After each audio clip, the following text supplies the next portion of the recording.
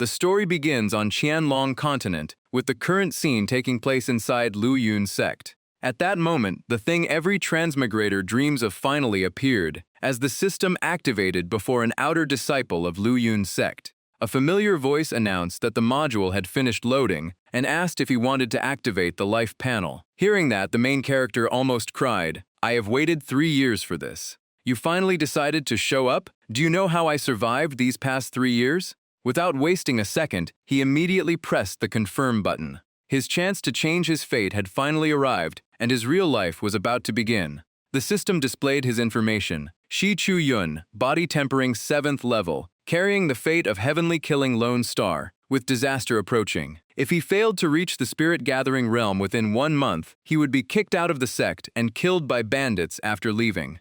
After seeing the result, Ye Chu Yun nearly coughed up blood. The disciples nearby had no idea what happened and thought he was just trying to avoid work. Is this really the limit of my life? I am Ye Chu Yun. He remembered what happened 3 years ago when he was suddenly transported into a cultivation world. The moment he woke up, he was beaten by a group of kids. That was when he knew his life would not be simple, and he soon discovered he had the ultimate trio: no background, no talent, and no strength. Even so, he refused to give up this rare chance to enter the path of cultivation and spent the past 3 years training relentlessly. Sadly, after all this time, he was still just a tiny cleaning disciple, and one waiting to meet his ancestors. Taking a deep breath, he told himself that 1 month was still enough. If he reached the spirit-gathering realm, his fate might still be changed. While he was thinking, chaos suddenly erupted outside. The disciples shouted that the sword child had appeared. Ye Chu Yun was confused, wondering who this sword child was. Amid the deafening cheers, a young man slowly walked out. The disciples below screamed like fans seeing their idol. The person who appeared was Xiaoping Tian, 9th level of Profound Nether Realm, a remarkable sword genius of Lu Yun's sect. Seeing him, everyone instantly became fanatics. But Ye Chu Yun suddenly noticed something. Wait, can I actually see other people's fate too? While everyone kept praising him, some disciples secretly revealed the dark rumors about this senior brother. Anyone who offended him ended up suffering badly, but because his talent was too terrifying, the sect ignored it. Ye Chu Yun became curious and decided to check this person's fate. The system immediately displayed a massive amount of information. Xiaoping Tian's was the true child of destiny, born with sword heart, blessed with heaven-defying luck, and endless opportunities coming to him. In the future, he would become a great emperor and kill 100,000 heavenly demons with one sword. However, because of his overwhelming killing intent, he would eventually be surrounded by righteous cultivators and die at Duan Shen Cliff. His nearest opportunity was today at Beichuan Peak, where he would find the 5th grade blood origin vine and break through to the myriad laws realm. Damn, this guy is the real main character. At that moment, Ye Chu Yun suddenly thought of something else. A 5th grade blood origin vine was an extremely rare treasure, and its power was easy to absorb. Consuming it could directly help him reach the spirit-gathering realm. Thinking about his life hanging by a thread, he could only apologize to that senior brother in his heart. The scene shifted to the depths of Beichuan Peak, where Ye Chu Yun had already rushed to the location marked by the system. After searching for a while, he laughed excitedly when he finally found his target. As long as he swallowed this treasure, his fate of being expelled and dying miserably would surely change. Without hesitation, he stuffed the spiritual medicine into his mouth. The moment he bit down, his eyes widened because the taste was unbelievably strange. But he had no time to complain. He needed to refine it immediately. Soon, the medicinal power exploded through his body. In a very short time, he broke through 3 realms in a row and reached the spirit-gathering realm. This time, he no longer had to worry about being expelled. Just as he enjoyed his breakthrough, a cold voice suddenly came from behind. "What are you doing secretly here?" As expected, this person appeared exactly as the system predicted. Ye Chu Yun turned around, and his heart instantly sank. The system revealed new information. On the way back today, Xiaoping Tian would pass Nanshun Peak, discover a strange phenomenon at a cold lake, and find the low-grade Hanyan sword at the bottom. This was truly what heaven-defying luck looked like. After losing the blood origin vine, Xiaoping Tian immediately had another treasure waiting for him. Heaven was clearly playing favorites. Senior brother, I was lucky enough to break through to the spirit-gathering realm, so I was heading to the Internal Affairs Pavilion for the Outer Disciple exam. Xiao Ping Tian coldly replied, "Leave once you are done. If I had not promised my master not to kill people casually, you would already be a corpse." Yi Chuyun tried asking again, "Senior brother, are you heading to Yunxiao Pavilion?" But all he got was an annoyed glare. "Why does that matter to you?" Thinking quickly, he added, "Nanshun Peak is covered in thick fog today. The road is muddy, so be careful not to step on something you should not." Hearing that, the senior brother's footsteps suddenly stopped. He then summoned a pitch-black flying sword, looking as gloomy as the future of someone causing trouble. Leaving behind only one sentence, "No need to remind me," he turned around and left, completely abandoning his plan to visit Nanshun Peak. Standing behind him, Ye Chuyun laughed proudly. Everyone knew Xiao Ping Tian had severe cleanliness issues, so what if he was the child of destiny? He was still controlled by Ye Chuyun. The scene changed to Nanshun Peak at the Cold Lake area. At this moment, Ye Chuyun had already dived into the lake searching for the treasure. The water here was strange, with extreme cold and heat mixing together, making him suffer badly. If he could not find it soon, he might die before the own-month deadline. After diving all the way to the bottom, the target finally appeared before him. But the moment he touched the sword hilt, his hand was instantly covered in frost. Gritting his teeth, he used all his strength to pull the sword out. The powerful pull shook the surrounding rocks, sending debris flying everywhere. The sword came free, but Ye Chuyun's face had turned pale from the freezing cold.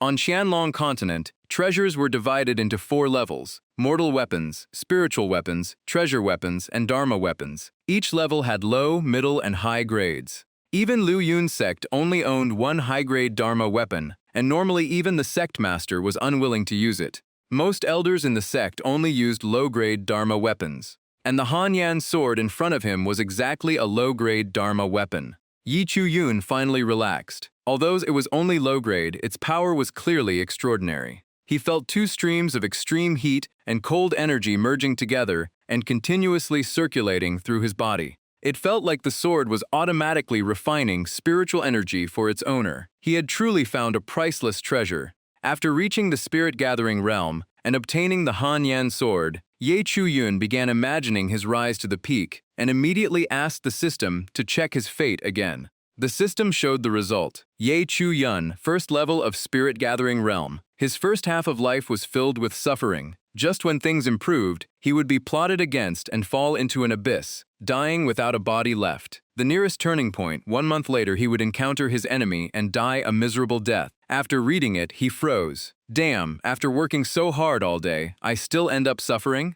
Just then, a loud shout came from deep inside the forest. "Brat, where do you think you are running?" Yi Chuyun was startled. That voice sounded exactly like Zhao Yuhu. Another person shouted, "Brother Hu, don't worry, we have blocked him." Zhao Yuhu relied on his brother in the inner sect and had always bullied others. Yi Chuyun started wondering whether he should ignore this situation. After all, his own life mattered more. Staying close to Xiao Pingtian seemed much safer.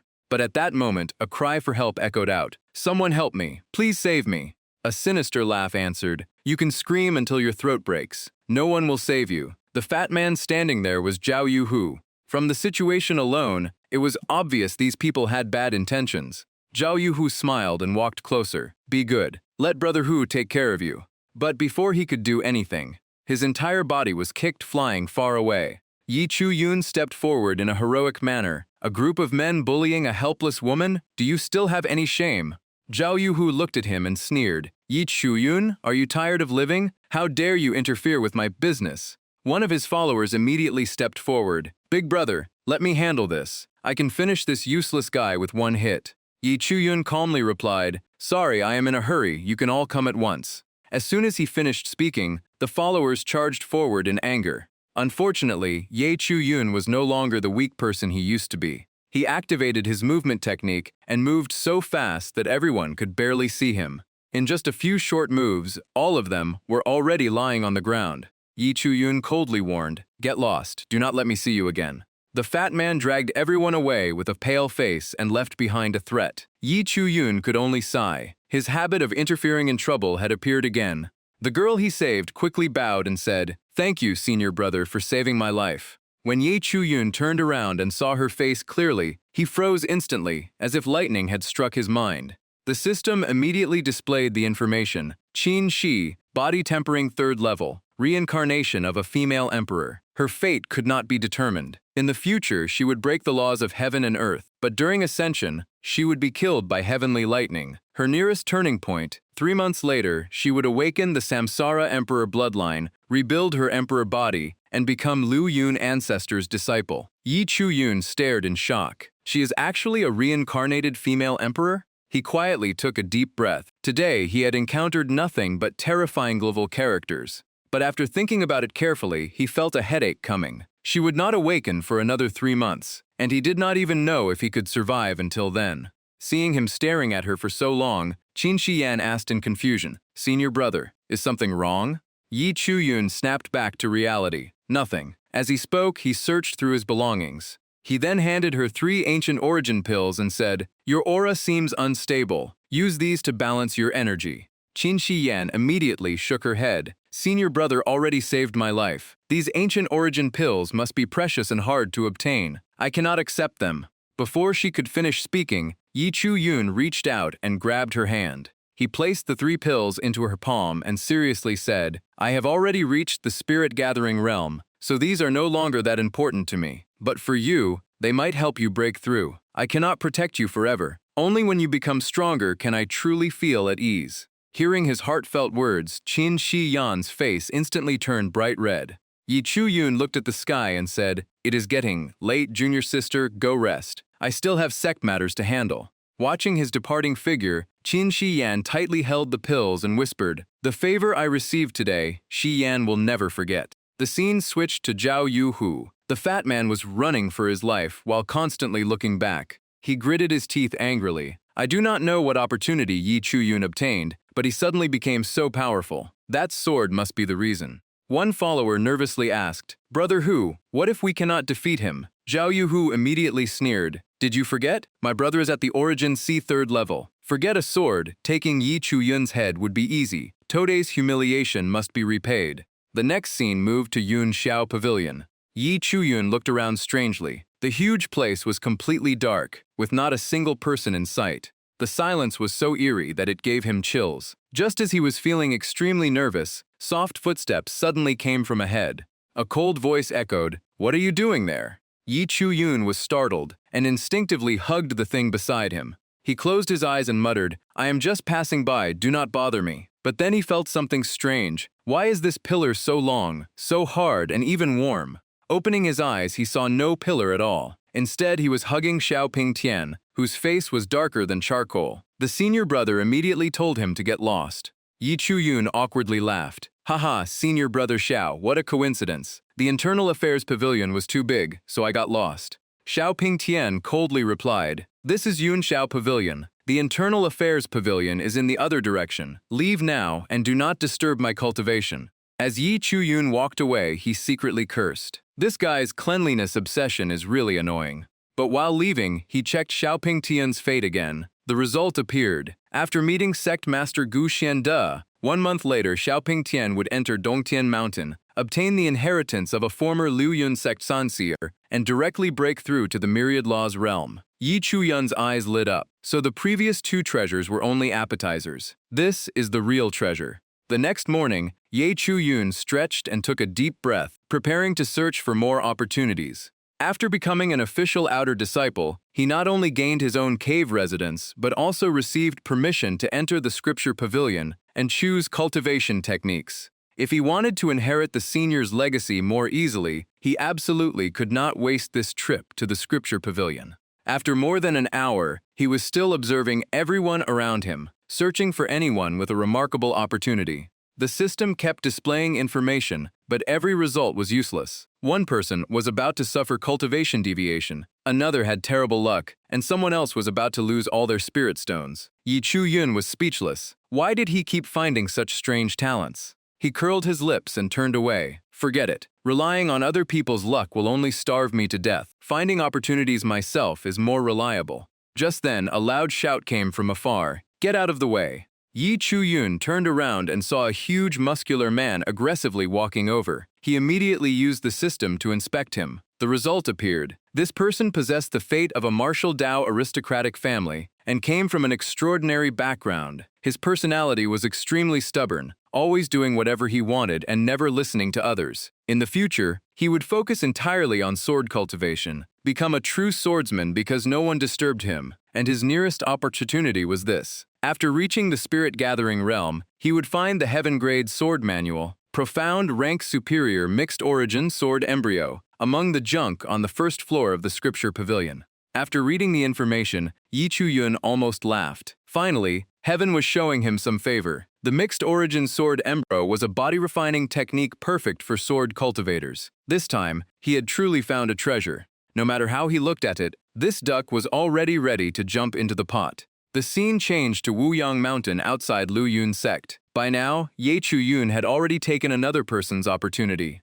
After only 2 hours of cultivation, his realm had directly risen to the 3rd level of spirit-gathering realm. This feeling was incredible. The mixed origin sword embryo was a secret technique designed to temper the body of sword cultivators. The stronger the body, the more terrifying the battle power. It became another trump card for him. He casually opened his personal information panel. Yi Chu-yun, 3rd level of spirit-gathering realm, but his fate still showed that disaster remained. His future was almost unchanged. A miserable first half of life, finally gaining some hope before falling into an abyss while distracted, leaving his bones shattered. After 28 days, he would be killed by his enemy and die without a burial place. Yi Chu-yun's face darkened. So it only changed from 1 month to 28 days? He did not even know who his enemy was. Right now, all he could do was rush toward every opportunity he found.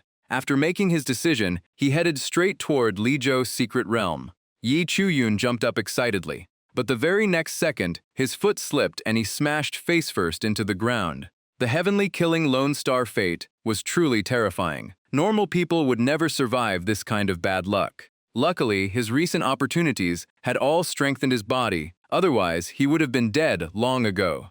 Just then, he suddenly smelled something strange in the air. The strong scent of blood instantly made him alert. Yi Chu-yun rushed toward the area ahead without hesitation, but after running only a few steps, his foot stepped on something. Looking closer, he found that they were all corpses of Liu Yun's sect disciples. A voice suddenly asked from behind, "Who are you?" The person standing in the middle was Outer Affairs elder Liu Shuangping. Behind him were Fan Kun and Wang Shuang, both inner disciples of Liu Yun's sect. Yi Chu-yun immediately bowed. Reporting to Elder, this disciple accidentally fell off a cliff. After smelling blood, I came here to investigate. Liu Shuangping narrowed his eyes and examined him. A person who just entered the spirit-gathering realm, fell from a cliff, and was not injured at all. Do you think I am that easy to fool? It seemed the old man had started becoming suspicious. After thinking for a while, Liu Shuangping said, "We still do not know if anyone survived. We do not have enough people here. Since you are already here, help us." Then he turned to the 2 inner disciples. "Search the left side of the cave." Wang Shuang looked at Yi Chu-yun and called out, "Junior brother, let's go." But after taking only a few steps, the fat Wang Shuang suddenly grabbed his leg and fell down. I think I twisted my ankle. "Junior brother, why don't you go ahead first?"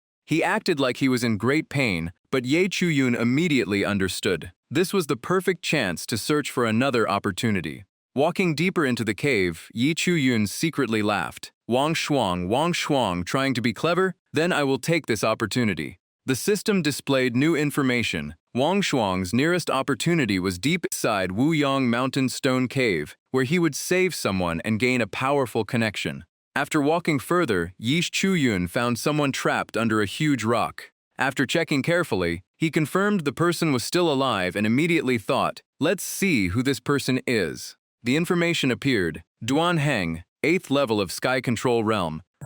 Powerful luck. The harder his trials became, the stronger he grew. His willpower was extremely firm and he was not easily shaken. His future fate was dying in battle at Luoxia Valley. His nearest opportunity was hidden inside a secret cave dwelling on Wuyang Mountain, where he would obtain the mysterious origin embryo. Yi Chu-yun's eyes instantly lit up. Damn, the real treasure has appeared. Looking at the valuable opportunity before him, the corner of his mouth slowly curved upward. Then Ye Chu-yun decisively struck Duan Heng unconscious and muttered, "Sorry, senior brother, I am only borrowing something."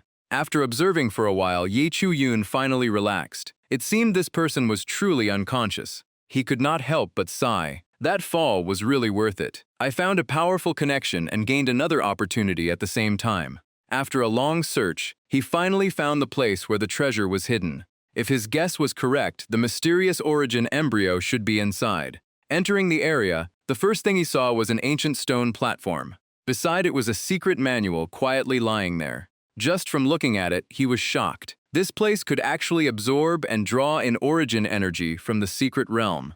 Yi Chu-yun quickly calculated that staying here too long was not a good idea. He stored the origin embryo and the ancient record of mountains and seas into his storage space, planning to study them later. After collecting all the treasures, he casually dragged Duanheng back outside. Luckily, he was still alive, though his head had suffered a heavy impact. Everyone stayed inside the cave to continue investigating the situation.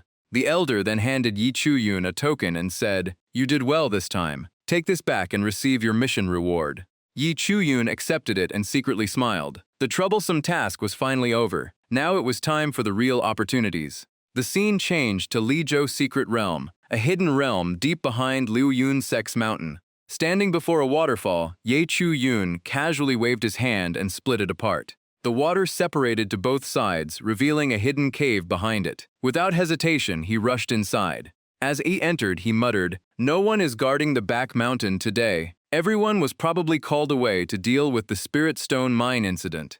Deep inside, two giant swords stood embedded in the ground. Ancient words were carved on them. "Sword intent lasts forever. Those without determinations are forbidden from entering. Future sword cultivators must place the pursuit of the Tao above all." Ye Chu-yun immediately understood. This was the trial for the inheritance. Without thinking further, he stepped inside. But the scene before him instantly stunned him. A lone sword cultivator stood against countless demons covering the entire sky. The person only casually swung his sword. In the next moment, endless sword energy erupted and erased everything ahead. Yi Chu-yun was shocked. Could this be a peak expert who once existed in Liu Yun's sect? Several streams of sword energy suddenly shot toward him. This seemed to be another part of the trial. Seeing Yi Chu-yun struggling against each wave of sword energy, the figure coldly said, "Brat, if you do not want to die, leave immediately." Yi Chu-yun was secretly shaken. Without the mixed origin sword embryo strengthening his body, he would have collapsed long ago. Seeing him still refusing to retreat, the figure launched an even stronger attack. Yi Chu-yun gritted his teeth and endured. Retreating meant death, but moving forward was just as difficult. Ever since arriving in this world, he had lived like a punching bag. Anyone could bully him whenever they wanted. Every day he dreamed of turning everything around. And now, the chance to change his fate was right in front of him. He roared with determination, "I want to keep living. I want to stand at a height where others can only look up to me." At that moment, his mind was filled with the image of the peak he wanted to reach. But right after shouting, his entire body was shattered by the sword energy. The old man was shocked. "Oh, did I use too much force? I thought I had finally found a successor." He sighed regretfully. This kid's talent was actually decent. It seems my final attack was just too strong. But at that moment, something unexpected happened. Among the chaotic sword energy, Yi Chu-yun somehow managed to stand up again. Seeing this, the old man burst into loud laughter. "Ha ha ha, well done, brat. The true path of the sword requires exactly this kind of unyielding will." Then the old man sighed softly. "After existing as a remnant soul for so long, I finally found someone worthy to inherit my legacy." As soon as he finished speaking, the entire trial space began to disappear. Exhausted, Ye Chu-yun collapsed and fell into a deep sleep. But while sleeping, the old man's endless talking forced him awake. The Great River Sword technique has 12 levels. Master it completely, and you can enter the Myriad Laws realm. There is also the Azure Origin Sword technique, which is far higher in level. Unfortunately, only the first 5 levels remain here. The rest may be somewhere in the southern wildlands. The old man especially reminded him, "Do not take both sword techniques for yourself. Leave them for future destined successors." Hearing that, Ye Chu-yun immediately grinned. "Only children choose. Adults take everything." 4 days later, inside the sect, the elders anxiously asked everywhere, "Have you found Ye Chu-yun yet?" Just then, Ye Chu-yun appeared with a bright smile, humming a little song as he walked. Everyone stared at him in surprise. Somehow, he seemed more handsome than before, but no one could explain exactly what changed. Liu Shuangping stepped forward and asked, "Ye Chu-yun, where have you been these past few days?" He immediately cupped his hands and replied, reporting to Elder, "This disciple went down the mountain to cultivate, so I returned a little late." Lu Shuangping nodded and continued, "Follow me. The sect master wants to meet you." The scene changed to the meeting hall inside Yunxiao Pavilion. As soon as he entered, Ye Chuyun heard a familiar voice, "Junior brother Yi, we finally meet again." The person speaking was Duan Heng. He walked over and laughed. "You saved me that day, but I still have not had the chance to properly thank you." Yi Chuyun replied directly, "There is no need to worry about it anymore, senior brother." The person in front confirmed his identity. The young man standing there was Yi Chuyun, while the old man beside him was Gu Xiande, the sect master of Liu Yun's sect. As soon as he appeared, the sect master's aura spread out instantly. The terrifying pressure forced everyone to step back. Damn, this pressure is no joke. Yi Chuyun immediately bowed. Disciple Yi Chuyun pays respects to the sect master. The sect master nodded slightly and examined him. Not bad. Among the outer disciples, you are considered quite outstanding. The inner sect competition starts in 3 days. Do not disappoint me. With the sect event approaching, the sect master wanted to find someone from the outer sect to take on an important role, and Duan Heng was the one who recommended Yi Chuyun. Yi Chuyun quickly thanked the sect master and Duan Heng, then wisely stepped away. Suddenly, the topic changed. How is the investigation into the disciples murdered at Wuyang Mountain going? The people below immediately reported that there were still no clues. However, the Crimson Ghost sect had recently made unusual movements and might be involved. The sect master ordered them to continue investigating and closely monitor the Crimson Ghost sect.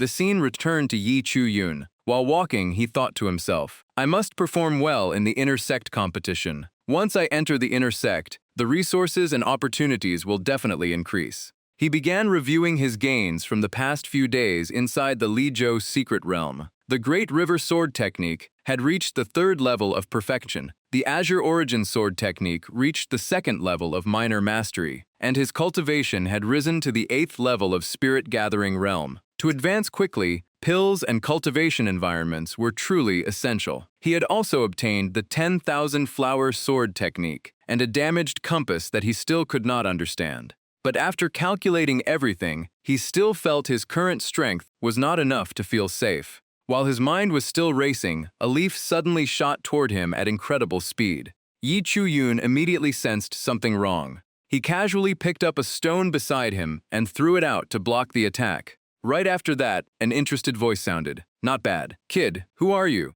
Looking up, he saw an old man sitting on a tree branch, as if he had already noticed him before. The old man kept praising his quick reaction. The system immediately displayed information. Dung Peng Zhu, 8th level of Myriad Law's realm, possessing special fates such as Divine Item Control, Sword Immortal of Wine, Righteous Spirit, and even the title of Eternal Single Noble. This person had terrible luck with women. 100 years ago, he was heavily injured during a battle at Wuya Cliff, causing his cultivation to decline. After that, he retired to Liu Yun's sect and lived freely. Recently, he even destroyed a tavern after getting angry over fake alcohol. Yi Chuyun finally understood. This was actually a senior expert of Liu Yun's sect. The system then displayed another notification. He obtained a new fate called Smooth Sailing. Its effect was extremely powerful, with noble people helping him and wishes becoming easier to achieve. But when he looked at the final outcome, his expression froze. In the future, he would still be pushed into an abyss and die. Even with another fate, could he still not escape his destiny?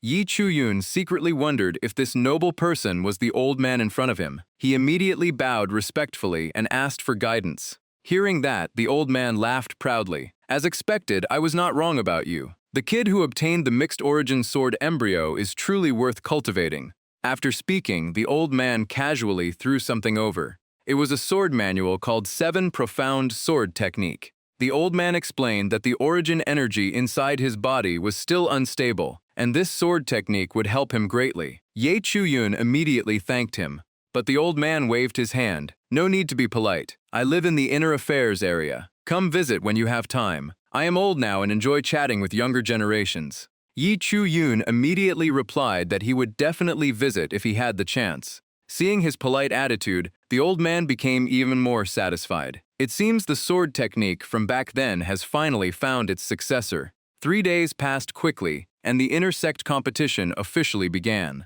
Countless disciples gathered around, discussing excitedly. Everyone said this year's rewards were far greater than before. The champion would receive the extremely rare Tribulation Crossing Divine Pill, and could also choose any scripture from the collection. Moreover, rumors said a mysterious elder wanted to choose a personal disciple from the outer sect. This was an incredible opportunity. No wonder so many people registered. The endless line alone was exhausting to look at. Just as Yi Chu-yun stood there, a troublesome-looking guy suddenly patted his shoulder. He raised his chin arrogantly. "Move aside, I am standing here." But Yi Chu-yun directly refused, instantly making the guy furious. His eyes looked like he wanted to devour him. Before he could say anything else, a single punch sent him flying. Yi Chu-yun coldly said, "I hate people who cut in line the most." The people around immediately recognized him. Isn't that He Shu-chi, one of the most famous outer disciples this year? The crowd erupted in discussion. What just happened? Nobody even saw clearly. He Shu-chi was defeated in one move? A newcomer is already this strong?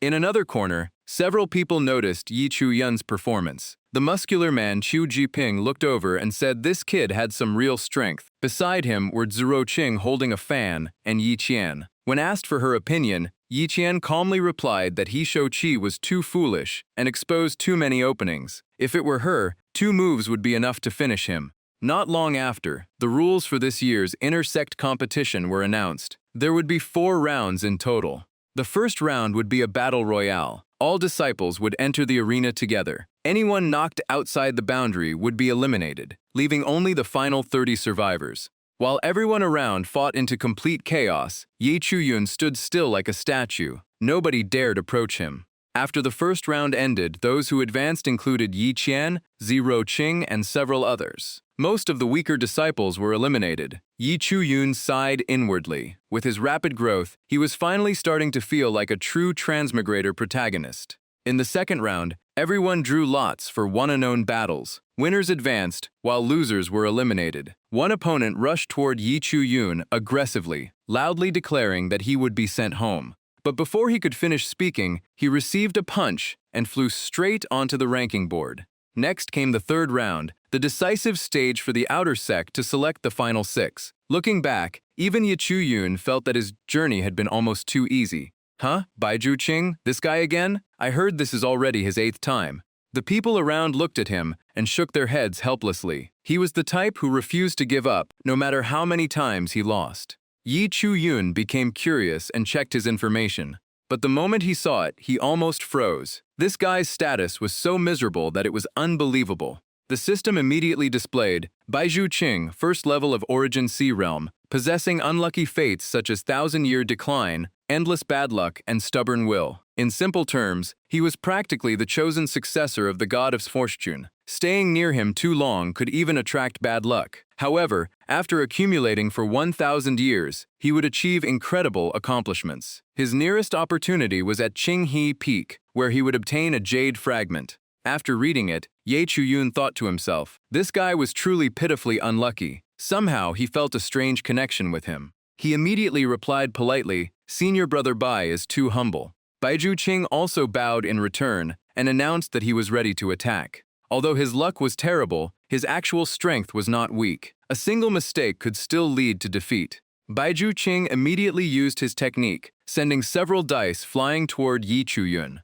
They were tiny at first, but suddenly expanded in size mid-air. Yi Chu-yun instantly became serious. He threw out several punches in succession. In the blink of an eye, all the dice were destroyed. The audience immediately erupted. Yi Chu-yun is truly powerful. Every attack eliminates a target. He might be the real dark horse of the outer sect. Seeing this, Baiju Ching only smiled confidently, as if he still had more tricks left. He said, "That was only the warm-up. Now comes the real part." After saying that, he began performing a series of strange movements. But nobody expected the result. He slipped on his own feet and rolled straight out of the arena. The referee immediately announced that the opponent had left the battle area. Yi Chu-yun won. Yi Chu-yun stood there completely stunned. He truly could not understand what had happened. This guy was already unlucky enough, yet he still managed to defeat himself. High above the arena, the sect master of Lu Yun sect and the mysterious elder were still watching. The sect master laughed loudly and said this year's competition was far more interesting than before. Looking at the young disciples below, he admitted that many talents had appeared. The sect master looked down and asked about the girl. It seemed she had the potential to become the strongest inner disciple. The elder shook her head, saying her ambition was huge, but her current ability was not enough. Then he asked about another person, but received another strict evaluation. The path of cultivation could not only move forward without flexibility. The sect master smiled bitterly. Those two are already considered excellent seeds. If Elder Hongshu is still unsatisfied, there may be no one here who can catch her attention. The woman before them was actually Hongshu, the Liuyun ancestor, but she only smiled and said, "Not necessarily." Her eyes stopped on one person. "I think that kid is quite interesting." The next match began. Yi Qian stepped forward, looked directly at Yi Chuyun, and asked, "You are Yi Chuyun, right?" She said that reaching this point was already impressive, but against her, his luck would end here. The surrounding disciples immediately started discussing. Yi Qian was the strongest outer disciple, already at the 4th level of Origin Sea Realm. It seemed this dark horse would not go any further. She continued advising him to surrender voluntarily to avoid embarrassing himself. Yi Chuyun calmly replied, "Luck? I have never relied on that thing." Hearing this, Yi Qian's expression turned cold as she pulled out a giant sword and used Yu-Nu sword art. Her figure shot forward as fast as lightning. Yi Chuyun immediately used his broken wooden sword to block the attack. At the same time, he activated 7 profound sword art to create a defense layer. But at that moment, the essence energy inside his body suddenly went out of control. Could the side effect of 7 profound sword art finally appear? Yi Qian sneered, "Blocking one attack by luck, and you think you can defeat me? I want to see how long your luck can protect you." Facing Yi Qian's endless attacks, Yi Chuyun activated 7 profound sword art and suddenly switched from defense to offense. Everyone below was stunned. Is this guy crazy? He actually charges at Yi Qian and fights back. Her weapon is a mid-grade spiritual weapon, while he only has a wooden sword that looks ready to break. But what shocked everyone was that Yi Chuyun truly blocked the attack. Yi Qian frowned slightly. How can this guy's essence energy be so deep that it is impossible to see the limit? But she still could not believe a wooden sword could fight evenly against a mid-grade spiritual weapon. As expected, not long after, the wooden sword could not endure anymore and shattered into pieces. Yi Qian's sword followed through and shot straight toward Yi Chuyun. Everyone thought he was finished. Yi Qian coldly said, "With your strength, reaching the top 12 of the outer sect was already pure luck. You still want to enter the inner sect? Even dreams should have limits." The crowd below shook their heads. Yi Chuyun was still lacking experience. After all, his opponent was the strongest outer sect disciple. But someone above the arena disagreed. Gu Xiande was immediately questioned. "Since when did your judgment become this poor?" The elder explained that Yi Chuyun had slightly modified 7 profound sword art, but it could not fool him. Also, he fought with an ordinary wooden sword, yet Yi Qian still failed to seriously injure him. While everyone was discussing, they suddenly noticed Yi Chuyun was still standing there without a single injury. This guy is completely fine? What a terrifying dark horse. Maybe he was not even using his full strength. Yi Chuyun brushed off his clothes and smiled lightly. "Looks like you celebrated too early." Yi Qian widened her eyes in shock. He took a direct hit and still has no wounds? The truth was, during their fight, Deng Pengzhu had secretly sent him a voice transmission. A few minutes earlier, the old man coughed a few times and laughed loudly. Learning 7 profound sword art to this level in just 3 days is impressive. If you want to learn swordsmanship from me, you must meet 2 conditions. First, enter the inner sect. Second, become number 1. There is another condition. You must never accept any elder of Liuyun's sect as your master. Yi Chuyun was speechless. This old man is way too confident. I never said I wanted to learn from you.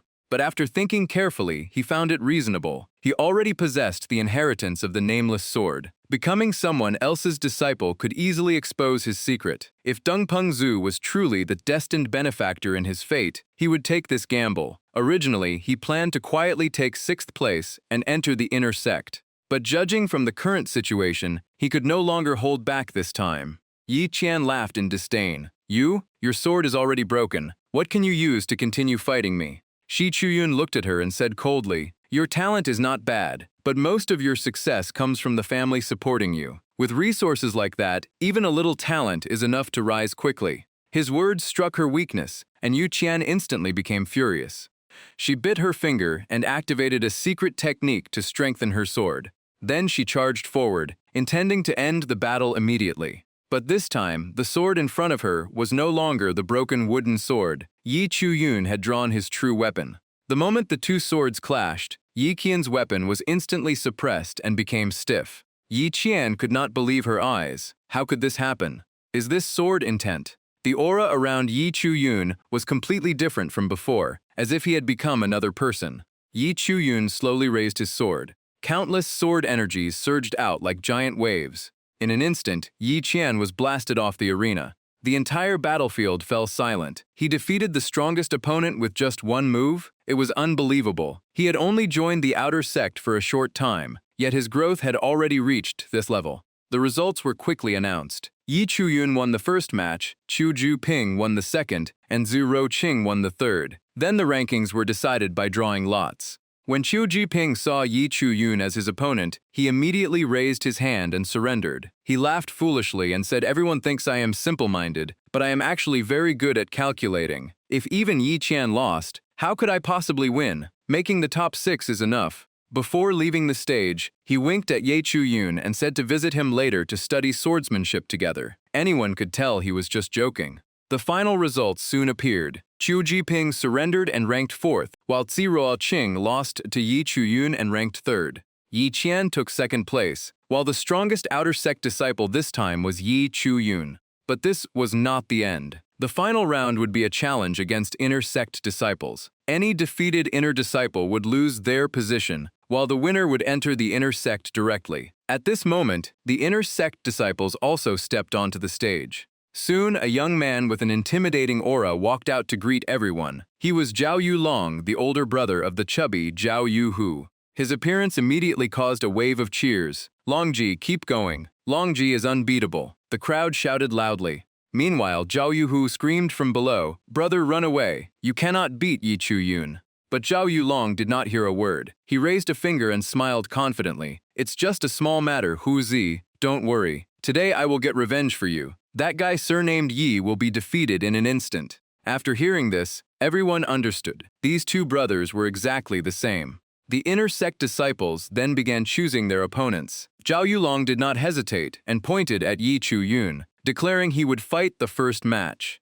He even said he personally requested this chance from the elder. His only goal was to crush Yi Chuyun's confidence and avenge his younger brother. This guy was truly arrogant. Zhao Yuhu almost cried after hearing that. This time, he had probably dragged his brother into trouble. The people around started discussing. Longge is a whole realm above Yi Chuyun. This battle will be difficult. Zhao Yulong even demanded that Yi Chuyun kneel and apologize. He continued arrogantly, asking Yi Chuyun to leave his sword behind, saying he might let him lose with some dignity. But Yi Chuyun only looked at him calmly. "Wow, I am so scared." Hearing that, Zhao Yulong immediately became furious. He gritted his teeth and declared that today he would beat his opponent until not a single tooth remained intact. As soon as he finished speaking, he charged forward with his sword. But Yi Chuyun simply stepped aside and dodged effortlessly. Seeing this, Zhao Yulong shouted, "If you do not draw your sword now, you will not have the chance later." Yi Chuyun calmly replied, "I do not need a sword to deal with you." After saying that, he raised his hand and threw a very friendly punch straight at his opponent's face. Zhao Yulong was completely stunned. What just happened? Before he could react, Yi Chuyun rushed forward and added another strike. Only then did Zhao Yulong realize something was wrong. How can Yi Chuyun be this ridiculously strong? He was about to be thrown off the arena. At the most critical moment, Yi Chuyun suddenly grabbed his leg.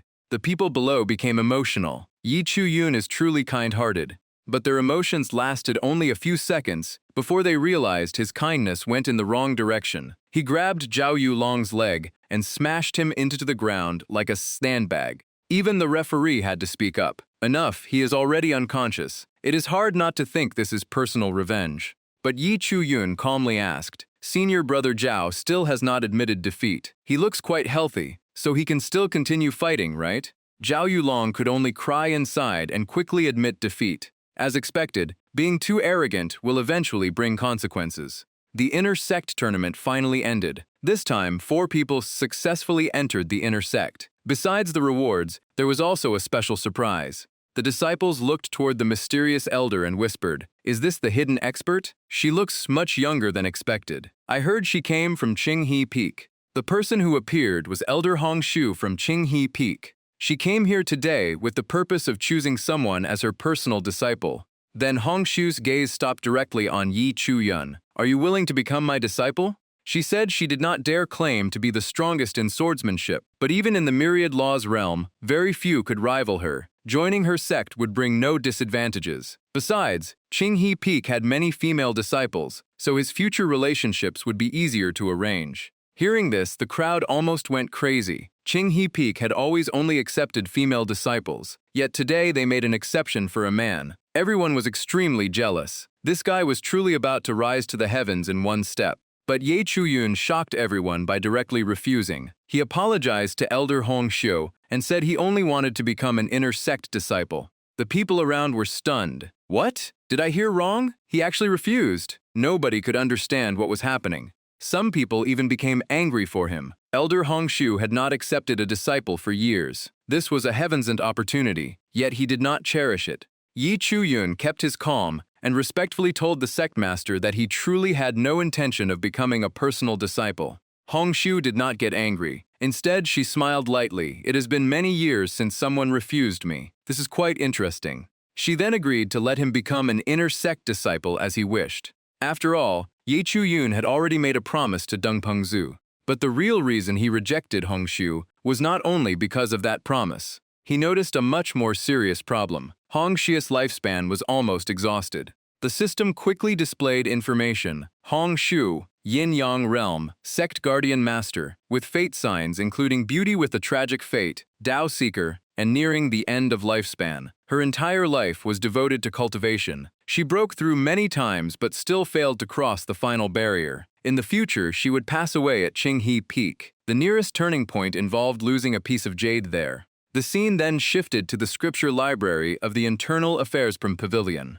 At this moment, Ye Chuyun looked miserable, almost crying, as he grabbed the elder and complained that he had to take responsibility. The elder looked confused. You became the top outer sect disciple and received the Transcending Calamity Divine Pill. You can also choose any scripture you want. Why are you sitting here crying? Ye Chuyun immediately complained. Is this not because of you? I just rejected Elder Hongxiu. That is Qinghe Peak. Which man in Liu Yun sect would not want to go there? I am a normal man too. Deng Pengzu waved his hand and told him to stop acting. Then he casually said, within 1 month, I will help you reach the Origin Sea Realm. Ye Chuyun's eyes lit up. Is that true? The old man calmly nodded. Since my actions made you reject Hongxiu, I naturally have to take responsibility for teaching you. Then he told him to go to the 3rd floor and choose a secret technique first. What he could obtain would depend on his luck. Hearing about the 3rd floor, Ye Chuyun was shocked. That place was normally only accessible to personal disciples. This treatment was truly extraordinary. Half an hour passed and Deng Pengzu was already helpless. Choosing one secret technique should not take this long. Ye Chuyun walked around while searching. He had little interest in fist techniques or spear arts. Movement techniques suited him more, but the huge number made his eyes dizzy.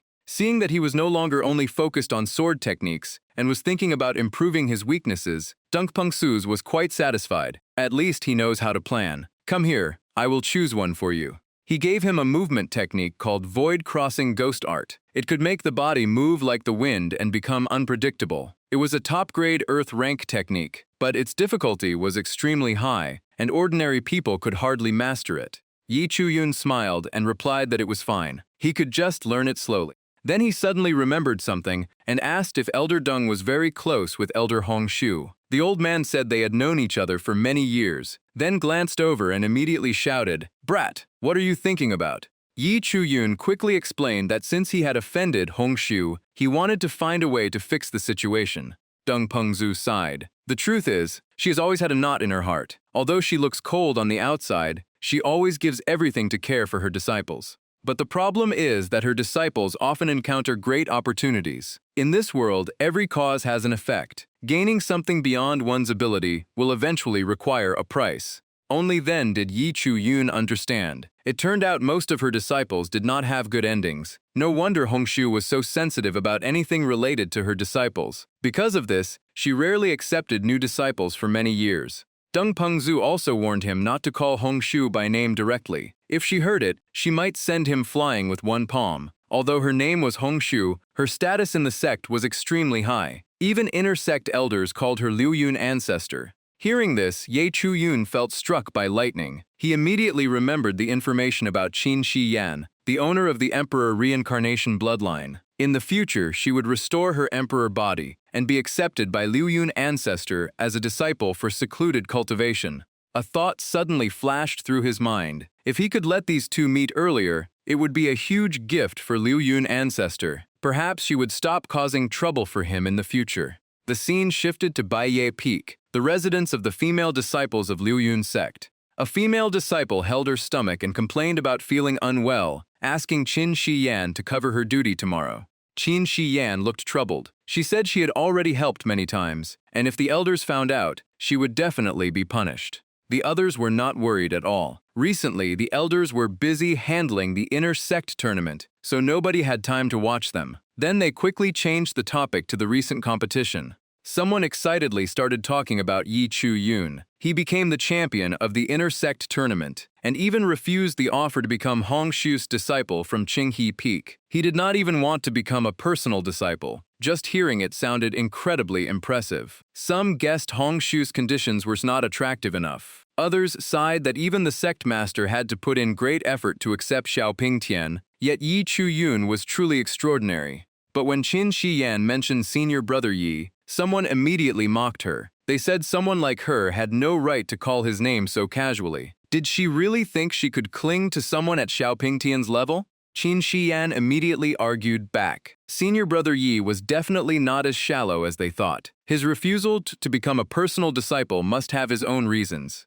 The female disciples laughed loudly and asked back, "Judging from your tone, it sounds like you understand him very well." Someone even made up a story claiming a relative of theirs had traveled with Yi Chu Yun from Wuyang Mountain, so they knew him well. Then they advised Qin Shiyan to understand her own status. Her fate was only suitable for doing chores, so she should stop dreaming.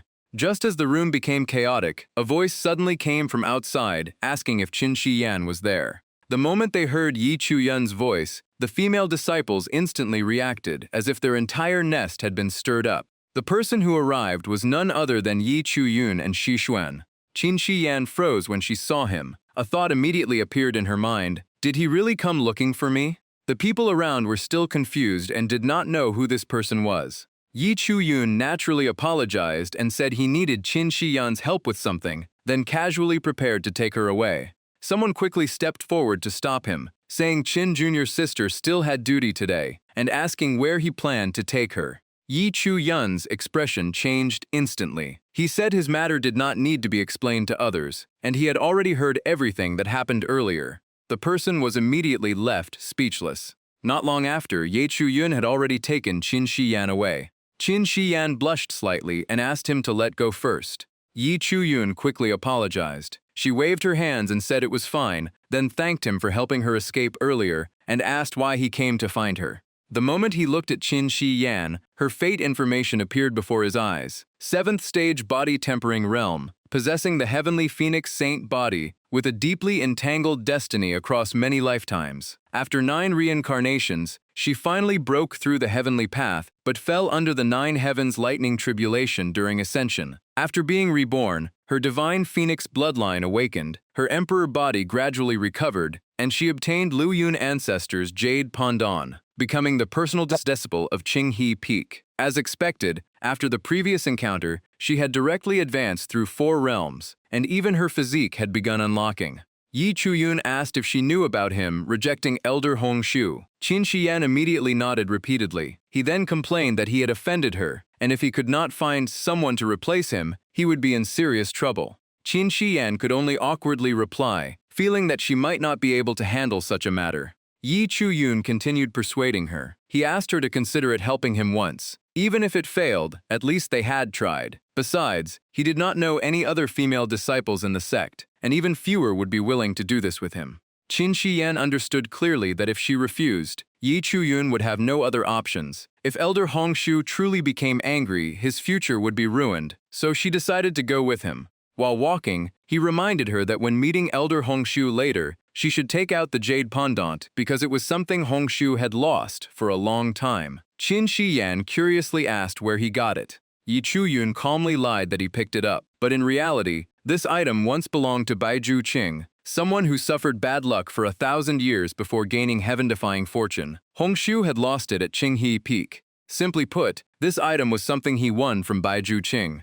The scene moved to the entrance of Qinghe Peak. Ye Chuyun stood there and loudly requested an audience with Elder Hongshu. He even shouted that he had brought a huge opportunity and guaranteed she would love it. Standing beside him, Qin Shiyan became even more confused and felt this approach was far too risky. As soon as he finished speaking, an attack shot toward him with an angry shout, calling him disrespectful and arrogant. The person who appeared was Shang Guanwan from Qinghe Peak. Ye Chuyun immediately recognized her identity and explained that he had no intention of insulting Qinghe Peak. He only came to apologize to Elder Hongshu. But Shang Guanwan ignored him completely and scolded him for bringing a body-tempering disciple here. Did he think Qinghe Peak lacked servants? After saying that, she directly unleashed a series of attacks toward Ye Chuyun. This time, she was actually serious. Ye Chuyun cursed inwardly, thinking that older women without partners were truly terrifying.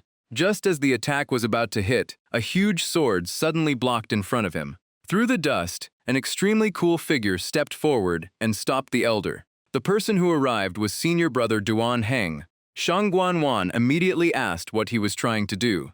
Duan Heng respectfully bowed and said that although Ye Chuyun had offended Elder Hongshu before, he truly came this time to apologize. He hoped she would give him a chance. But before he could finish, Shang Guanwan sent a palm strike straight toward him. She coldly asked what gave him the right to lecture her. At that moment, Hongshu suddenly appeared and stopped her. She told Wanner to stop and said she also wanted to see who Ye Chuyun had brought. Hongshu coldly declared that if the person he brought was only useless, the consequences would be serious. Ye Chuyun remained completely calm. He confidently pointed at Qin Shiyan and said that in all of Liu Yun's sect, nobody was more suitable than her. Qin Shiyan was already nervous, but Ye Chuyun reassured her to trust him and take out the jade pendant. Qin Shiyan respectfully presented the item to Hongxiu, saying she found it at Qinghe Peak before and wanted to return it to its owner. Someone nearby immediately mocked them, saying bringing an outer sect servant disciple to become a personal disciple was simply asking for trouble. But at that moment, Hongxiu's expression completely changed, as if she suddenly understood everything. She kept murmuring, so that was how it was.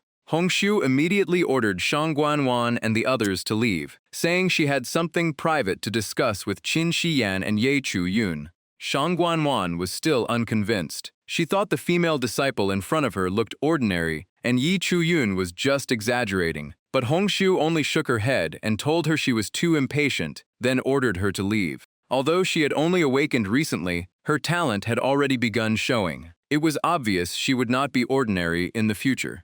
Hongxiu continued explaining Qin Shiyan's true identity. She was not an ordinary servant disciple, but the inheritor of the ancient divine phoenix bloodline. Hearing this, Qin Shiyan herself was confused. Me? Hongxiu turned to Ye Chuyun and smiled meaningfully. Someone like you suddenly being so kind must have another purpose. Tell me directly what you want. Ye Chuyun almost slipped and asked for a cute child, but quickly changed direction and asked that if he ever faced danger in the future, she could protect his life. Hongxiu laughed because this guy was too afraid of death. Even Shang Guanwan could not see the inherited bloodline, yet he discovered it. This kid was becoming more and more interesting. In the end, she agreed and casually gave him a golden leaf with powerful life-saving abilities. She then announced that both of them would join Qinghe Peak. But Hongxiu also made it clear that she disliked controlling others. They only needed to show up here once in a while. Ye Chuyun was so happy he almost flew away. He repeatedly thanked Hongxiu and even praised her beauty, kindness, and wished her 1,000 years of life. Later, he met Duan Heng again and thanked him. Without his help earlier, he would have struggled to survive Shang Guanwan's attack. Duan Heng only smiled and said he happened to pass by at that time. He had also watched the inter-sect battle between Ye Chuyun and Ye Qian and was amazed by his terrifying growth speed. Duan Heng suggested that they cultivate together. He could help Ye Chuyun quickly master inter-sect techniques. Hearing such sincerity, Ye Chuyun naturally accepted. Several more days passed. Today, Ye Chuyun waited for a long time, but Duan Heng still did not appear. Normally, this person was extremely punctual, so something must have happened. Ye Chuyun's fate information appeared again. The lone star of heavenly calamity remained. In the future, after suffering for half his life and finally seeing hope, he would be ambushed and fall into an abyss. Recently, he had trained with Dung Pengzde, but his cultivation was still stuck at the 9th stage of origin gathering. Deng Pengzhu said he needed real battles to break through, but the problem was where he could find such an opportunity. At that moment, someone rushed over with urgent news. The mine at Wuyang Mountain had been attacked. Many disciples had died, and even 8 elders had arrived to defend it. Some injured disciples had just returned, and the elders were gathering people for reinforcement. The moment he heard Wuyang Mountain, Yi Chuyun immediately thought of Duanheng. Before long, he saw Duanheng covered in injuries. Before Yi Chuyun could ask, Duanheng calmly said it was nothing serious. He was only almost dead. The answer left people completely speechless. Duanheng knew Ye Chuyun was preparing to break through, so he took out the Yuanyang jade brought back from Wuyang Mountain. He said it could nourish spiritual energy and was perfect for entering the Origin Sea realm. Holding the item, Yi Chuyun only had one thought: this senior brother is treating me way too well. Duanheng also warned him that the Yuanyang jade must never be revealed. If the elders found out, he would face huge trouble. After that, Ye Chuyun told him to rest and recover while he went to investigate the situation. The next morning, Ye Chuyun quietly followed a suspicious figure. But after chasing for a long time, he still lost track of the person and became doubtful. Could someone really have secretly watched him last night? Just then, a voice suddenly came from the bushes. The person complained that after chasing all night, he finally had a chance to catch his target. Hearing this, Ye Chuyun immediately prepared to attack. But before he could move, an arm suddenly appeared and smashed directly into his face. Yi Chuyun turned around in shock and realized the attacker was the senior brother. Xiaoping Tian's information appeared immediately. 9th stage of the Profound Connection realm, with terrifying fate signs including Ascending Sword Heart and Heaven-Defying Fortune. His natural sword heart increased his sword comprehension 100 times, and luck always followed him. In the future, he would become a great emperor, destroying countless heavenly demons with one sword. But because his killing intent became too strong, he was surrounded by righteous cultivators and eventually fell from the divine severing cliff. Yi Chuyun was speechless. After one monster appeared, another monster immediately showed up. He quickly smiled awkwardly and said it was only a misunderstanding. Inside, he was shocked. In just a few days, Xiaoping Tian had gone from the 1st stage of Origin Gathering to the 9th stage. This speed was basically cheating, but Xiaoping Tian did not care and directly told him to leave the back mountain area of Yunxiao Pavilion. At that moment, the sect master of Luyun sect, Gu Xiande, suddenly appeared and called Yi Chuyun's name. Seeing the sect master arrive, both of them immediately bowed respectfully. Gu Xiande looked at Yi Chuyun and smiled meaningfully. So you finally joined Qinghe Peak. Yi Chuyun immediately started explaining that his master told him to come. According to his master, staying in seclusion was not enough to break through. The fastest way was to go down the mountain and gain real combat experience. After hearing this, the sect master asked Xiaoping Tian to take Yi Chuyun along on a mission to Chen Family Fortress. Xiaoping Tian immediately wanted to refuse, saying he could handle it alone. Hearing that, Yi Chuyun put on an annoying expression and deliberately lowered himself, saying he was only a weak junior disciple. If he followed and dragged senior brother Xiao down, it would not be good. The sect master laughed loudly and said with Ye Chuyun's breakthrough speed, Luyun sect probably could not find another person like him. He told him to follow Xiaoping Tian and learn. It would definitely benefit him greatly. The matter was decided immediately. Yi Chuyun seriously accepted the order on the outside, but inside he had already started making plans. After leaving, he happily thought that following someone powerful like Xiaoping Tian would definitely let him gain some opportunities. Not long after, they arrived at Chen Family Fortress, a city protected by Luyun sect for generations. Today, the place was extremely lively because the once every year's ancestor worship ceremony was about to begin. The moment Yi Chuyun entered, he looked around curiously and kept asking questions. Why are there so many people here? Is this mission dangerous? Xiaoping Tian became annoyed and told him to shut up. The mission was only to ensure the ancestor ceremony went smoothly. Other than that, stop asking so much. At that moment, someone came out to welcome them. Seeing Xiaoping Tian, he immediately smiled and greeted him. This person was the Chen family steward. Xiaoping Tian explained that many things had happened in the sect recently, so he was temporarily in charge of this mission. Then the steward looked at Yi Chuyun with curiosity. Xiao Pingtian casually introduced him as someone who insisted on going down the mountain to experience life, then told him not to follow because he still had matters to discuss with the family head. Ye Chuyan acted obedient on the surface but secretly mocked him, believing he would surpass this guy one day. Butler Chen said the mansion was very busy lately, and he had no time to entertain idle guests, so Ye Chuyan could walk around freely. Ye Chuyan instantly understood his attitude. Xiao Pingtian was clearly not close to him, so he was taking the chance to flatter him. Too lazy to argue, Ye Chuyan decided to look around by himself. But after walking for a short while, someone suddenly threw a stone at him. Ye Chuyan looked around in confusion, searching for the culprit. He immediately put on an act, pretending to dust his shoe as the stone changed direction and hit Butler Chen's head. Butler Chen grabbed his head in anger and shouted, asking which child was causing trouble. The people nearby rushed over to help him up, while Butler Chen's face turned red with rage. He immediately suspected Ye Chuyan, thinking this was revenge, and angrily ordered people to deal with him. In the blink of an eye, a group surrounded Ye Chuyan. Ye Chuyan looked at them and asked what this was supposed to mean.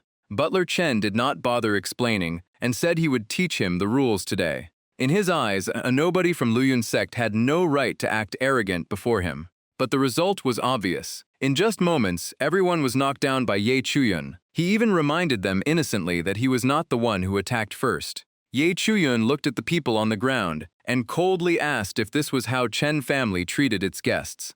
Just then, the real culprit appeared. It was the little girl who threw the stone earlier, and she shouted for him to release the butler.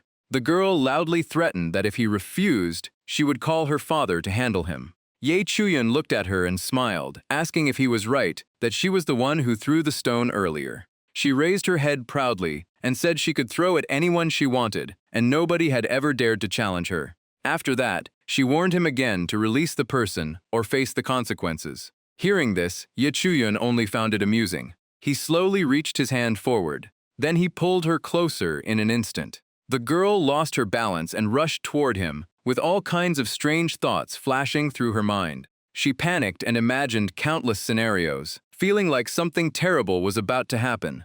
But reality was different. Ye Chuyan suddenly moved aside, making her crash straight into the wall behind him. The girl turned red with anger, crying and cursing him as a bad person while threatening to call her father. At that moment, family head Chen Senfeng arrived and froze at the scene. Duan Heng also rushed over at the same time. The scene moved to Chen's family head room. After hearing the whole story, Chen Nanfeng finally understood what happened. His daughter immediately started complaining, blaming everything on Ye Chuyan and adding extra details to make him look worse. Chen Nanfeng shouted at her to be quiet. He knew his daughter's personality well and could tell who started the trouble. Chen Nanfeng became furious and scolded his blind subordinates for offending Ye Chuyan, a direct disciple of Qinghe Peak. He ordered them to be taken away and punished. Hearing that, the group went weak and hurriedly knelt down, begging Ye Chuyan for mercy. Ye Chuyan felt it was enough and stepped forward, saying a light punishment was fine since he had already hit back. He even looked around and asked anyone unconvinced to try his fists. Chen Nanfeng quickly apologized for failing to discipline them and took out 300 spirit stones as compensation. Ye Chuyan acted polite outside, but inside he was thrilled, thinking he had struck gold this time. Seeing Ye Chuyan drop the matter, Chen Nanfeng dismissed everyone. The troublemakers were sent to work in the woodshed, while his daughter was grounded for 5 days. Before being taken away, the girl turned back and glared at Ye Chuyan with resentment. But right then, someone rushed in with urgent news. Chen Nanfeng frowned and asked what caused such panic. The person reported that guards at Weiyang Mountain discovered a suspicious group nearby, which might affect the ancestor worship ceremony. The moment he heard this, Ye Chuyan immediately became alert. He recalled Xiao Pingxian's opportunity. In the original path, his senior brother went down for training and obtained a mysterious ancient manual from a suspicious person at Weiyang Mountain. Hearing this, Ye Chuyan had only one thought. It was time to share the opportunity. Night fell, and the two entered Weiyang Mountain. Ye Chuyan looked at the dark surroundings and complained a little, but Xiao Pingtian coldly told him to leave if he was afraid. Ye Chuyan found it stranger the deeper he went, because the place was unnaturally quiet, with not even insects making a sound. Just as he was thinking, a tree branch suddenly fell down. Xiao Pingtian reacted instantly and sped up to chase the target. he shouted for the person to stop. Yi Chuan had to use his movement technique just to keep up. He warned that the enemy seemed to be luring them into a trap, but Xiao Pingtian ignored it, wanting to see what tricks he had. Xiao Pingtian immediately released sword energy toward the target ahead. The attack pierced straight through the enemy's shoulder. The man lost balance and fell heavily to the ground. Xiao Pingtian walked over and coldly asked for his identity. He warned that refusing to answer meant death, but the man only laughed crazily. He said this trap was prepared specifically for Xiao Pingtian, and this time he was destined to die. Xiao Pingtian did not even change expression and swung his sword. But strangely, the enemy instantly turned into multiple illusions and scattered in all directions, clearly using a huanshus. Ye Chuyun finally arrived, breathing heavily, and asking why his senior brother sped off without warning. Xiao Pingtian immediately told him to return to Chen family fortress and inform Duan Heng to prepare for Qigui Sect's attack. After saying that, Xiao Pingtian chased after the enemy again, leaving Ye Chuyun unable to react. As soon as Xiao Pingtian left, the illusion user appeared again. He laughed and said Xiao Pingtian had fallen into the immortal trapping formation and would probably remain trapped in the illusion until death. Ye Chuyun calmly replied that Qigui Sect might not be able to kill Xiao Pingtian, and the ancient manual on his body would eventually fall into their hands anyway. Hearing that, the man changed expression instantly. His mind was shaken, wondering how this kid knew he was carrying the ancient manual. But Ye Chuyun smiled and said one simple sentence, "So it really is on you." Then he naturally declared that the item now belonged to someone else. The moment he finished speaking, he charged forward. With one slash, he directly cut off the enemy's arm. The man turned pale from pain and immediately knelt down, begging for mercy. He could not understand why a nascent source realm cultivator was stronger than him. Ye Chuyun said he could live, but first he had to reveal how to break the immortal trapping formation. The man tremblingly explained that he truly did not know. His mission was only to lure Xiao Pingtian into the formation and guard outside, while his allies were massacring people inside Chen family fortress. But before he could finish, Ye Chuyun directly ended his life. Ye Chuyun felt uncomfortable because this was his first time killing someone himself, but he knew that showing mercy would only create bigger problems. He opened the ancient manual to inspect it, but with his current cultivation, he could not open it at all. After thinking for a while, he decided to put it aside. Xiao Pingtian showed no sign of danger yet, so returning to Chen family fortress was still the priority. Meanwhile, at Chen family fortress, Qigui Sect had secretly taken control of the outer area. They kept giving orders to kill anyone who was not one of their own. When Ye Chuyun returned, he immediately noticed something was wrong. Qigui Sect had already broken through the outer defenses, and he started worrying about Duan Heng inside. Charging in directly was obviously suicide, so Ye Chuyun disguised himself as a Qigui Sect disciple and casually walked through the main entrance. But before he could enter confidently, Ye Chuyun was stopped at the gate. The Qigui Sect disciples coldly asked his identity and demanded to check his huoyu. Hearing the words huoyu, Ye Chuyun froze instantly, thinking, "What the heck is this thing?" Seeing his reaction, the Qigui Sect members felt something was wrong. Seconds later, they surrounded him. Only then did Ye Chuyun realize he had no huoyu at all, so the only choice left was to fight his way through. But just as they were about to attack, he suddenly pointed at the sky and shouted that Liu Yun Sect's people were attacking.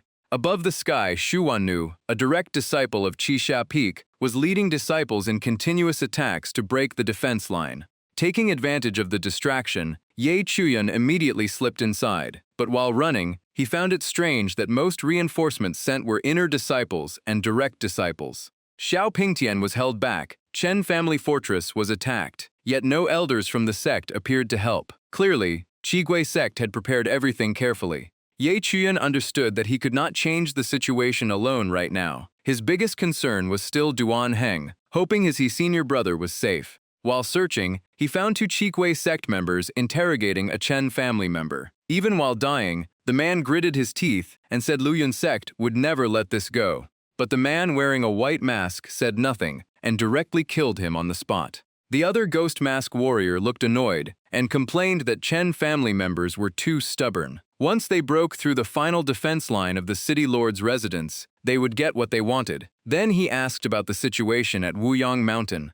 The white mask replied that before being stopped by Liu Yun Sect's elder, He had searched many times but still found nothing. It seemed to match their previous guess. The golden mask turned away and ordered them to obtain those two items no matter what. He also reminded his subordinates to leave before Lu Yun-sek's elders arrived. But right then, the white mask suddenly sensed something wrong. He immediately turned around and rushed toward where Ye Chuyun was hiding and listening.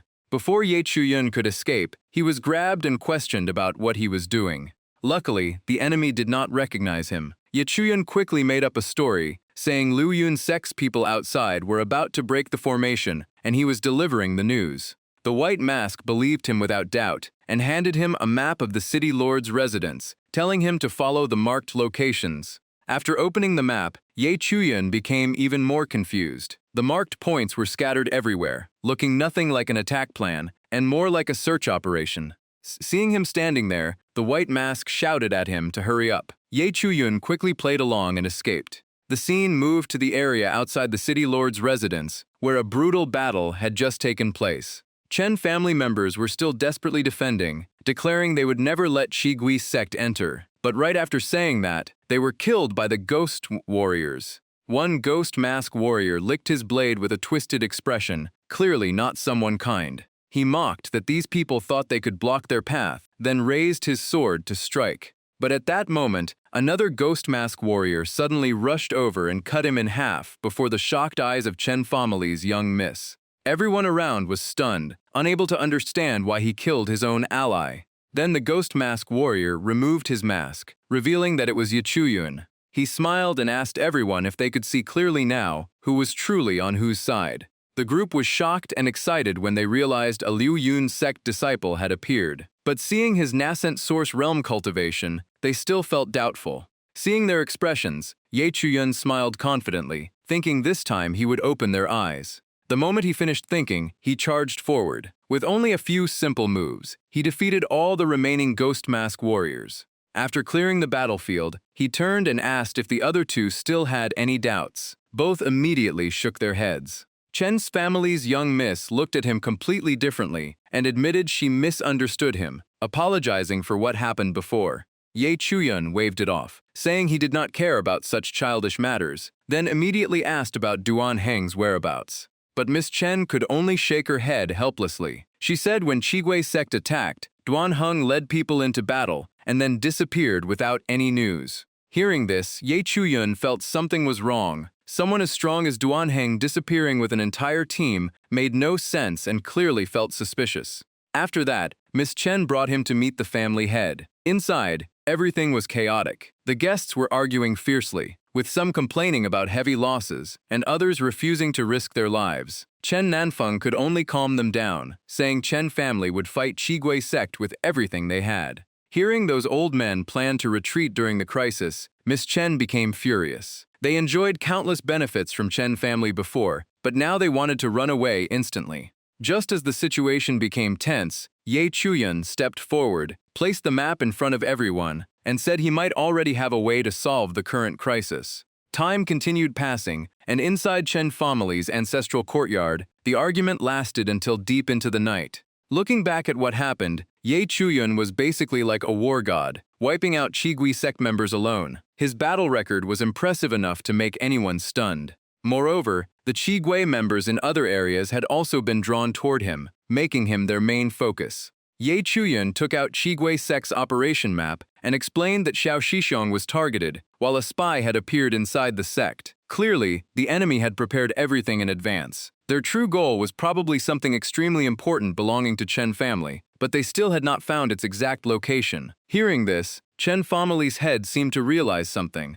The guest elders who feared losing their lives immediately jumped in, arguing non-stop. Their idea was simple: just hand over what the enemy wanted, because staying alive mattered most. Chen family's head looked at Ye Shidi and asked if he had any way to solve this crisis. The memory ended, and Ye Chuyun had already charged straight into the wave of Chigui members rushing toward him. The Chigui disciples charged wildly because their sect master offered a huge reward to whoever entered the ancestral hall first. Sadly, they had no idea who they were facing. Ye Chuyun stood right before them, and one moonwheel slash swept across, instantly taking down over 30 people. After continuous fighting, Ji Chun began to run low on energy. He calculated that both inside and outside Chigwe sect had suffered losses, so the priority was finding the treasure and leaving. As long as he held out until the elders broke the outer formation, there was still hope. These enemies were not strong, but their numbers were endless like a swarm of locusts. After this real battle, he felt he was close to breaking through.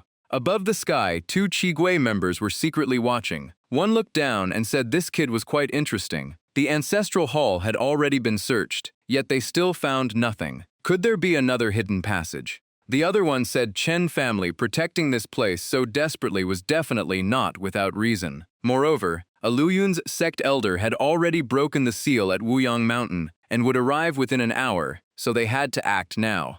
Without hesitation, they decided to take action directly. Right after saying that, a figure immediately rushed down toward Ye Chuyan and declared he would personally kill him.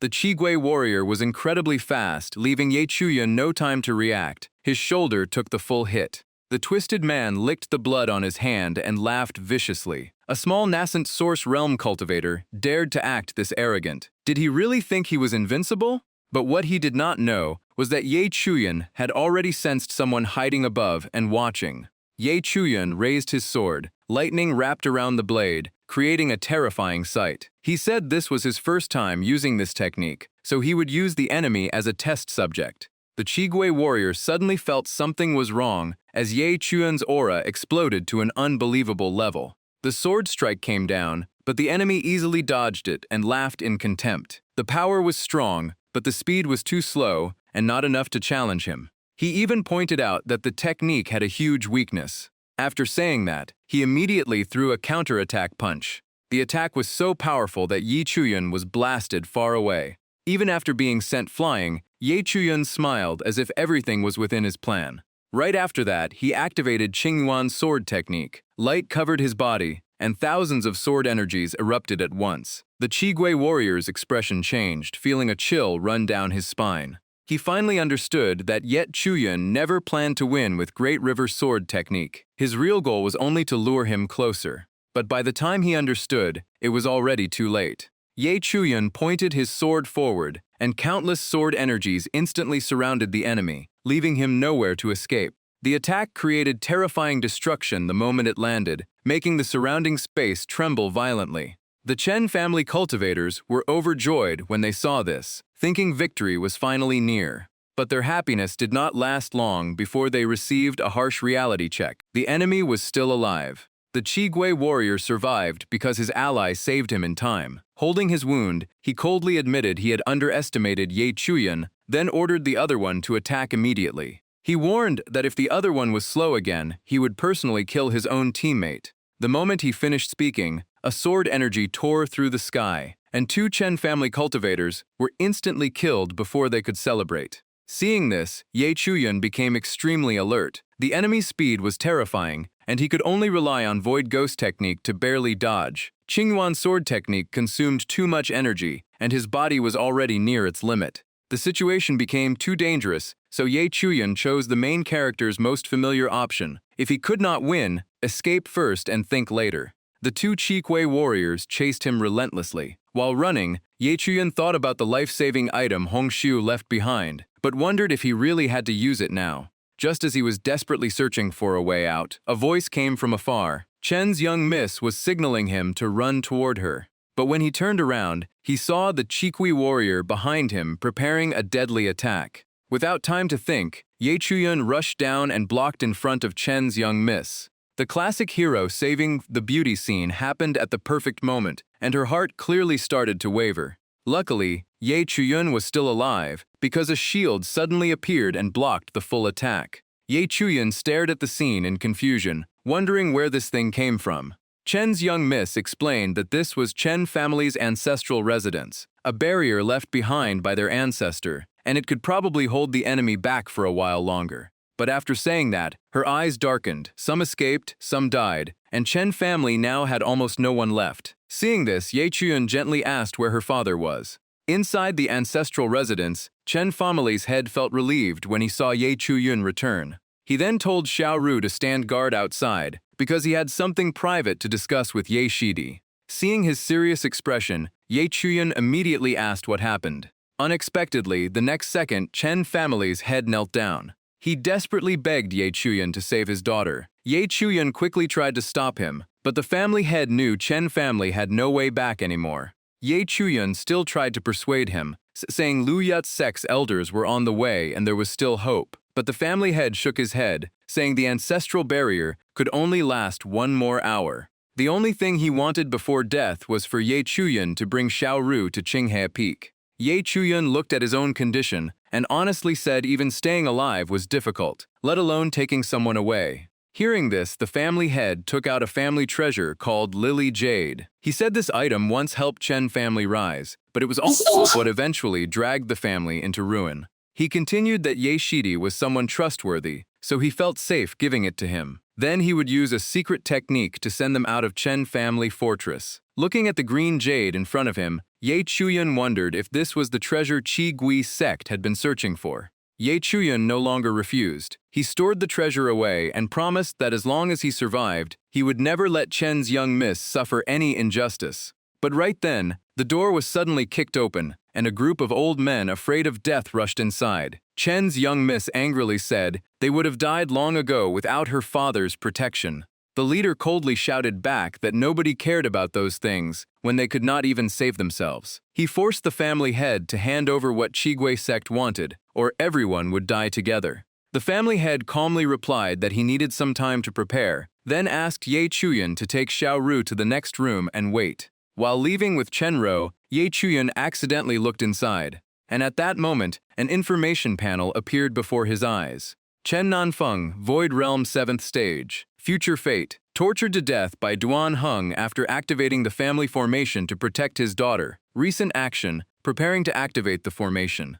After reading this information, Ye Chuyan froze completely, his mind spinning. What the heck was happening?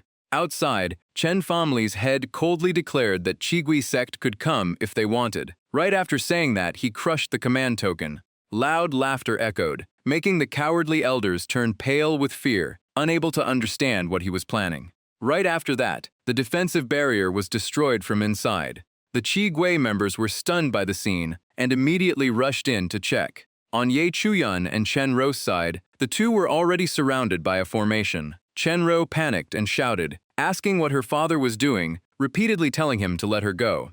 Looking inside, they saw a Qigui member holding Chen Nanfeng by the neck, but he coldly replied that once the formation started, it could no longer be stopped. Chen Ru completely panicked and kept begging Ye Chuyan to save her father. But Ye Chuyan understood clearly that returning now would make the family head's sacrifice meaningless. The Qigui member deliberately lifted Chen Nanfeng up as a threat, saying if they left, he would use the cruelest methods to torture him to death. Chen Nanfeng's breathing was already weak, but he still reminded his daughter to live strongly, eat properly, and be careful about her condition. Chen Ru knelt down crying desperately, begging Ye Chuyan to save her father. If he refused, she would go back herself. Seeing the situation, Ye Chuyan made a decisive choice and struck Chen Ru's neck, making her faint instantly. After that, Ye Chuyan did not hesitate anymore and carried Chen Ro. Then he immediately accelerated toward Lu Yun sectet and left this place. While moving, Ye Chuyan calculated the situation. The direction was correct, but the teleportation power was clearly weakening. It seemed Chen family head's secret technique was about to lose its effect. Suddenly, a sense of danger appeared. Ye Chuyan's expression changed instantly. Someone was chasing them, and escaping would not be easy anymore. He quickly changed direction and chose a dangerous terrain, because places like this were better for creating distance. After running for a while, the two landed safely from the sky. But not long after touching the ground, the Qigui warrior caught up. He laughed coldly and told them to stop struggling. If they handed over the items, they might keep their lives. Ye Chuyan only sneered. Such words were obviously a lie. After handing over the items, the enemy would definitely kill them both. He looked straight at the enemy and called out, "Senior brother Duan Heng."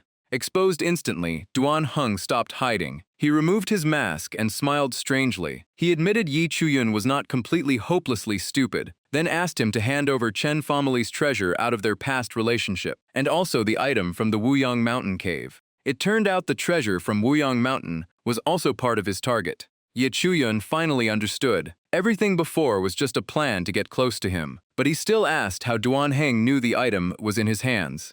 Duan Heng answered directly that Wang Shuang had led people deep into the cave that day, and before dying, he revealed that only Ye Chuyun went the furthest inside. Combined with his abnormal increase in strength recently, everything was suspicious. Just then, the system suddenly announced new information. Future fate updated. Ye Chuyun would suffer his entire life, finally gaining hope before being ambushed, fighting Duan Heng in Luoxia Valley, and dying on the spot. But a new path appeared. If he was heavily injured and used the Duji Divine Pill to successfully break through, he would enter the Yuanhai Sword Cultivator realm. After reading this, he turned pale. What the heck? Luoxia Valley was exactly this place? There were still half a month left according to the original timeline. After calming down, Ye Chuyun realized there was still a chance to change fate. If he took the Duji Divine Pill and suffered injuries according to the original path, he might be able to reverse everything. Thinking this, he decided to make a huge gamble and swallowed the pill directly. Seeing this, Duan Heng laughed wildly. He said absorbing the Duji Divine Pill required at least Yuanhai realm. A tiny nascent source realm cultivator like Ye Chuyun will explode from the massive energy. Right after that, Ye Chuyun's body suddenly shook violently and he collapsed to his knees. His aura became completely chaotic. Seeing this, Duan Heng laughed even harder, thinking he would not even need to act himself. He slowly walked forward and told Ye Chuyun to hand over all treasures. Then he would give him a painless death. Otherwise, he would only suffer more. Duan Heng's sword came crashing down. But right before it hit, another sword suddenly blocked the attack. Both of them froze. Duan Heng looked carefully and was shocked. Hanyan sword? He could not believe a high-level artifact could protect its owner automatically. How could a nascent source realm cultivator like Ye Chuyun possess something this terrifying? Duan Heng launched more sword attacks, but all of them were completely blocked by Hanyan sword. Ye Chuyun was also confused, never expecting this sword to protect him automatically. But its appearance now was actually a problem, because his goal was to get heavily injured, not stay perfectly safe. Duan Heng continued smiling greedily, saying Ye Chuyun was truly his lucky person. After he died, he would carefully keep all these treasures. Hearing this, Ye Chuyun almost lost his temper. He immediately provoked him, asking if Duan Heng had really hit him just now. He even deliberately told Duan Heng to attack directly. Although Hanyan sword's defense was powerful, its strongest attack power was only around Yuanhai realm, so it could not defeat Duan Heng. Hearing that, Duan Heng became furious. A person about to die still dared to act arrogant, so he would personally send him away. Ye Chuyun thought to himself, "Come on, idiot. This is exactly the moment I was waiting for." He immediately threw Hanyan's sword aside. Then he spread his arms, planning to take the sword strike with his body. As long as he avoided fatal areas, suffering a heavy injury was acceptable. He even shouted to provoke Duan Heng to attack. But before he could celebrate, Hanyan's sword flew back again and blocked in front of him. Ye Chuyun widened his eyes, thinking, "I threw you away and you still came back?" At this moment, the energy inside his body started violently colliding everywhere. Without Hunyuan's sword embryo constantly refining his body, he would have exploded long ago. Duan Heng saw this and thought Ye Chuyun was mocking him, relying on his divine weapon for protection. He coldly said to wait and watch him die. Ye Chuyun saw him standing still and threw a rock straight at him, deliberately trying to provoke him. He even smirked and asked if he was already planning to give up this soon. The taunt worked instantly. Duan Heng activated the Blood Demon Sealing Art, truly intending to finish Ye Chuyun this time. Duan Heng unleashed his dark technique, summoning countless eerie skulls that cut off Ye Chuyun's connection with his protective artifact. Right after that, he reached out and grabbed Ye Chuyun by the throat, then started mocking him. He sneered and said, "Junior brother Yi, stop struggling. From the very beginning, your existence was a mistake." A suffocating feeling overwhelmed Ye Chuyun, making him realize this was no longer a simple injury. One mistake meant certain death. With no other choice, Ye Chuyun decided to take a desperate gamble and kick directly at Duan Heng's vital area. This time, Duan Heng's pain exploded instantly. His face twisted in agony, his eyes turned bloodshot, and he lost control as he stabbed straight through Ye Chuyun's body. He laughed viciously and said that lacking strength yet acting arrogant was simply foolish. In his eyes, killing someone like Ye Chuyun was no different from crushing an ant. But he still regretted wasting the precious golden tribulation pill. If he had kept it, he might have reached the Nether Passage realm.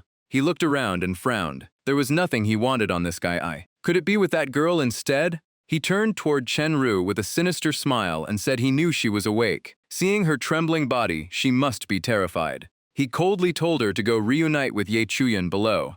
After saying that, he immediately attacked Chenru. Then Duan Heng searched through her body, but still found nothing. At the same time at Chen family fortress, Uncle Lu looked at the battlefield in shock. The Red Ghost sect had suffered an unbelievable number of deaths here. He immediately asked if they had found Xiao Pingtian and Ye Chuyan yet, but the answer was still no. Hearing that, he shouted for everyone to keep searching. If the sect master became angry, no one could bear the consequences. Back in Luoxia Valley, Duan Heng's furious voice echoed through the heavy rain. He went mad with anger and kept venting on Ye Chuyan. Chen Nanfeng must have given the jade lily to this guy. There was no way he had nothing. The more he thought about it, the less he understood where it was hidden. He even screamed and cursed that this dead man was still causing trouble. He crazily explained how much effort he spent trapping the elders of Liu Yun's sect at Wuyang Mountain.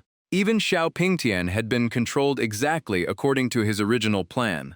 Everything was within his grasp, with only the final step remaining, and both failures were caused by Ye Chuyan ruining his plans. Just then, an extremely powerful aura suddenly erupted from Ye Chuyan's body. Duan Heng froze as the spiritual energy inside Ye Chuyan started circulating again. He quickly stepped back and stared in disbelief. This guy was still alive. But he soon calmed himself, believing it was only the Golden Tribulation Pill's final burst of energy. He told Chu Yun to hand over the item while he could still breathe, and he would give him a painless death. But this time, Ye Chuyan's aura kept rising. He had officially entered the Origin Sea realm of sword cultivation. However, whether he could turn the situation around would depend on how powerful this new realm truly was. Yes Chuyan quickly stabilized himself and prepared to use the Great River Sword Art. Duan Heng still looked down on him, believing even an Origin Sea Sword cultivator was still an entire realm below him. Ye Chuyan ignored his nonsense and rushed forward, bringing his sword down in a single strike. His speed was so terrifying that Duan Heng could not react in time. He had only just turned his head. When Ye Chuyan followed up with the Azure Origin Sword Art, Duan Heng was shocked and tried to leap away. But Ye Chuyan had already released countless sword energies covering the entire area. Waves of sword energy swept across Duan Heng's body, nearly shattering all his bones and muscles. Duan Heng collapsed to his knees, unable to believe it. Even with a whole realm difference, he still lost. He muttered about the so-called Origin Sea Sword cultivation realm. Ye Chuyan calmly looked at him and said, "This battle is over. You lost, senior brother Duan." Seeing things turn bad, Duan Heng instantly changed his attitude and knelt down begging for mercy. He claimed his cultivation was crippled and he was no longer a threat. He hurriedly said he knew a huge secret. Duan Heng revealed that 500 years ago, a mysterious palace called the Imperial Sealing Palace appeared in the endless yellow desert. Countless experts once entered that place, but all of them died instantly because they lacked the key to open the gate. The jade lily that the Red Ghost sect was searching for, the sealed secret at Wuyang Mountain, and several other treasures were all legendary keys to unlock the Imperial Sealing Palace. He said this was all the information he currently knew. If spared, he would continue gathering secrets from the Red Ghost sect and give them to Ye Chuyan. He even painted a grand future, saying that if the Imperial Sealing Palace appeared again, Ye Chuyan would surely rise to the peak and become a powerful ruler. After hearing everything, Ye Chuyan only smiled and thanked senior brother Duan for sharing so much. Duan Heng was about to relax and say more, when suddenly his legs were locked firmly in place by Ye Chuyan. Trapped on the spot, Duan Heng's face turned pale with fear. He stammered and asked what Ye Chuyan was trying to do. He had just agreed to spare him, so going back on his word was not very honorable. Ye Chuyan looked at him and sneered. It seemed this guy still thought he was a weak target that could be bullied any time. He coldly said someone as cruel and fake as Duan Heng. If left alive, he would definitely become a great disaster in the future. As soon as he finished speaking, Ye Chuyan sent him to his end. He made up a huge fantasy, but barely gave any useful information. Who would actually believe him? After dealing with Duan Heng, Ye Chuyan wondered if his destined death had finally changed. But when he opened his status panel, he froze completely. Ye Chuyan, Origin C First Level, destiny, the unlucky child. It meant misfortune would follow him his entire life. His future was still extremely tragic. After years of hardship and finally rising slightly, he would be betrayed, fall into an abyss, and be torn apart. The latest change was returning to Liu Yun's sect and losing his inner disciple status. From heavenly lone star to unlucky child, this fate really was not much better. Ye Chuyan stared at the notification full of confusion. Losing his inner disciple status, what kind of situation was this? He then discovered that Duan Heng's dagger was coated with poison that prevented movement, while his wounds were still bleeding non-stop. He let out a sigh of relief after checking Chen Ru. Luckily, she was still breathing. With this type of leaf, he could pull her back from the edge of death. One day later, at Yunxiao Pavilion, the sectmaster was furious, and his roar echoed everywhere. He angrily lectured the elders in front of everyone. Chen family village with over 300 households had been destroyed. Hundreds of cultivators and disciples were injured or killed. The losses were so severe that he did not know how to explain this to the Liu Yun ancestor. An elder quickly explained that the truth had been investigated. Duan was the one who secretly cooperated with the Red Ghost sect, causing the tragedy. Unfortunately, he was already dead when they found him. Hearing this, the sectmaster frowned. How could the Liu Yun ancestor forgive everything just because one Duan Heng died? The elder immediately added that Duan Heng had once been very close to Ye Chuyun. If the blame was shifted onto Ye Chuyun, the ancestor would have fewer reasons to pursue the matter. The sectmaster regretted wasting Ye Chuyun's talent and asked whether he had been found. Right after that, someone rushed in and reported that Ye Chuyun had already returned to the sect with Chen Ro. The scene shifted to the discipline hall of Liu Yun's sect. Ye Chuyun was pressed onto the interrogation table, with people around him holding him tightly as if afraid he would escape. Elder Hong Hai of the discipline hall coldly questioned him. Duan Heng was close to you, and the red ghost sex token was found on your body. What else do you have to say? Ye Chuyun finally understood that the item was a token of the red ghost sect. He could only smile bitterly. Duan Heng truly dragged others down even after death. If he claimed he was framed, would anyone believe him? Xiao Pingtian grabbed Ye Chuyun's hair and coldly said he had no time to waste. His master ordered him to investigate this matter at all costs. If Ye Chuyun still refused to confess, they would have no choice but to use the soul-shattering nail. Hong Hai also joined in, advising him to admit his mistake obediently. The soul-shattering nail would not only destroy his cultivation, but also severely damage his soul, making future cultivation almost impossible. Worse still, the pain would haunt him day and night. Ye Chuyun immediately fought back, saying they had gone to great lengths just to frame him, even bringing out such a cruel torture method. Xiao Pingdian ignored him and directly used the soul-shattering nail. The nail shot forward, but it was instantly stopped in mid-air by a mysterious force. All three people froze, unable to understand what had just happened. Unable to believe his eyes, Xiao Pingtian threw all the remaining nails at Ye Chuyun. But the result was the same. Every nail shattered into pieces the moment it got close. Hong Hai watched in shock, cold sweat pouring down. This completely exceeded his understanding. He stared at Ye Chuyun and asked about his true identity. From their first meeting, he had felt something strange, a feeling of loss that was hard to explain. But no matter what, Ye Chuyun would still not escape death today.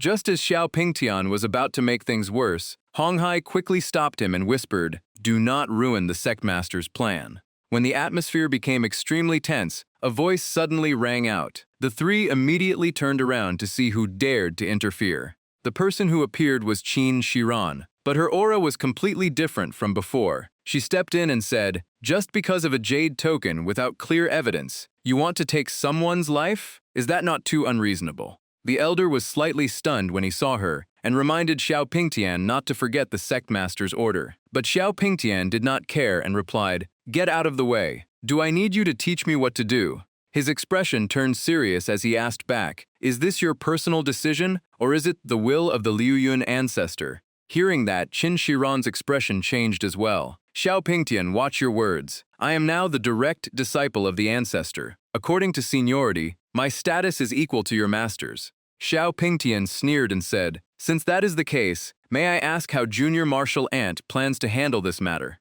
Qin Shiran calmly repeated her master's words. Ye Chuyun did make mistakes, but he saved the last surviving member of the Chen family. His contribution can offset his crime. His punishment is losing his inner disciple status and guarding the mountain gate for reflection. Does junior martial nephew have any objections?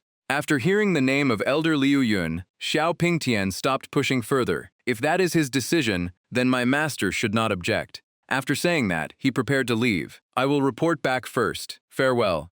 After walking a few steps, he suddenly turned around and warned, "If you dare rely on your status to act arrogantly again, I will personally send you away." A while later, after being released, Ye Chuan was so happy that his mood was brighter than a festival. He smiled and said, "Junior Sister Chin, you were incredibly cool just now." He also sighed. "Sure enough, training under Elder Liu Yun is different. Your aura has improved so much, and your progress is incredible." But when he saw her suddenly become silent and lower her head, he asked in confusion, "Junior Sister Chin, what happened?"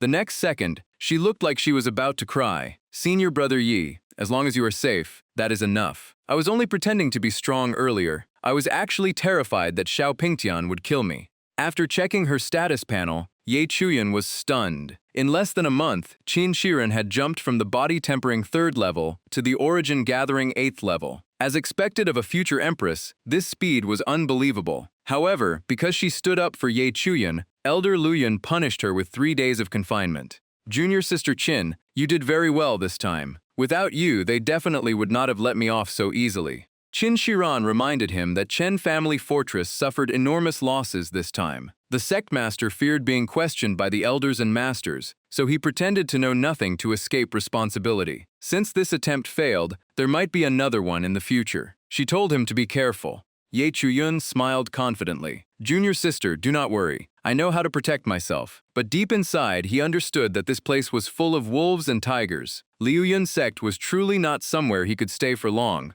Half a month passed and the scene shifted to the small house of the mountain guardian at Liu Yun's sect. At this moment, Ye Chuyun was fully focused on cultivation. His current realm had reached the 5th level of the Origin Sea realm. At the same time, he continued developing the Soul Origin Sword Embryo, while comprehending the 5th level of Great River Sword Art and the 3rd level of Azure Origin Sword Art. He could not help but marvel. This thing is truly overpowered. It absorbs the spiritual energy of heaven and earth, day and night. Half the mountain is almost drained. No wonder my cultivation speed has slowed down recently. As for blocking the soul-shattering nail last time, he still could not understand the reason. Perhaps only meeting that old man again would reveal the answer. Suddenly, he remembered the ancient manuscript found at Weiyang Mountain. The opportunity Xiao Pingtian wanted was definitely not ordinary, so he had to find a way to break the seal. But when he opened his system storage to check, he froze. The ancient manuscript had completely disappeared. Wait, where is my ancient manuscript? I clearly stored it in my inventory. System, are you messing with me? Give it back. The system immediately responded. Ding. The host's ancient manuscript was actually a translation of ancient script. The Mountain and Sea Odd records has now been fully decoded. Only then did he finally relax. The Mountain and Sea Odd records was written in ancient script and divided into 2 parts. The first part recorded rare ancient beasts, while the second part contained an extremely powerful beast-taming art. Learning this was like gaining another life-saving trump card. Even though the system recently warned him of a coming life-threatening danger, in this world where the strong prey on the weak, greater power meant more choices. Outside Liu Yun's sect, a young man appeared with a giant tiger, instantly putting the guards on alert. He introduced himself as a disciple of beast-taming sect, seeking to meet Sect Master Gu, but the guard looked down on him. Do you think the sect master can meet anyone who asks? You came without an invitation and even injured someone. Your beast-taming sect really has no rules. Hearing that, the beast-taming sect disciple became furious and immediately took a fighting stance. Brat, you dare look down on my beast-taming sect? Just then, Ye Chuyun appeared out of nowhere. He casually patted the tiger's head and exclaimed, "Oh, this is a spirit beast from beast-taming sect? Its fur is really smooth." The owner immediately panicked. "Do not touch my tiger."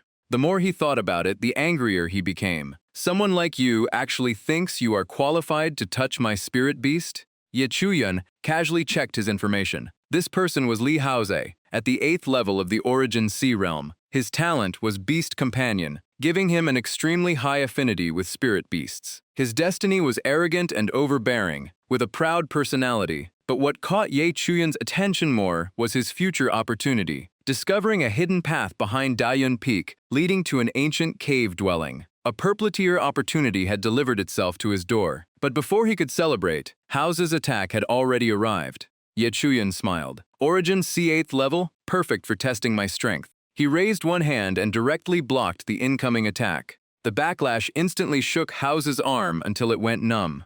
Ye Chuyan calmly added, "You cannot even defeat someone guarding the gate like me." Before he finished speaking, he casually kicked forward. The kick sent House flying far away. After getting back up, House shouted, "Little tiger, tear him apart for me." The giant tiger immediately charged forward, but Ye Chuyan was not worried at all. He wanted to test the technique he had just learned. He quietly chanted the technique, beast taming art, calming. The effect appeared instantly. The fierce tiger from before suddenly became as gentle as a kitten. It slowly walked over and rubbed against him, begging for affection. Ye Chuyan's eyes lit up. This technique is actually this useful? The little tiger immediately switched sides.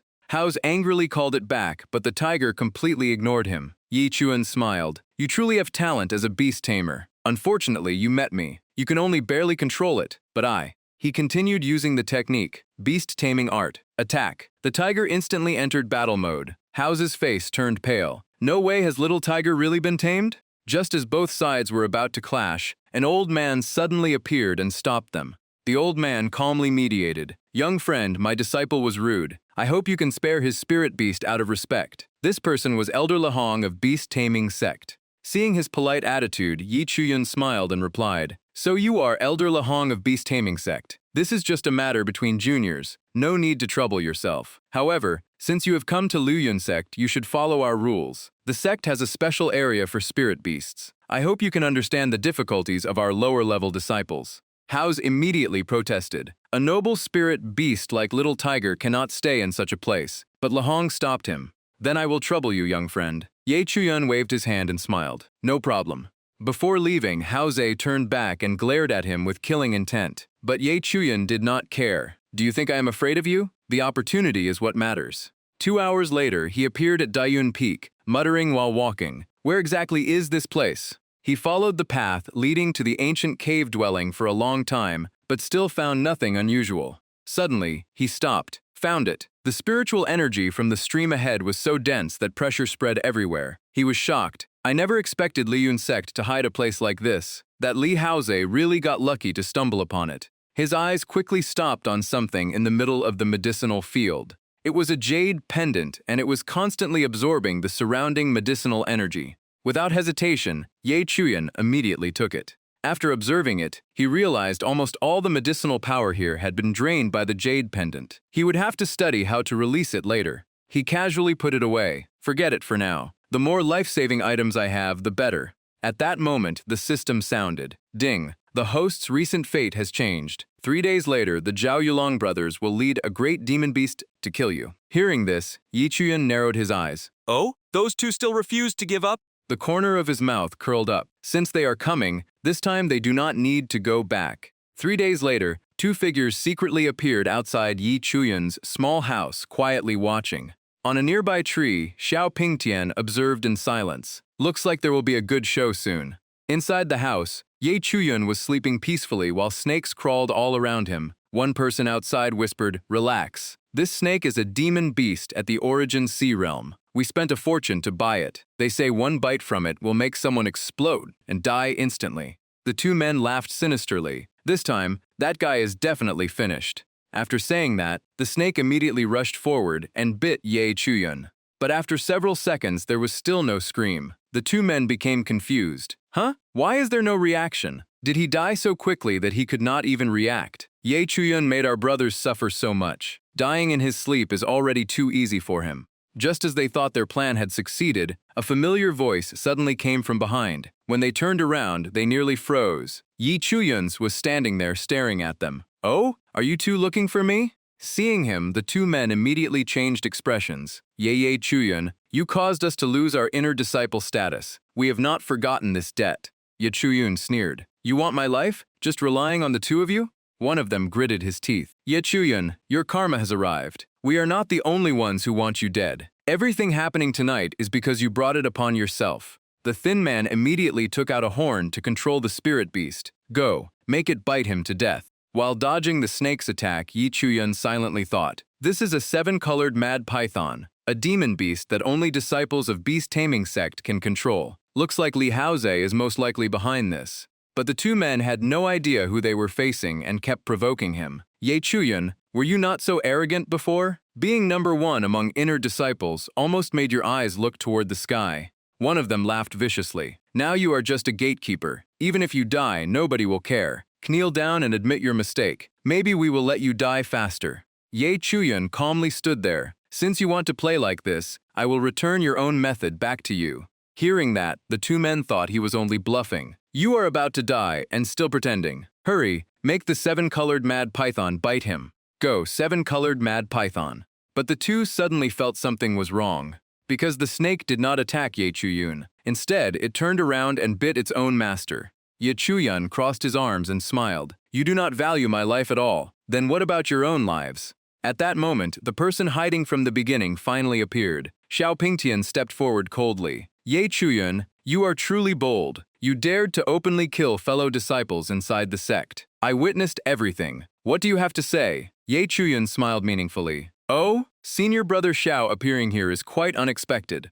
But before he could continue, the snake suddenly rushed straight towards Xiao Pingtian. He snorted coldly. Trying to protect your master? What an ignorant beast. After saying that, Xiao Pingtian lightly waved his hand. With one simple motion, the snake was instantly cut into pieces. Seeing this, Yi Chuyan was speechless. Is this the power of the 9th level of the Nether Passage realm? With this gap, he probably could not block even one move. The scene shifted to the main hall of Yunxiao Pavilion. Ye Chuyan had now been brought there to be judged. A cold voice sounded. Ye Chuyan, do you know your crime? Your involvement with Duan Heng and the Red Ghost sect has not even been settled, and now you have killed fellow disciples again.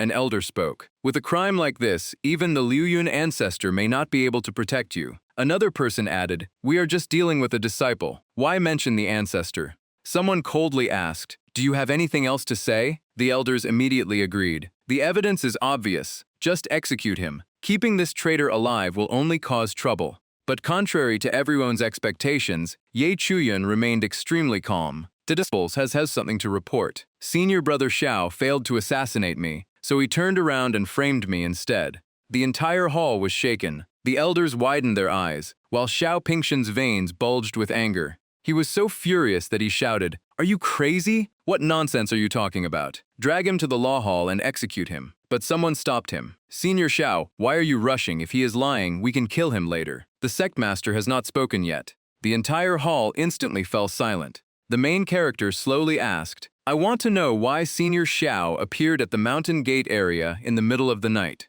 Xiao Bingtian immediately replied, I had just finished a mission outside and happened to pass by. The main character continued, so you only saw those two brothers die in front of me, but you saw nothing before that? Xiao Bingtian answered, no, I did not.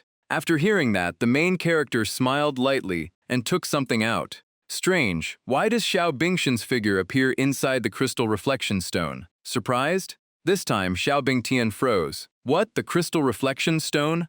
The elders looked at each other in shock. Wait, there really is an image of senior nephew Xiao inside.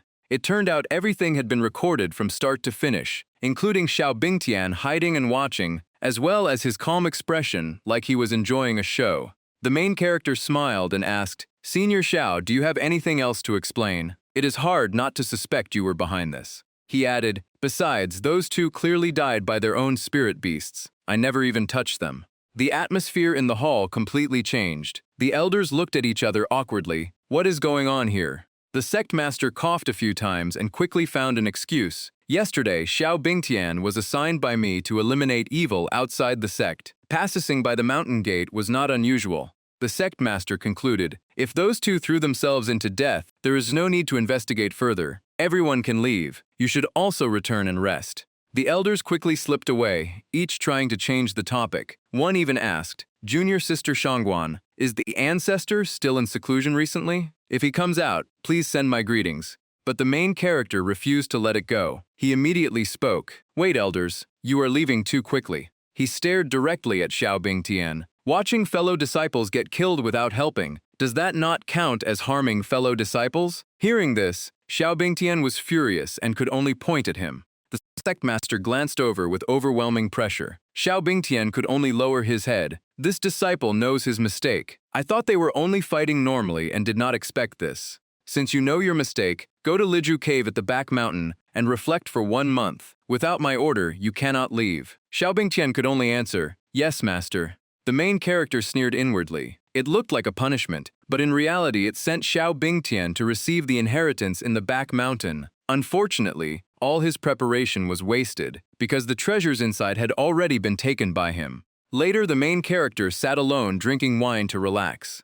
Old Dang looked at him and laughed. Kid, your alcohol tolerance is not bad, but sword cultivators value having a clear and open heart the most. He continued, keeping anger in your heart for too long is bad for cultivation. Also, the energy from the tribulation crossing pill in your body has not been fully absorbed. That was why you resisted the soul-shaking nail last time. Be careful, or you may suffer cultivation deviation. The main character shook his head. I am not angry. Today I simply saw the true face of Liao Yun's sect. The sect master showed such obvious favoritism, the elders pretended not to see anything, and even Liao Yun ancestor did not care. Then he sighed. Luckily, Elder Dang truly helped me and even lent me the crystal reflection stone. Otherwise, I really would not know how to explain myself today. Old Dang smiled faintly. A sword cultivator physique is extremely rare. Someone who awakens it at the moment of death is even harder to find. Kid, perhaps one day you can truly stand at the peak of Sword Dao. Hearing this, the main character laughed. If I really reached the peak of Sword Dao, Elder Dang would probably become a Sword Dao deity.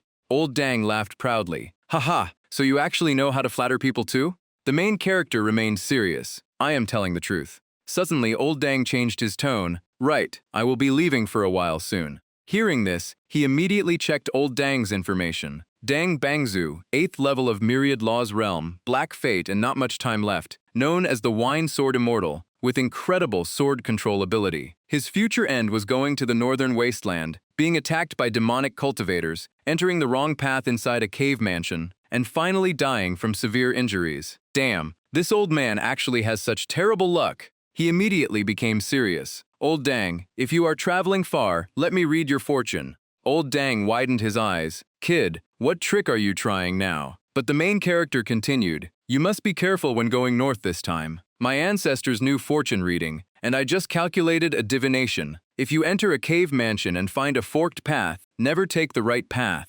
Old Dang cursed after hearing that. You little brat, are you trying to fool me? But the main character only watched silently. I hope this old man can avoid disaster this time.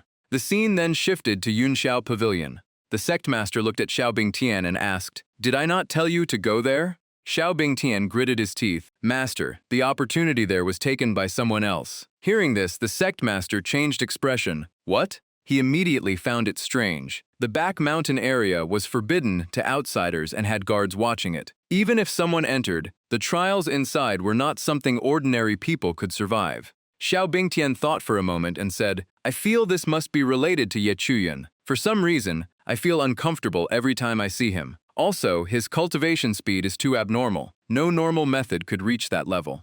The sect master suddenly remembered. Elder Liao also told me last night that Duanheng died by Ye Chuyan's hand, and he was killed with one move. Xiao Bingtian froze. One move? Duanheng was in the sky control realm. The sect master waved his hand. I know what you are worried about, but no matter how fast he improves, he is only at the origin sea realm now. Crossing realms and killing you is almost impossible. He continued reassuring him, just focus on cultivation. I will handle everything else. Xiao Bingtian nodded slightly, then remembered something. Master, there is one more thing. Last time, Xiao Yulong used the 7-colored berserk python to attack Ye Chuyan. But as far as I know, only Beast Control Sect knows how to control that kind of beast. The moment Beast Control Sect was mentioned, the sect master's face turned cold. Those people dare cause trouble on Flowing Cloud Sect's territory? I will handle this myself. The next day at Yunxiao Pavilion, the sect master suddenly asked, Ye Chuyan, are you still blaming this lord? Seeing his serious appearance, the main character only felt he was a cunning old fox. Calling him here early in the morning definitely meant trouble, but he remained calm. This disciple would not dare. If the sect master wants to apologize, there is no need. I still need to return and guard the mountain gate. The sect master twitched slightly but kept calm. I will get straight to the point. Beast Control Sect came here for the Spirit Realm Gathering and also to find of lost spirit beast. After 3 days of investigation, they confirmed it entered Weiyang Mountain under Flowing Cloud Sect's control. You have been there before, so we decided you will assist them. Hearing this, the main character immediately sensed something wrong. This matter was definitely not as simple as it seemed. He quickly pretended to hesitate. Sectmaster, since this concerns the relationship between two sects, this disciple should accept. But after the battle at Chen Family Castle, my mind was badly injured. I can no longer remember the terrain of Weiyang Mountain clearly. Hearing this, the Sectmaster's expression slowly darkened. But the main character continued. However, I once read some ancient alchemy records. They contain several recipes that can help clear the mind. Unfortunately, the ingredients are extremely rare. I wonder if the Sectmaster has them. The Sectmaster gritted his teeth. Write down everything you need. Half an hour later, the main character happily handed over the list. Sectmaster, it is done. Looking at the long sheet of paper, anyone would think he came here to buy supplies. The Sectmaster's eyelid kept twitching. His heart was clearly breaking. In the end, he swallowed his anger. I will send someone to bring them to you. The main character immediately cupped his hands. Thank you, Sectmaster. Someone nearby could not hold back. This guy is going too far. The entire sect barely has any heavenly fragrant wood and Shikia orchid, yet he asks for 10 or 20 pieces at once. But the Sectmaster only said coldly, let him enjoy it for now. After he dies, we can take it back. A few hours later, someone delivered the resources. Junior Brother Yi, this is the resource list. Check it again. The main character looked at the pile and thought, they prepared pretty quickly. The disciples carrying the resources looked jealous. Shh, a gatekeeper gets treated like this? Someone explained, you are new, so you do not know. He used to be an inner disciple. He was sent here after making a mistake. Maybe the Sectmaster wants to restore his status. Hearing that, the main character only sneered inwardly. Restore what status? Gu Xiande desperately pushed him toward Weiyang Mountain just to make him die on the way. It seems Flowing Cloud Sect truly cannot be stayed in for long. Just then, a voice sounded, Junior Brother Yi, your performance at the last Inner Disciple tournament was outstanding. I have always regretted not fighting you. This time, the Sectmaster sent me along to learn from you. The main character froze slightly. Wait, you are going too? He looked at the other person and sighed inwardly. Gu Xiande was truly ruthless, even sending another person along. Could this unlucky guy also be dragged down by his bad luck? The other person smiled. Since everything is checked, let us set off. The main character looked at him for a moment and thought, forget it. We are both unlucky anyway. Maybe 2 negatives can make a positive. Not long after, at Weiyang Mountain, the main character entered the search area with the people from Beast Control Sect. Someone in front shouted, we are almost there, stay close. When they reached Weiyang Lake, Elder Li looked at the guidance stone and said, the signal disappeared here. The main character immediately sensed something wrong. Gu Xiande's excuse for sending him here was clearly a lie made up carelessly. Beast Control Sect already had a guidance stone, so why did they need him? Elder Li took out several pills. These are water-avoidant spirit pills. You can breathe normally underwater after taking one. Everyone gets one. Li Haoze, Baiju Qing, both of you search the lake for the spirit beast. Ye Chuan, stay with me and assist. At first, the main character thought Gu Xiande wanted Beast Control Sect to kill him. But along the way, they only focused on finding the spirit beast and did nothing else. Could he have really guessed wrong this time? He decided to test them. Elder Li, did our sect master give any special instructions this time?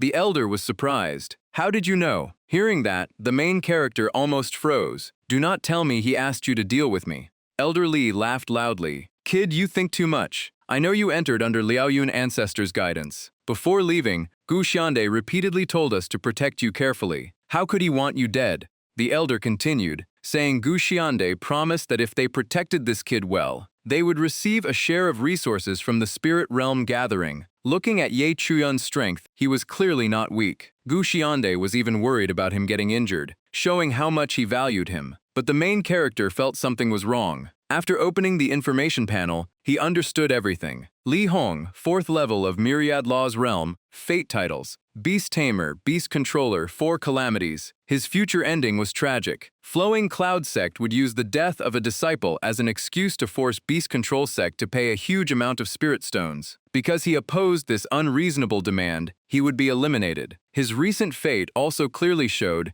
that he would be attacked at Weiyang Mountain.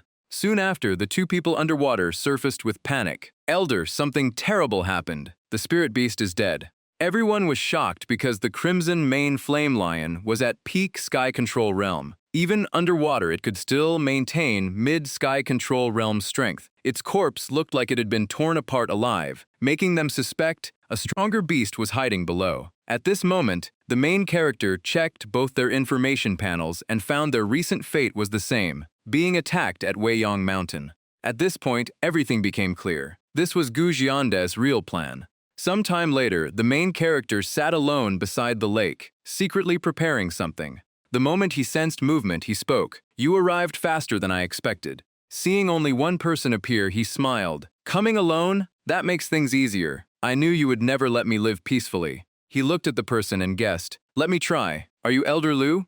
The person sneered. "Looks like you know today is your last day." The main character immediately mocked him. "Big brother, why are you acting so dramatically? Are you afraid people will not recognize you as Xiao Bingtian?" He continued hitting his weak spot. "Senior Xiao wants to deal with me this badly. Is it because my luck is too good and my progress is too fast? Or are you afraid the sword child position will belong to someone else someday?" Xiao Bingtian pulled out his sword, his eyes full of killing intent. "Dealing with you only requires a casual move from me." As soon as he finished speaking, sword light shot forward, but the main character easily dodged it. Before he could stabilize himself, another wave of poison energy suddenly attacked. He quickly moved aside and cursed inwardly, "Damn, there is another person hiding too?" The person who appeared was Li Hong along with Hao Shi. The two looked at each other in surprise. This kid really predicted it. "You people truly prepared everything beforehand." They then mocked them. "A righteous sect actually hides their faces and launches a sneak attack at night?"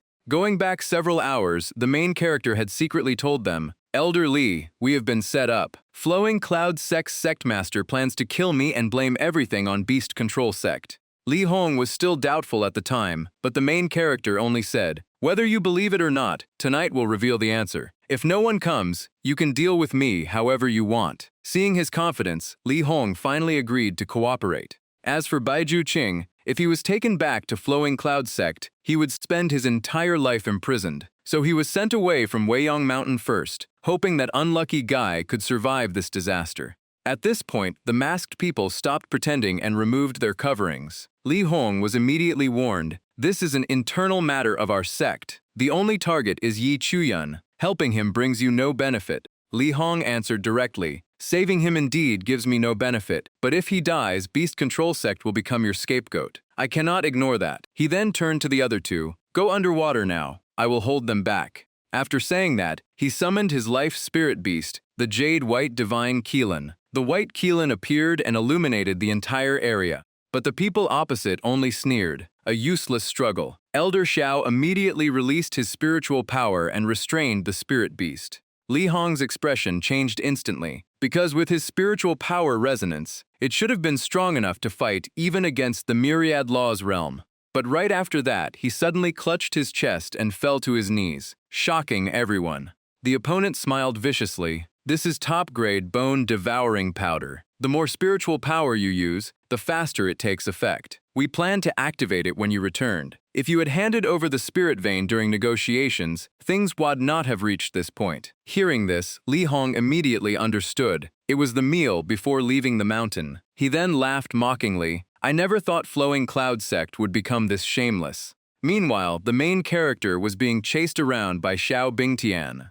Xiao Bingshan's sword light poured down like rain, yet the main character continued dodging smoothly. The more Xiao Bingtian fought, the more annoyed he became. "Does this guy have a grudge against my family? Every move targets me directly." The main character casually replied, "I am curious too, Senior Xiao. What exactly is our grudge?" Xiao Bingtian shouted, "Stop wasting words. Someone like you who only knows how to run will end with my next sword." Although he acted confident, he was already feeling uneasy inside. This kid's movement technique could actually keep up with his sword speed. That was completely abnormal. While swinging his sword continuously, Xiao Bingtian suddenly stopped because his blade struck an unexpected defensive barrier. Turning around, he saw Li Hong standing in front of him, using his ultimate technique with a death-defying expression. "If you want his life, step over my corpse first." Xiao Bingtian widened his eyes. "Old man, are you insane? For someone unrelated to you, you dare use a forbidden technique? Are you not afraid your soul will disappear?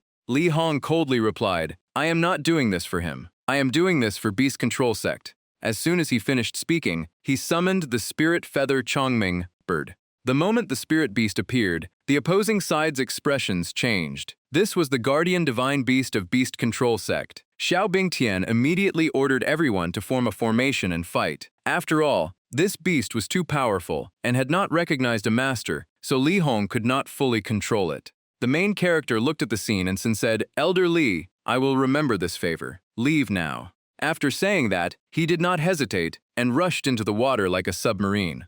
Once they swam down, the two immediately felt the shockwaves from the battle above. The Myriad Law's realm was truly on another level. The freezing lake water had now become burning hot. Hao Shi looked terrible. Elder Li will probably not survive this. Even if he defeats Elder Liu, Xiao Bingtian is still a huge problem. Hiding at the bottom of the lake is useless. Once they finish fighting and come down here, we will still die. But the main character refused to give up. Why are you losing hope so quickly? Look over there. There is light. Maybe that is our way out. After entering, they discovered this place was a completely separate space from the outside water. The moment he stepped inside, the origin embryo in the main character's body suddenly trembled, as if warning him of something extremely dangerous. At that moment, Hao Shi pointed forward with a trembling hand. Look quickly. What appeared before them made both of them freeze. A void abyss flood dragon was lying there. At this moment, the sounds of battle from the lake's surface reached them. The noise immediately caused the monster to open its eyes. After waking up, it instantly locked onto them and chased the two desperately. The flood dragon opened its mouth and unleashed a water-type dragon breath. Waves of water shot forward like cannon shells. The main character used Void Ghost Step and barely avoided them. Hao Shi was extremely unlucky. He was hit directly and blasted into the stone wall. Luckily, the monster was injured. Otherwise, he would have been torn apart already. Before they could recover, the monster prepared another attack. The main character quickly shouted, Li Wuzhe, retreat to the cave entrance. But when they looked over, both their faces changed. The exit was sealed by the flood dragon's water force. The water also contained spiritual power, and touching it would rapidly drain their energy. They had no idea what to do. They might lose all strength before even reaching the exit. Hao Shi decided to risk everything. He directly summoned his spirit beast for support. It was the mystic golden toad, ranked 167th in the classic of mountains and seas. Its poison was so deadly that anyone below the sky control realm would die instantly after touching it. But judging from the situation, the flood dragon showed no reaction to the poison at all. The main character frowned. What kind of creature is this? Even the classic of mountains and seas has no record of it. At this moment, Hao Shi developed a sinister thought. Ye Chuyan, those people want you dead, so just stay here and wait. Either the poison kills you or the flood dragon swallows you. As long as you die, I still have a chance to survive. Hearing this, the main character was completely speechless. After saying that, he immediately turned around and ran away at full speed. Before leaving, he even collapsed the cave entrance to cut off the escape route. The main character's face turned pale as the poison slowly spread.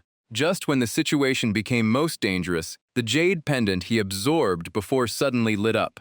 The main character was overjoyed. Great, this thing can actually resist poison. Heaven has not abandoned me. He started calculating. Powerful beasts usually guard treasures, but this flood dragon was too strong. Using beast control art now would only make it go berserk. While searching for another way, he walked a few steps and hit something invisible. It turned out there was a barrier in front of him. Judging from its strength, opening it probably required a special key. After dealing with the poor toad, the flood dragon immediately shifted its target to the main character. With no way out, he could only gamble everything and directly use Origin Sword technique. But the gap in cultivation was too huge. His attack was no different from scratching the enemy. The flood dragon reached out and grabbed him. From its posture, it clearly intended to crush him into pieces.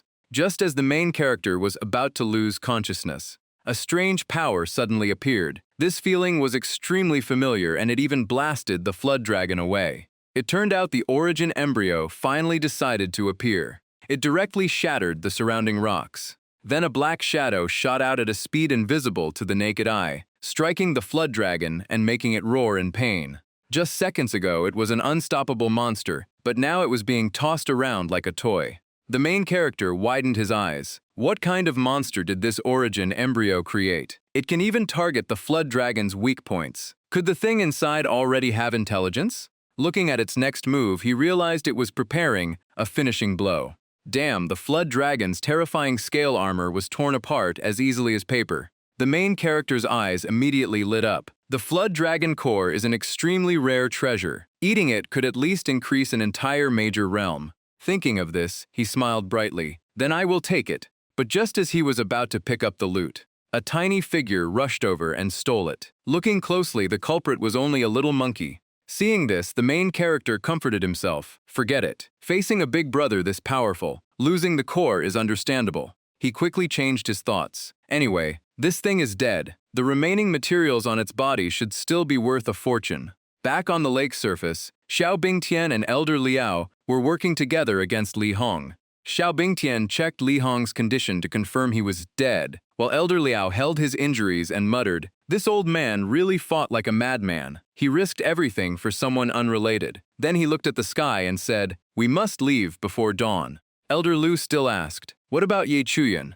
Xiao Bingtian calmly replied, "The moment he entered the lake, his death was certain. With those huge fluctuations below, he must already be a corpse." He added that the battle with Li Hong was too intense. If it continued, others would notice. Tonight's matter must never be exposed. Then he ordered, "I will take the injured people back first. You take people and seal off the area around Weiyang Mountain." He continued, "I will return and ask the sectmaster how to deal with this old man." Then he glanced at Li Hong's body. "Forget it, let the wild beasts on the mountain handle him." Not long after swimming around underwater, the main character finally surfaced. Xiao Bingtian had already disappeared, leaving only Li Hong barely alive. After checking quickly, he discovered a faint trace of life force remained. There was still hope.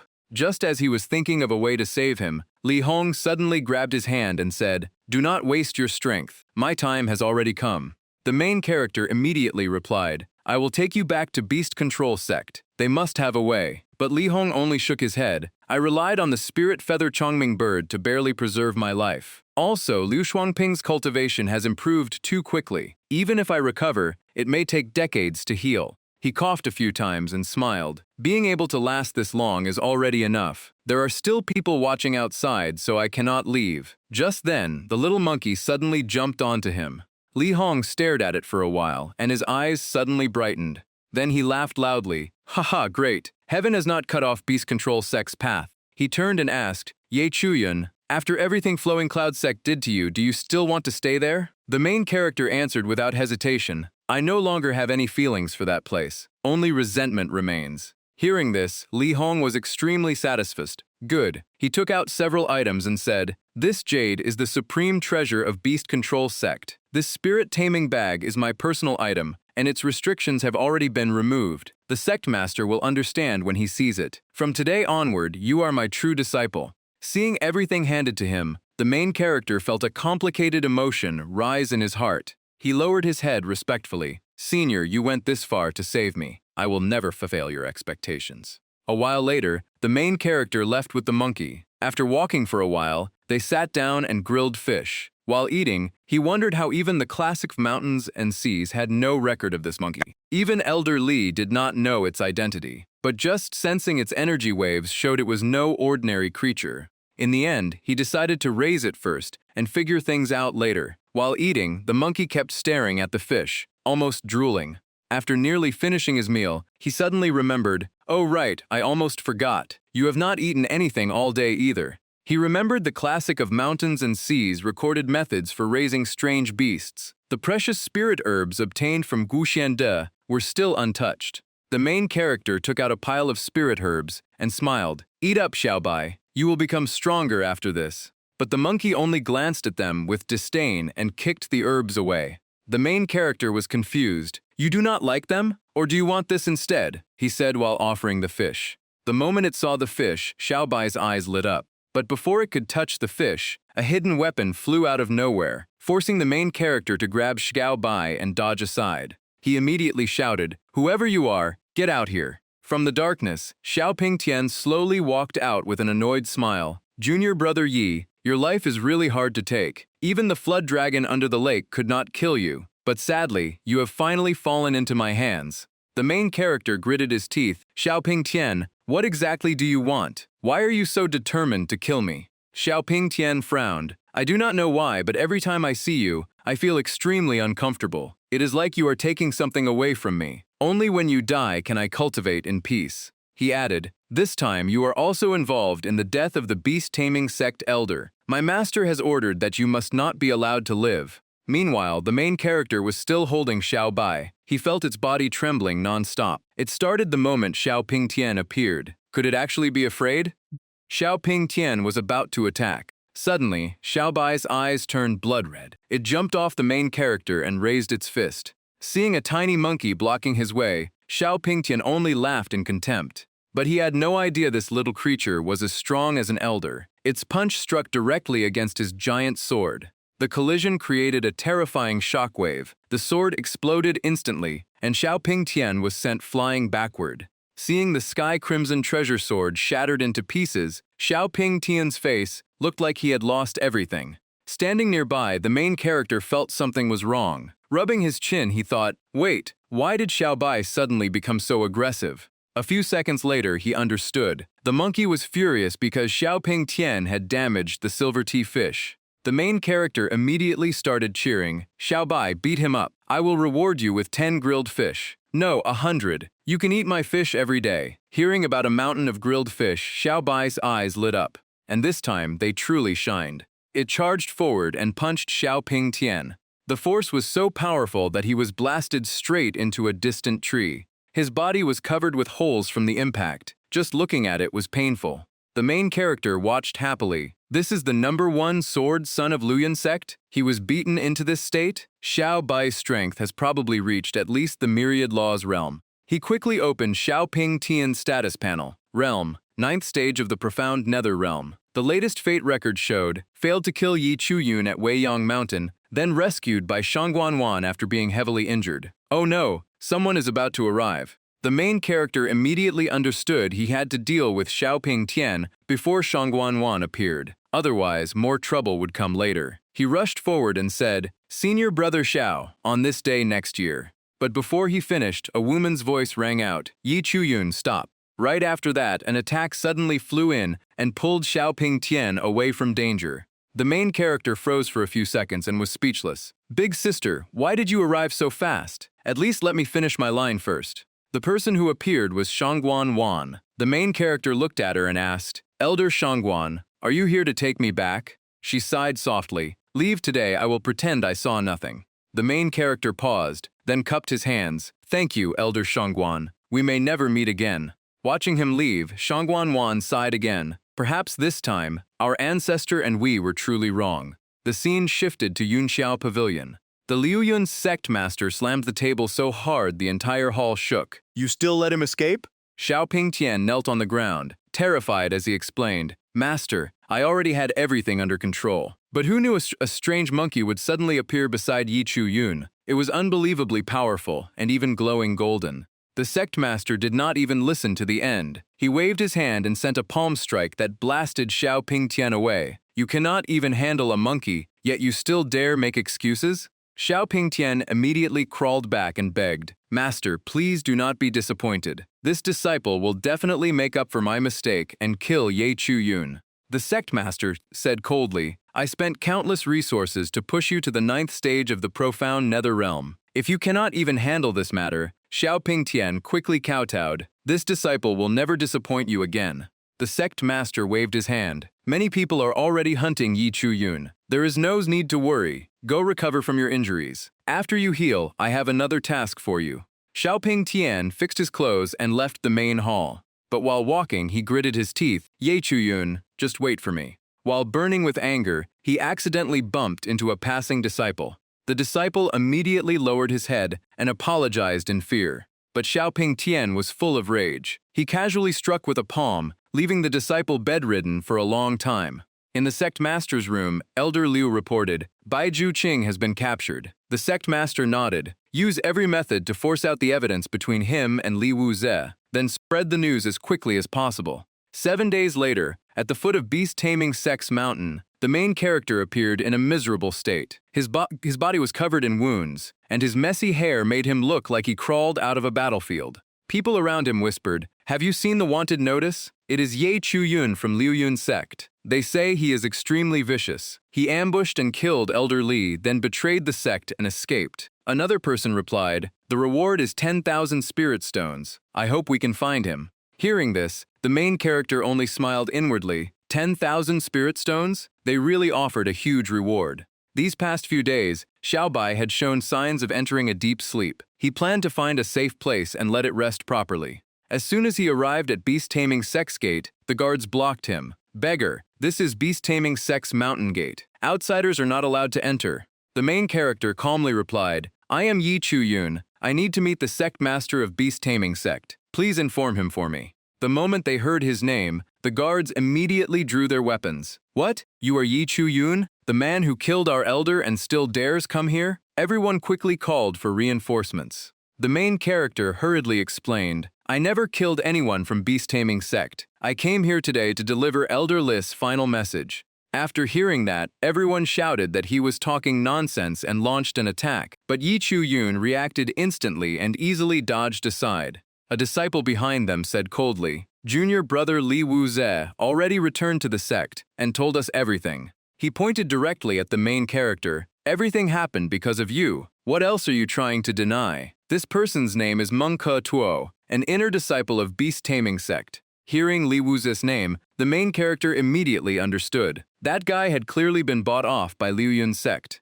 Mengke Tuo laughed excitedly. "I just completed my mission and immediately found you. My luck is incredible." The main character quickly opened his status panel. Mengke Tuo, first stage of the profound nether realm. Fate says whatever he thinks with an honest personality that often causes misunderstandings. Future ending, falls into Northern Seas Alliance and gets torn apart by monsters. Recent fate change, punished by the sect master with 3 days of confinement due to his reckless actions. After speaking, he summoned the beautiful eagle and launched an attack. This was the first time the main character fought someone at the profound nether realm, so he was slightly unfamiliar. But he immediately used Void Phantom Step and dodged all of the beautiful eagle's attacks. The surrounding disciples were shocked. The beautiful eagle had combat power equal to the 9th stage of the Sky Control realm, yet it could not even touch his clothes. This movement technique was truly extraordinary. Seeing this, Mengke Tuo became even more furious. "If I cannot defeat you today, I will become a joke forever." He roared, "Let's see where you can run now." As soon as he finished speaking, he threw out a magic treasure called the prison lock rope, binding the main character tightly. With his movements restricted, he could no longer dodge. He could only face the beautiful eagle's attack head-on. The finishing move rushed right in front of him. The spectators excitedly shouted, "It hit!" Someone even laughed. "We can finally avenge Elder Li. Even if he survives, he will be crippled." But at that moment, an old voice rang out, "Mengke Tuo, stop!" An old man riding a spirit beast appeared. Everyone immediately bowed. "Greetings, Sect Master." Mengke Tuo happily said, "Sect Master, you arrived at the perfect time. I have already dealt with Yi Chu-yun." Hearing this, the Sect Master's face darkened. "What? I have not even investigated the matter yet. Who gave you permission to kill him?" Mengke Tuo lowered his head and explained, "I was just angry because he was accused of killing Elder Li." The sect master coldly said, 3 days of confinement. At that moment, a calm voice came from behind. "Killing someone and only receiving 3 days of punishment? That sentence is far too light." It turned out Xiaobai had shattered the tornado earlier and saved him. Unfortunately, it had entered deep sleep, so the main character placed it inside the system space to rest. The disciples looked back and were shocked. The beggar from before was now standing straight, with a completely different presence. Someone whispered, "Why does he look like a different person now? His aura even surpasses senior brother Meng." The sect master immediately interrupted the crowd. "Enough, everyone leave." Then he looked direct at Ye Chu-yun. "How do you explain these accusations?" The status panel appeared before the main character. Shangjung Chung, 9th stage of the Myriad Law's realm. His fate, spent his entire life developing beast-taming sect, but was eventually assassinated after offending others' interests. Recent fate change, his beloved disciple was poisoned and became seriously ill. After seeing this, the main character understood this person was trustworthy. He calmly replied, "Since Sect Master asks this, you should already have an answer in your heart. I am only at the Origin Sea realm. No matter how talented I am, I cannot possibly ambush and kill a Myriad Law's elder." The disciples around immediately whispered, "That actually makes sense." Someone else added, "Elder Li was so powerful, how could this guy kill him?" But another person questioned, "Then how do you explain senior brother Li's words?" In the end, the sect master decided, "Bring Ye Chuyun into the sect first. This matter needs a proper investigation." A few minutes later, inside the main hall of beast-taming sect, the sect master introduced him to everyone. "Fellow disciples, this is Ye Chuyun." As soon as he finished speaking, someone stood up to object. Liu Yun's sect has issued a wanted order throughout the cultivation world. This cannot be fake. I think we should execute him immediately and give Elder Li an explanation. The main character immediately checked his status panel. Wu Yanbo, 3rd Elder of Beast-Taming Sect, 7th stage of the Myriad Law's realm. His fate, sold sect secrets and was hunted down to death. His recent fate change was even worse, secretly working with Liu Yun's sect to frame Li Hong, and 3 days later he would hand stolen intelligence to them. After hearing him speak, someone immediately supported him. The main character then looked at Zhao Fa, the 5th Elder of Beast-Taming Sect, 3rd stage of the Myriad Law's realm. His life was ordinary and unnoticed, but recently he had been forced to participate in stealing confidential information. With only a glance, he already understood the situation. Wu Yanbo was a true wolf in human form. Zhao Fa was timid and easy to control. Banqian was Wu Yanbo's loyal follower. 1st Elder Ning Changkong and 2nd Elder Duan Wuya only focused on cultivation and ignored outside affairs. 6th Elder Cao Yuke was also on Wu Yanbo's side. Now he understood why Beast-Taming Sect had always been suppressed by Liu Yun's sect after years of conflict. Inside, it was nothing but a nest filled with spies, traitors, and double agents. Someone truly loyal like Li Hong ended up losing his life first. Hearing Ye Chuyun sigh, Wu Yanbo immediately spoke angrily, "How dare you act disrespectfully in such a solemn hall?" Someone stepped forward to stop the tense atmosphere. He told the elders to stop arguing, then turned to Ye Chuyun. "If you claim you are innocent, explain everything from beginning to end." Ye Chuyun directly said that Elder Li had been severely injured and killed by Liu Changping from Liu Yun's sect. Hearing this, someone immediately objected, saying the two sects had always maintained friendly relations. Such a thing was completely unreasonable. It seemed this person was trying to create conflict instead. Ye Chuyun said he did not understand the relationship between the two sects, but every word he said was absolutely true. Fortunately, before dying, Li Hong met him and handed him a storage bag. An elder immediately recognized it as the spirit beast bag that Li Hong had once lost. But then he became suspicious. Could it have been stolen? Another person spoke up, saying junior brother Li was extremely careful. This bag had its own restriction, and outsiders could not open it without permission. If Ye Chuyun wanted to prove himself, he should take out what was inside. Liu Changping personally witnessed Li Hong's death, so he was certain Ye Chuyun was lying. Now that he had a chance to prove himself but still hesitated, was he getting scared? Ye Chuyun only smiled calmly and told him not to rush. Then he recited an incantation, and the spirit beast bag immediately reacted. The sight before them left all the elders stunned. It actually opened. Ye Chuyun continued, "Besides the bag, there is another item inside. Li Hong told me to deliver it directly into the sect master's hands. At the same time, Li Hong accepted me as his personal disciple and allowed me to join Beast-Taming Sect." Everyone was stunned after hearing this. Li Hong was famous for being extremely strict when choosing disciples and had not accepted anyone for many years. Yet now he took in an outsider? Some people strongly opposed it, saying keeping him here was no different from provoking Liu Yun's sect. But when they saw the jade piece, everyone immediately recognized it as the token of the crimson feather, bonded lovebird. Li Hong could never casually give this away. Arguments could be ignored, but were they really going to stop his final wish before death? The sect master finally made his decision. From today onward, Ye Chuyun officially belonged to Beast-Taming Sect. As for what happened at Weiyang Mountain, they would investigate everything thoroughly in the future. Ye Chuyun was overjoyed inside. It seemed this sect master truly valued loyalty and could become a long-term ally. However, some people still refused to give up. They said even if they kept him, he still had to follow sect rules. Only after passing the trial could he become an official disciple.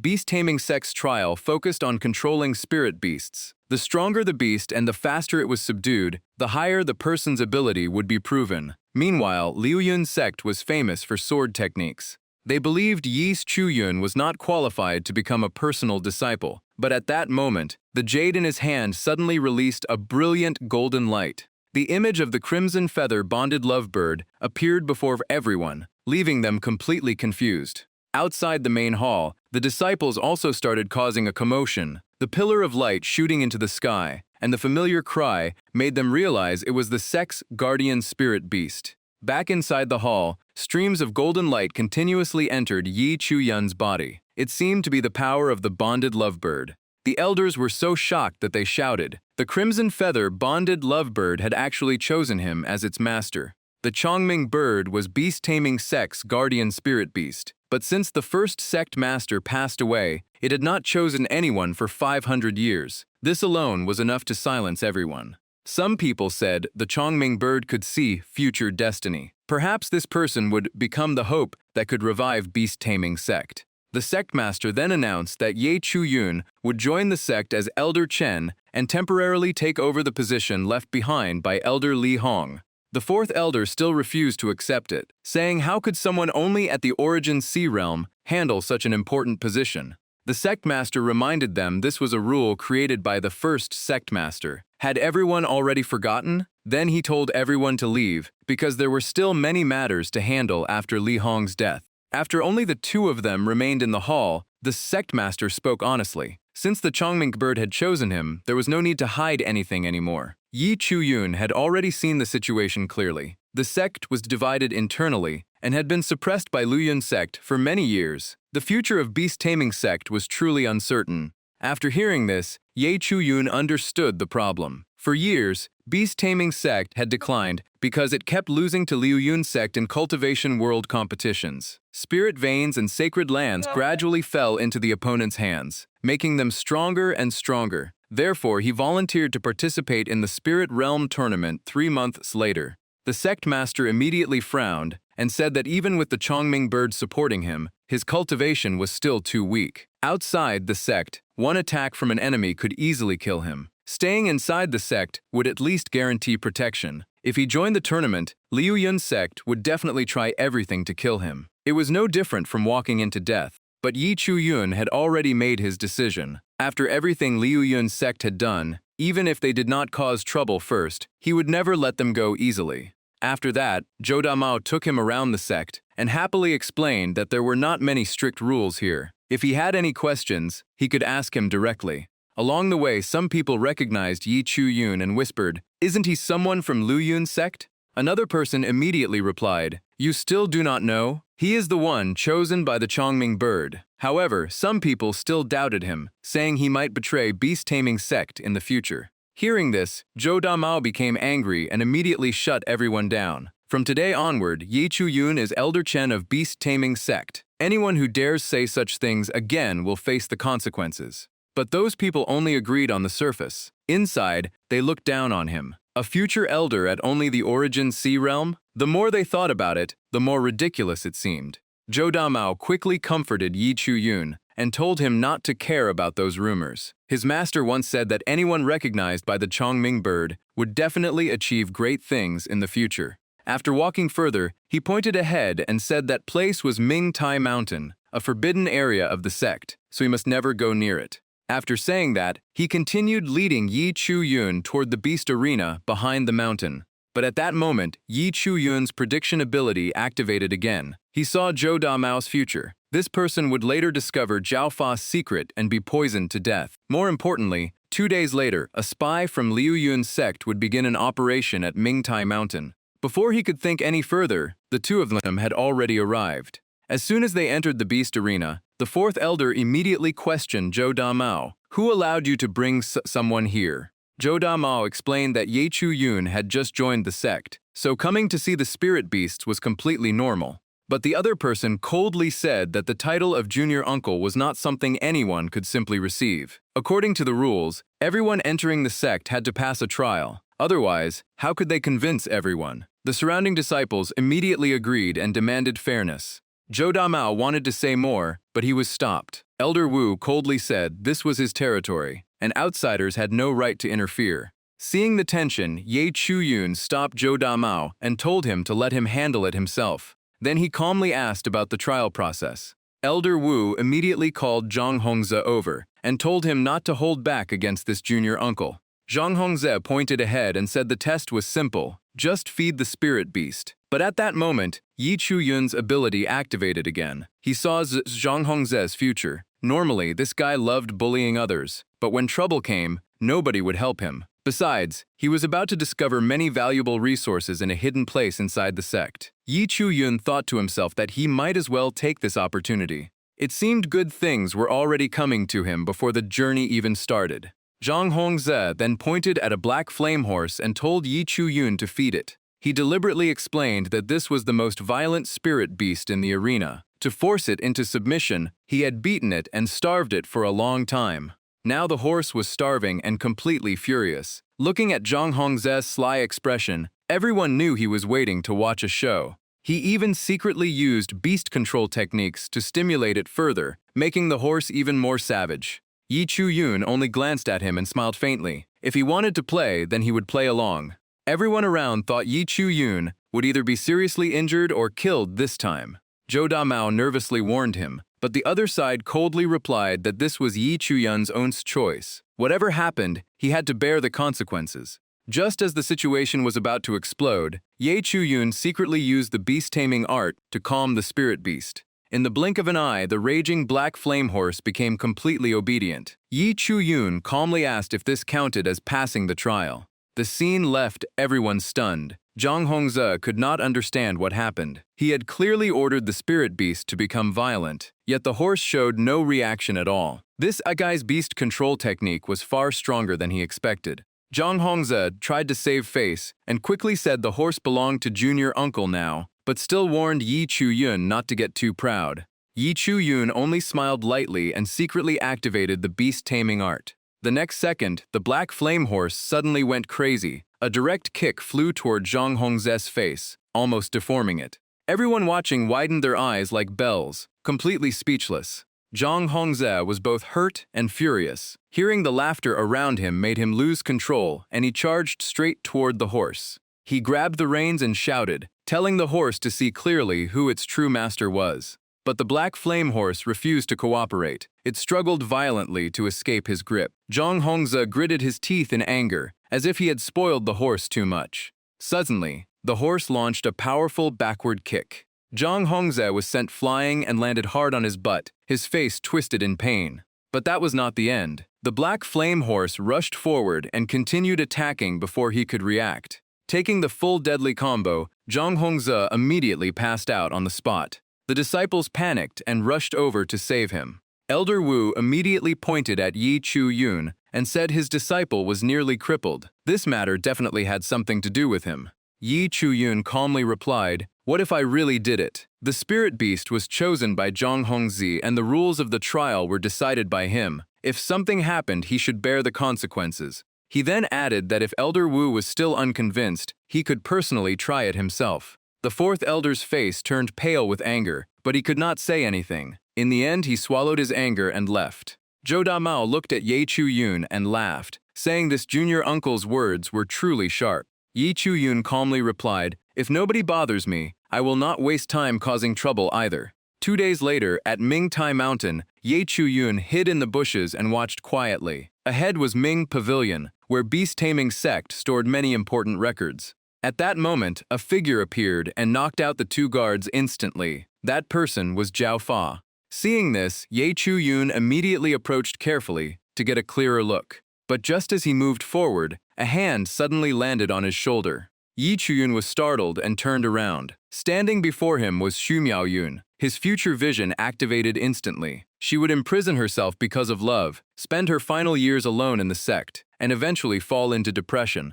The name Xu Miaoyun felt strangely familiar to him. After thinking for a moment, he remembered the letter inside Li Hong's spirit beast bag. Oh, so she was an old acquaintance of Elder Li Hong and even a master refiner. This connection was worth building. Yi Chuyun immediately switched to a charming tone and said that Elder Li Hong once mentioned a beautiful and talented elder named Xu Miaoyun. The moment he saw her, he recognized her. Then he took out the letter and said it was something Li Hong asked him to personally deliver before his death. Xu Miaoyun carefully looked at the letter and confirmed it was indeed Li Hong's handwriting. She softly thanked him. but she quickly asked him why he came to the forbidden area in the middle of the night. It seemed winning her trust would not be easy. Yi Chuyun explained that before dying, Li Hong told him there was a traitor inside the sect and warned him to pay attention to Mingtai Mountain. Coincidentally, he saw Zhao Fa acting suspiciously, so he secretly followed him. Then he asked why Elder Shu was here, but before she could answer, she suddenly covered his mouth. She signaled him to stay quiet and whispered that Zhao Fa had come out. She was also following him because she noticed something strange about his behavior. Meanwhile, Ye Chuyun's thoughts had already gone in another direction. With this position, it was really hard to stay focused. Suddenly, Elder Zhao looked toward them and shouted, asking who was hiding there. Xu Miaoyun immediately pulled Yi Chuyun closer to hide their presence. But the person who appeared was Zhou Da Mao. He curiously asked why Elder Zhao was here at this hour. Zhao Fa's expression changed instantly, and he asked Zhou Da Mao why he came to Ming Pavilion. Zhou Da Mao honestly said he was ordered by his master to retrieve something.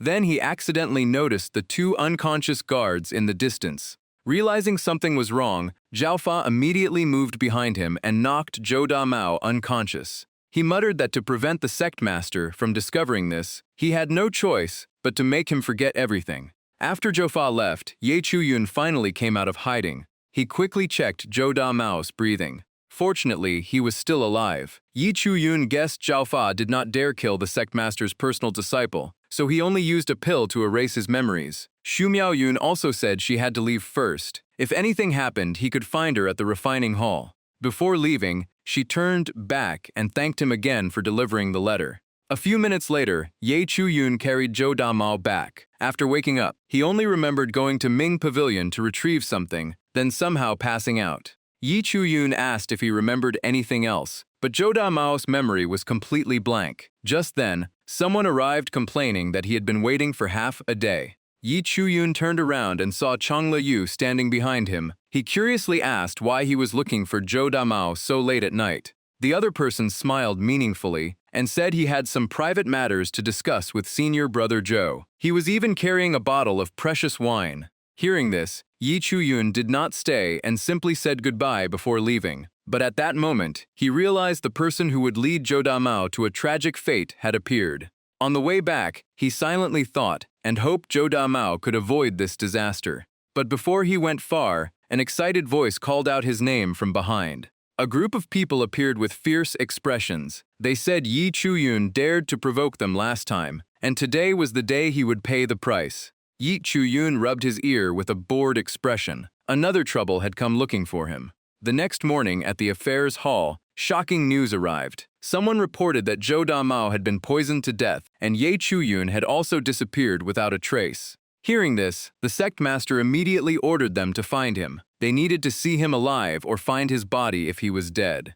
The troubles continued. Ming Pavilion had also been infiltrated last night, and they still did not know what had been stolen. Now, with Zhou Da Mao's incident, the entire hall was in chaos. The sect master held his forehead heavily and said the missing item was the feng shui geographical map of the spirit realm. Hearing this, all the elders' expressions changed instantly. This item was extremely important. The complete map of the spirit realm was divided into 4 parts, each controlled by one of the 4 great sects. If Beast Taming Sect lost its peace, its position in the future would collapse completely. Someone immediately shifted suspicion toward Yi Chuyun, saying his disappearance happened at the perfect time. Perhaps he was actually a spy from Liu Yun's sect who stole the map and escaped. The others also agreed, saying that ever since he joined the sect, disasters had continued one after another. Some people even pretended to feel sorry, saying that if they had not forced Ye Chuyun to stay, Beast Taming Sect would never have ended up like this.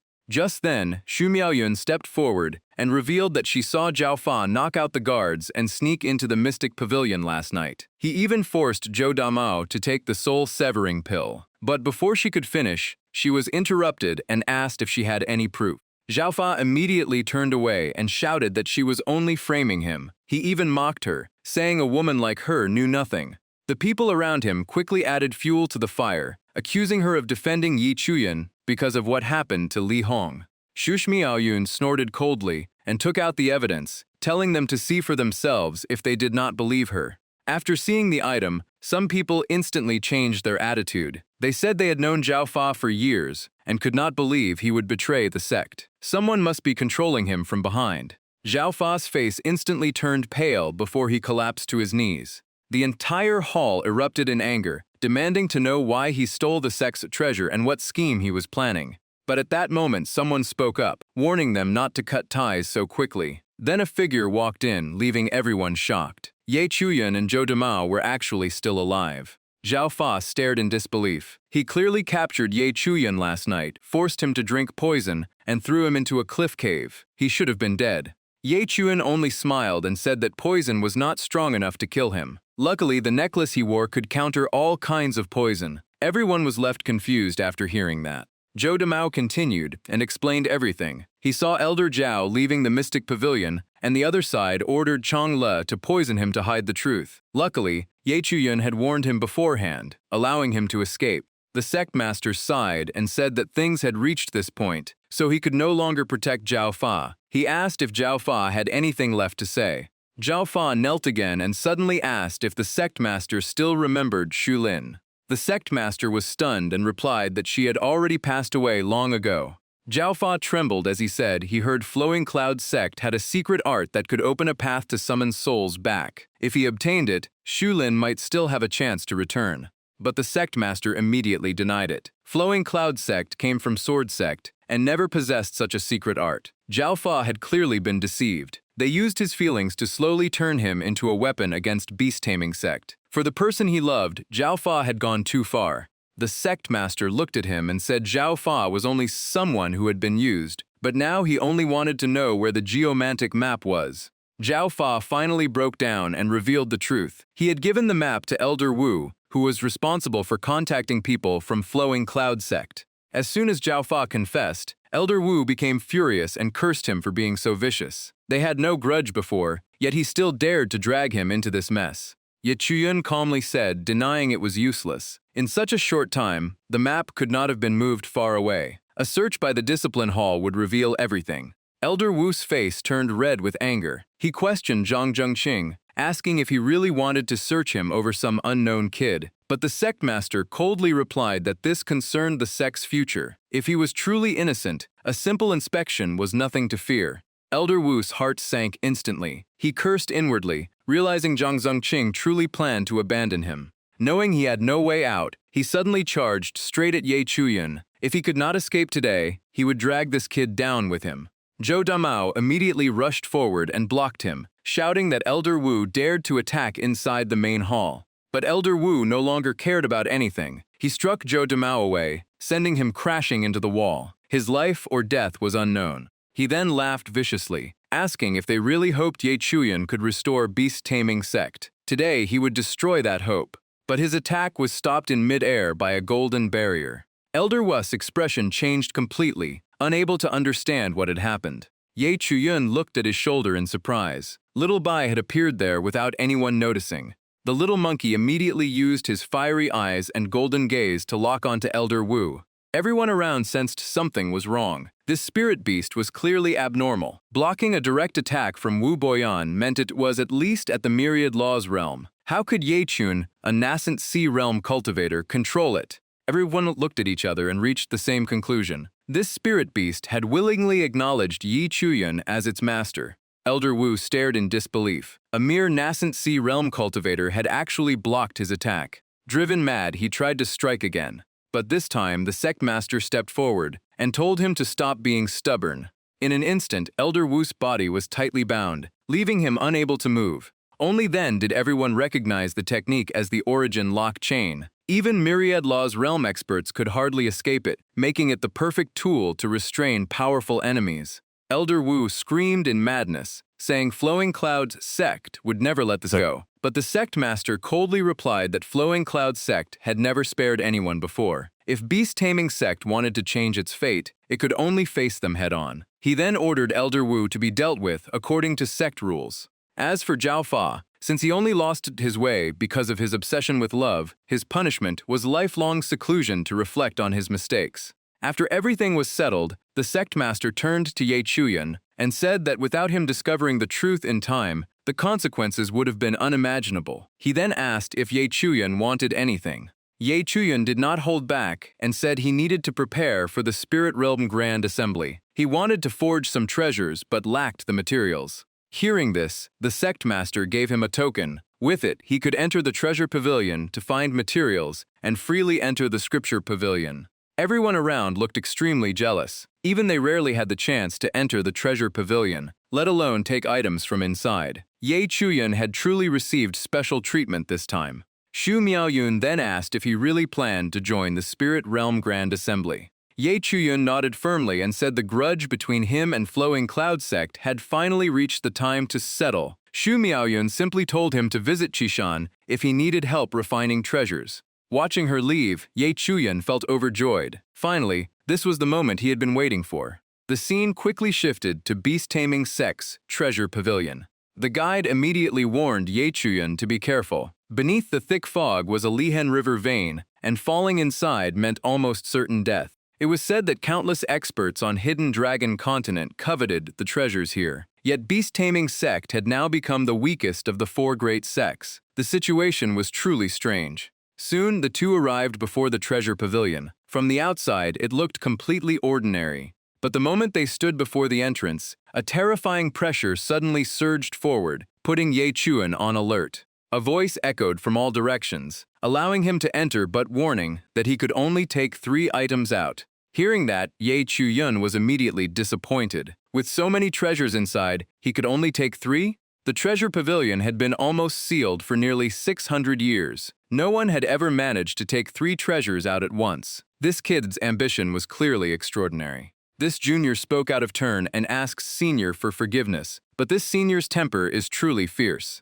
Before he could finish, the mysterious voice interrupted and told him to be quiet before pulling him directly into the room. Beast Taming Sect actually had such a terrifying hidden expert.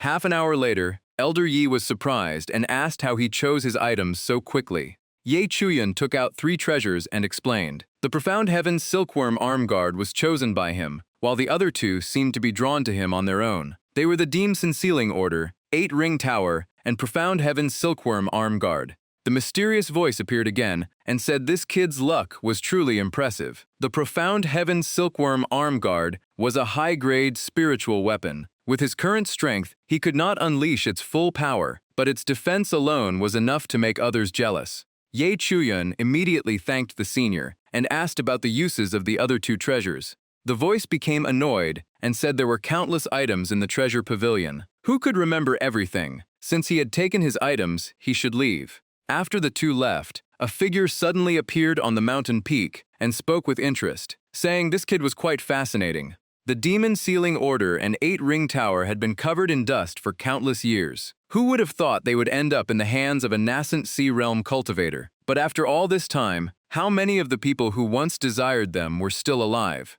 The scene shifted to Kashan Spirit Refining Pavilion, where Ye Chuyun directly placed a pile of precious materials on the table. Elder Shu was shocked after seeing them. There were 1,000-year demon flood dragon bones and scales among them. That monster stood powerful enough to rival the yin-yang realm. She looked at him like he was a ghost and asked who he had robbed. Ye Chuyun could only awkwardly smile and explain that the giant beast was already heavily injured, and he merely took advantage of the situation at Weiyang Lihen Lake. Elder Shu took a sip of tea and asked directly what he wanted. Ye Chuyun immediately changed his attitude, rushing over to massage her legs and flatter her. He said that her willingness to help was already a huge favor, and he would never dare ask for more. Hearing this, she gave a mysterious smile and looked at him with a meaningful expression. She then ordered everyone not to accept visitors for the next few days and forbid anyone from coming near. Seeing the situation was dangerous, Ye Chuyun quickly escaped. This woman was truly impossible to read.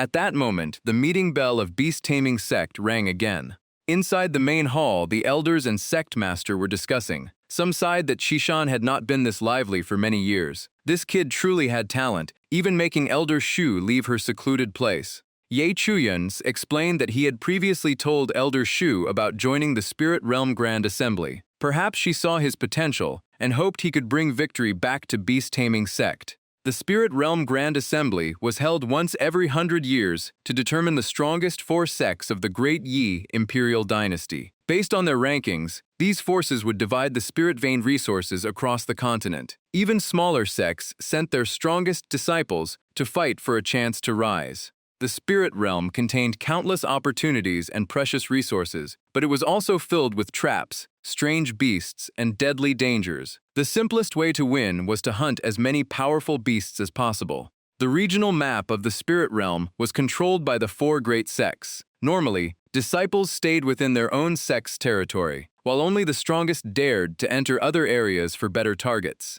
Although killing each other was officially forbidden, anything could happen for the sake of victory. One mistake could cost their lives, and this time, Ye Chuyun was already being targeted. The situation was far more dangerous than it seemed. After hearing everything, Ye Chuyun still showed no hesitation and declared that he must go. The sect master decided to fully support his growth and even discussed reopening the ancient Forbidden Land with the elders. When Ye Chuyun heard about the ancient Forbidden Land, he was confused. The elders explained that it was once a shattered battlefield from ancient times. An ancestor of beast-taming sect used supreme power to separate it into a small world. It was filled with monsters and terrifying energy, but opening it required a huge amount of their cultivation.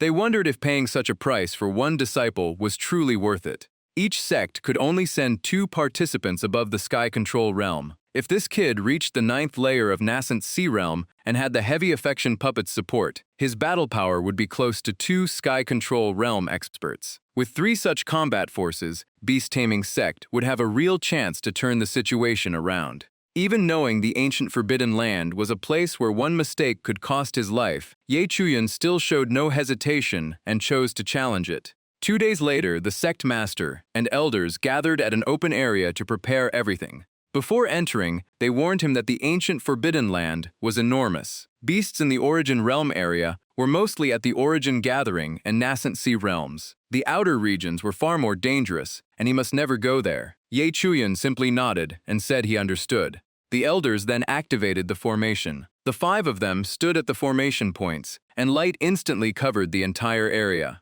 The ancient Forbidden Land officially opened. The elders' spiritual energy was continuously drained and gathered towards the center. That energy shot into the sky, causing such a powerful shockwave that the surrounding space trembled. Before sending him inside, the sect master reminded him of one extremely important thing. 1 month later, the entrance would open again. He had to return here at that time. Ye Chuyun immediately agreed. But at that moment, the broken sword behind him suddenly flew forward, leaving him stunned.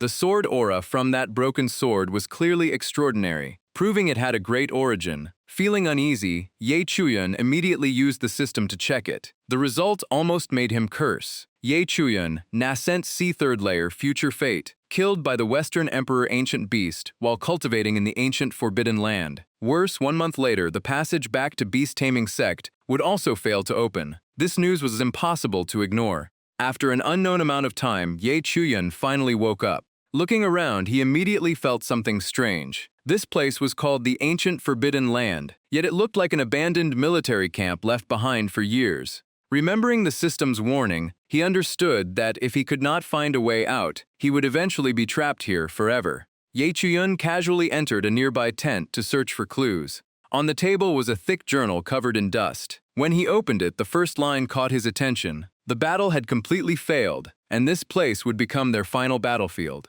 From just a few lines, he could already tell this place once faced a beast far beyond the army's ability to resist. Just then, a piece of paper hidden inside the journal suddenly fell to the ground. He picked it up and discovered it was a map with a place called Chaos Forbidden Land specially marked on it. The route there was the farthest and most dangerous path, so before going any further, he needed to increase his strength first. Ye Chuyun quickly left the Origin Realm area and entered the Nether Ghost Secret Forest. The moment he stepped inside, the thick smell of blood rushed into his nose. The deeper he went, the stronger the feeling that something was watching him from the darkness. Not long after, a sudden attack shot toward him, but he reacted quickly and dodged it by a hair. A strange lizard-like monster appeared before him. It was the Deathclaw. Records in the mountain sea strange. Records stated that this creature loved hiding in darkness and always aimed for an instant kill. It seemed it had been waiting for him for a long time. Without giving him time to think, the Deathclaw attacked again. Ye Chuyan raised his sword to block the strike, but the moment they clashed, he realized this creature's strength was truly impressive. He immediately created distance and analyzed the situation. Based on human cultivation levels, this beast was only around Origin Gathering 8th layer and should not be this difficult. Perhaps the killing aura inside the ancient Forbidden Land had strengthened it. At that moment, countless roars echoed from all directions. It was obvious these creatures never hunted alone. Knowing the longer this continued, the worse it would become, he decided to end the battle quickly. The Great River Sword Art was unleashed, and waves of sword energy surged forward. Before the Deathclaw could react, it was crushed into dust, while Ye Chuyan landed calmly. But when he looked back, he realized the number of enemies was far greater than expected. The Azure Origin Sword Art activated, and dozens of sword shadows appeared above his head. He pointed forward and ordered the attack. The remaining lizards had no time to resist before being torn apart by the sword shadows. Ye Chuyan planted his sword into the ground and breathed heavily. With his current body, using only 2 sword techniques had already consumed a lot of energy. This training needed to start by improving his physical strength. 3 days later, Ye Chuyan was still being chased by countless beasts, but instead of looking worried, he seemed to enjoy it, running while loudly provoking them. The Deathclaws were enraged and immediately launched their attacks. Ye Chuyan stepped back half a step and unleashed his savage strength fist. The powerful punches sent the beasts flying one after another. Outside the ancient Forbidden Land, the Sectmaster could not stop smiling. This kid was truly impressive, able to endure hardship and even fix his own weaknesses. The elders also admitted that in this impatient era, someone with such persistence would become terrifying once he matured. Back with Ye Chuyan, he was cutting up the beasts he had hunted. Although these monsters were extremely dangerous, their meat tasted surprisingly good. After eating it for several days, his body became stronger, and a strange killing aura began to appear around him. This meat was both delicious and able to enhance his strength. If Little Bai woke up, it would definitely love it. Unfortunately, after several continuous battles, it entered deep sleep again. For now, he would let it recover. On the 8th day inside the ancient Forbidden Land, Ye Chuyan was enjoying his meal. By now, Deathclaws could barely pressure him anymore. The only problem was that he had not encountered any stronger opponents recently. After countless battles, he realized he had become used to fighting without relying too much on his spiritual energy. Moreover, the Great River Sword Art, Azure Origin Sword Art, and Myriad Flower Sword Art seemed to be slowly merging together. He just needed more proof. Just then, a huge commotion came from the distance. A giant snake and a gorilla were fiercely fighting each other. Looking closer, Ye Chuyan recognized them as the red-eared ape and the nether soul python. The nether soul python had even reached peak nascent sea realm, making it the perfect target to test his new techniques. He immediately jumped out and shouted, "Bullying the weak is nothing impressive. If you have courage, fight me instead." But the two beasts were still focused on their battle, completely ignoring him. It was like he did not exist at all. Ye Chuyan stood there with a cold expression. Looks like they really had no intention of paying attention to him. Suddenly, a stream of poisonous gas shot toward him, startling him. He cursed inwardly, "Why are you attacking me? You two are the ones fighting, so why drag me into this?" Ye Chuyan quickly covered his nose and retreated. Not bad, this thing even knows how to use poison fog to hide its position. But he soon calmed down because the poison was almost useless against him. Besides, the killing aura from these two beasts was so strong that hiding their presence was impossible. With just one glance, he locked onto the target's location. That violent aura was simply too easy to recognize. Yet Chuyan smiled coldly and decided to join the battle. His spiritual energy exploded and gathered into the form of a giant azure dragon. The nether soul python was shocked by this sight. The flying dragon slash was unleashed, and endless sword energy swept across the battlefield. After the strike, he landed calmly while a huge crater appeared behind him. The first test was a success. Combining the sword intent of the Great River Sword Art and Azure Origin Sword Art required extremely high control over spiritual energy, but it consumed less energy while greatly increasing power. Just as he was satisfied, a poisonous staff suddenly shot toward him from afar. Ye Chuyan immediately turned around with a confused expression. He quickly raised both hands to block and was shocked. Could that beast still be alive? He clearly sensed its aura had disappeared already. When the poison fog cleared, what appeared before him was the corpse of the red-eared ape. Meanwhile, the heavily injured nether soul python was still staring at him with endless killing intent. Inside its mouth was a glowing sword, as if it was about to fly out. The moment he saw it, Ye Chuyun understood. So it was this sword. No wonder he could not find it. You swallowed it. Seeing Ye Chuyun unharmed, the nether soul python immediately turned around and fled without hesitation. Ye Chuyun was certain this sword was definitely not an ordinary item. Thinking that, he immediately chased after it. Trying to escape? Keep dreaming. He pursued the beast while pouring power into his sword. He slashed directly onto the nether soul python's body and shouted for it to stop. The snake screamed in pain and violently twisted its body, trying to throw him off. Ye Chuyun was shaken dizzy and could only shout, "Big guy, calm down a little." Outside the ancient forbidden land, the sect master immediately changed expression after seeing this. This is bad. The nether soul python is heading toward the outer region beyond the origin realm. Someone helplessly said they had no idea what was wrong with this kid. He was about to be dragged outside safe zone and still had not noticed. With Ye Chuyun's current strength, leaving that area meant certain death. Should they open the ancient forbidden land and save him? The sect masters sighed and nodded. This was their only choice now. The elders of Beast Taming Sect gathered once again to activate the formation. The ancient forbidden land was forcibly opened again, tearing space apart and creating a massive crack. But at that moment, everyone suffered backlash and coughed up blood. The higher-ups of Beast Taming Sect looked at the sky in confusion. What just happened? They quickly realized the connection between the ancient forbidden land and the outside world had been cut off by a mysterious force. This time, Ye Chuyun was truly in grave danger. After a crazy chase, both the nether soul python and Ye Chuyun were exhausted and breathing heavily. He still refused to give up and shouted, "Spit out that sword right now." The snake had lived for over 700 years, but had probably never met someone this persistent. Furious, it finally spat out the sword, and even left behind a mouthful of poisonous saliva. Ye Chuyun almost cried out, "So your most poisonous thing is actually your spit?" Just as he tried to dodge, he suddenly realized the necklace's protection seemed to have disappeared. With one mistake, he inhaled the poisonous gas.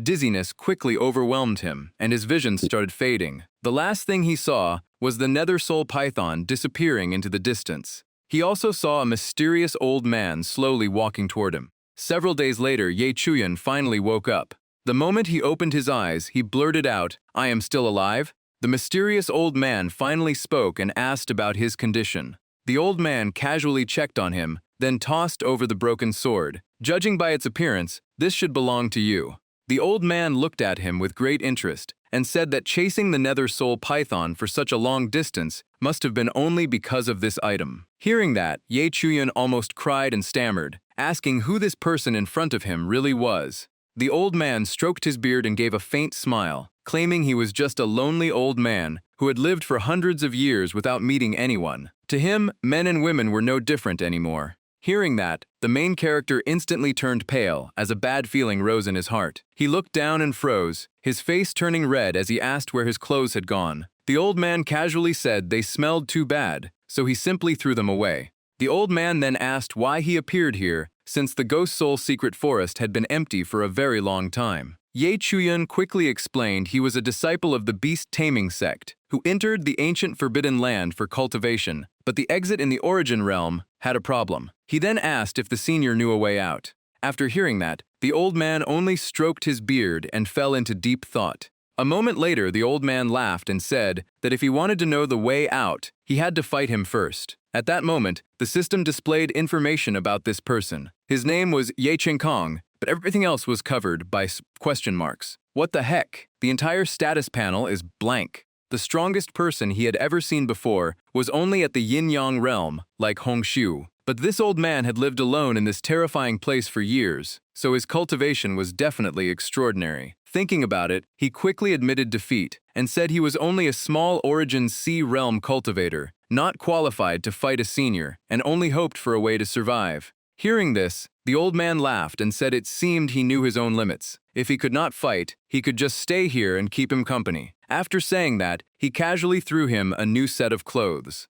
The scene quickly shifted to another area inside the ancient Forbidden Land. Walking behind him, Ye Chuyan curiously asked where they were going. The old man gave a simple answer: hunting. If they did not hunt, what would they eat tonight? The old man explained that the beasts in the ghost forest were special creatures. They had undergone modifications, so capturing them required a unique method. Watching the old man's methods, Ye Chuyan's mouth twitched. Had this old man spent all these years only studying these things? He could not understand anything. Was this old man really stronger than the yin-yang realm? While he was thinking, the old man suddenly said they had arrived. In front of them appeared the Scarlet Star Mantis, a troublesome origin sea realm beast with extremely tough armor, terrifying speed, and powerful destructive strength. Suddenly, the old man kicked Ye Chuyan from behind and sent him flying straight toward the monster. The old man calmly added that this creature's meat was delicious, and whether they could have a full meal tonight depended on him. Then he handed over an item and said its effect was excellent.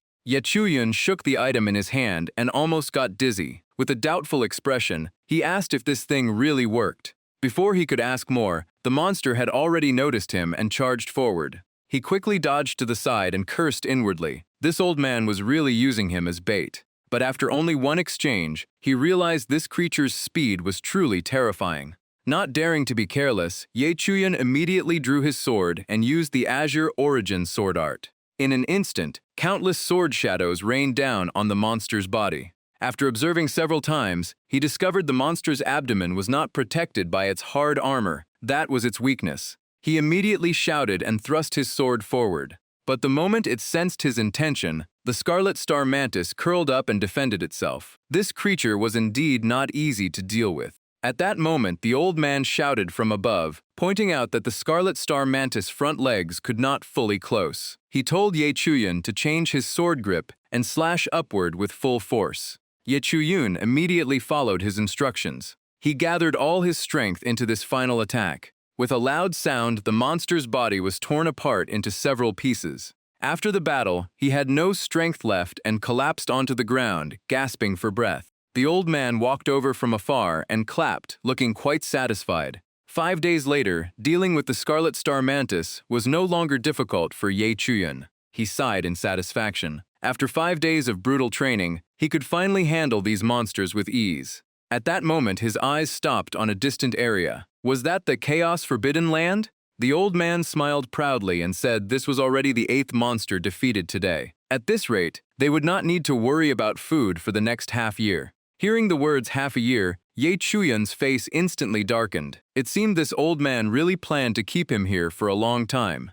Unable to hold back, he asked the senior if he had never thought about leaving this place. The old man only smiled and said there was no point going outside. The beasts here were at least much simpler than humans. He then warned Ye Chuyan not to be too confident. With his current strength, he was still far from reaching that place. After saying that, the old man threw an item at him. The moment Ye Chuyan caught it, his expression changed. The object was unbelievably heavy, and when it touched the ground, it dragged him into the earth. The old man explained that this was refined from heavenly outer divine meteorite. It could greatly increase cultivation speed and improve control over power. Then he repeated the same condition. If Ye Chuyan could defeat him, he could leave any time. He also casually mentioned that this item had another matching piece, and he would find the other one for him later. Half a month later, his Origin Lake Sword embryo had reached the 3rd level. His Azure Origin sword art had also fully merged with the Great River sword art, creating a brand new sword technique of his own.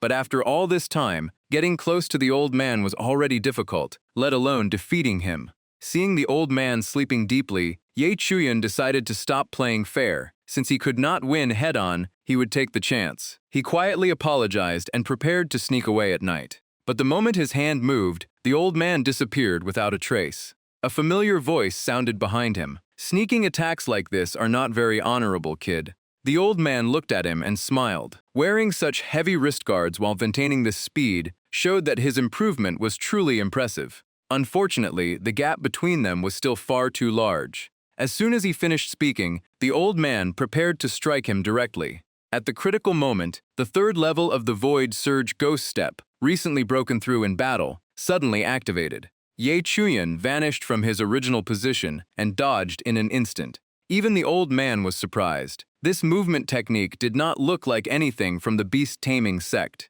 Taking advantage of his distraction, Ye Chuyan immediately moved behind him and counterattacked. The old man quickly raised his hand to block, but that meant Ye Chuyan had truly managed to touch him. The old man nodded repeatedly in satisfaction. Ye Chuyan also lowered his head and thanked him, because his guidance, during this time, allowed him to improve so much. The old man said that in terms of movement, combat skills, and willpower, Ye Chuyan had already surpassed many people. He allowed him to leave, but he was not certain whether that place was truly an exit. Ye Chuyan clenched his fists. In less than half a month, the Spirit Realm Grand Tournament would begin. No matter what, he had to try.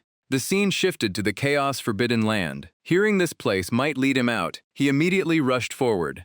The moment he arrived, he felt like something was sealed here. He was surprised that this place could be opened from the outside so easily. Had the restriction already lost its power? In front of him stood a massive clay statue. Just looking at it created overwhelming pressure. Perhaps the outer restriction was only the first step, and this statue was the real trial to enter deeper. But no matter how he looked at it, this trial seemed far too easy. Ye Chuyan casually swung a few sword strikes, and the monsters in front of him were instantly destroyed. He immediately explained that he was a disciple of the beast-taming sect, who came here for cultivation but became trapped, and asked if there was a way back. At that moment, a strange voice echoed through the space. The voice said there was only one way forward: defeat them. As soon as it finished, the entire stone army moved together, holding giant swords and charging at him. Their speed was not fast, but their strength was terrifying. Taking a full strike would probably mean instant death. When he turned around, two huge stone statues were already swinging their swords down at him. Ye Chuyan immediately used the Void Surge Ghost Step to dodge. After observing for a while, he discovered their movements were perfectly synchronized. Even their attacks were exactly the same. Clearly, these stone statues had no individual minds. They were all controlled by the main statue. Their greatest advantage was their overwhelming numbers. But luckily, they were still not impossible to deal with. Ye Chuyan immediately jumped onto the nearest statue. As expected, another statue instantly swung its sword at him without hesitation. Ye Chuyan smiled secretly. Just as he guessed, he could make them attack each other. And so, one statue after another was destroyed by its own allies. In the end, the final two statues also shattered each other. Ye Chuyan brushed off his hands proudly, so he had won. He should be able to pass now, right? But then the mysterious voice praised him for being clever. Wait, this thing was actually alive? The voice said he had passed the trial and could continue forward. Ye Chuyan was stunned. That was it? But then he remembered the system's prediction that he would die at the hands of the Calamity Ancestor. Could that person be behind this? The voice continued, telling him not to relax yet. The real trial had not even started, and it wanted to teach him a special cultivation technique to overcome the next challenges. The technique would be directly transferred into his divine sense. He only needed to relax and accept it. Hearing this, Ye Chuyan immediately felt something was wrong. He quickly called the system and opened the status panel. The result made him freeze in fear. His future ending was being possessed by the Calamity Ancestor. What was going on? So this was the trap. But before he could react, he collapsed onto the ground. After an unknown amount of time, Ye Chuyan finally opened his eyes again. The moment he woke up, he instinctively touched his own face. Then the corner of his mouth suddenly curled into a strange smile. He laughed wildly. After so many years, he finally had a powerful body. That little brat was truly hopelessly foolish. But at that moment, another voice sounded in his mind. Calamity Ancestor, stop. His expression changed instantly. Could Ye Chuyan's consciousness still exist? The voice continued with overwhelming authority. You cannot even recognize this old friend? In the next moment, the divine vermilion bird appeared, and countless golden chains shot out, locking the Calamity Ancestor in place. The scene shifted back to the beast-taming sect. Inside the meeting hall, someone advised that things had already reached this point, so they should stop placing hope on Ye Chuyan. After disappearing inside the ancient Forbidden Land for so many days, his chance of survival was extremely low. Another person immediately added that their priority should be finalizing the participants for the Spirit Realm Grand Tournament. After everything settled down, they could fully investigate the ancient Forbidden Land. Just then, familiar clanging sounds came from outside. It turned out the noise was coming from Mount Qi, meaning Elder Shu was still tirelessly forging weapons. After a loud laugh, the sect master sighed and said he had been too realistic this time. Someone as loyal and righteous as Ye Chuyun would not die so easily. He decided to make an exception and directly ordered them to add Ye Chuyun's name to the list. In front of the crowd below the mountain, the leading figure announced with great authority that this year's Spirit Realm Grand Tournament would be hosted by the Liao Yun sect. The results would directly affect the distribution of spirit veins and cultivation resources among the forces. Disciples and independent cultivators could enter the spirit realm to hunt beasts and search for treasures. Chen Xiaoshu crossed her arms and slowly asked if Elder Qin had come out of seclusion, this time also to search for senior brother Yi. Meanwhile, the host continued explaining that rankings would be based on the number and levels of beasts defeated. Her gaze swept across the distant group, filled with famous figures from major sects. But what caught her attention was that the beast-taming sect seemed to be missing one person. Could the rumors be true? Did something really happen to senior brother Yi? While she was thinking, the rules for calculating the final rankings and reminders to seize this opportunity continued. Guandian noticed something unusual and walked over to Elder Duan, asking directly if they only had 9 participants this time. Elder Duan paused before answering that there was still one more person. He just had not arrived yet, but should appear soon. At that moment, someone interrupted with a mocking tone. Wow, that explanation is really confusing. He smiled coldly and asked sarcastically, could a dead person still count as a disciple? Zhu Zemming stroked his beard and sneered. The beast-taming sect once stood at the peak of the cultivation world, yet now it had to rely on a traitor like Ye Chuyun to save its situation. Unfortunately, he was already dead. He deliberately stepped closer, placed a hand on Elder Duan's shoulder, and continued mockingly. I am really curious, does your sect master dislike you? Why does he always send you out to suffer all this humiliation? Elder Duan immediately pushed his hand away and shouted that he should stop provoking trouble. Compared to them, the Chongyang sect and Lian sect were the ones bowing to and clinging on to the Liu Yun sect. That was what was truly shameful. Zhu Zemming instantly became furious and pointed at the elder. Stop pretending. Do you still think you are the great sect from the past? The Beast-Me sect is now nothing but an empty shell. Lin Changshuan also joined in, saying that this time they would definitely remove them from the ranks of the 4 great sects. Seeing things getting worse, Guandian sternly stopped them. You are all leading elders, yet you are arguing like this in front of everyone. Show some dignity. Zhu Zemming only snorted and left behind one final sentence before walking away. I am too lazy to argue with you.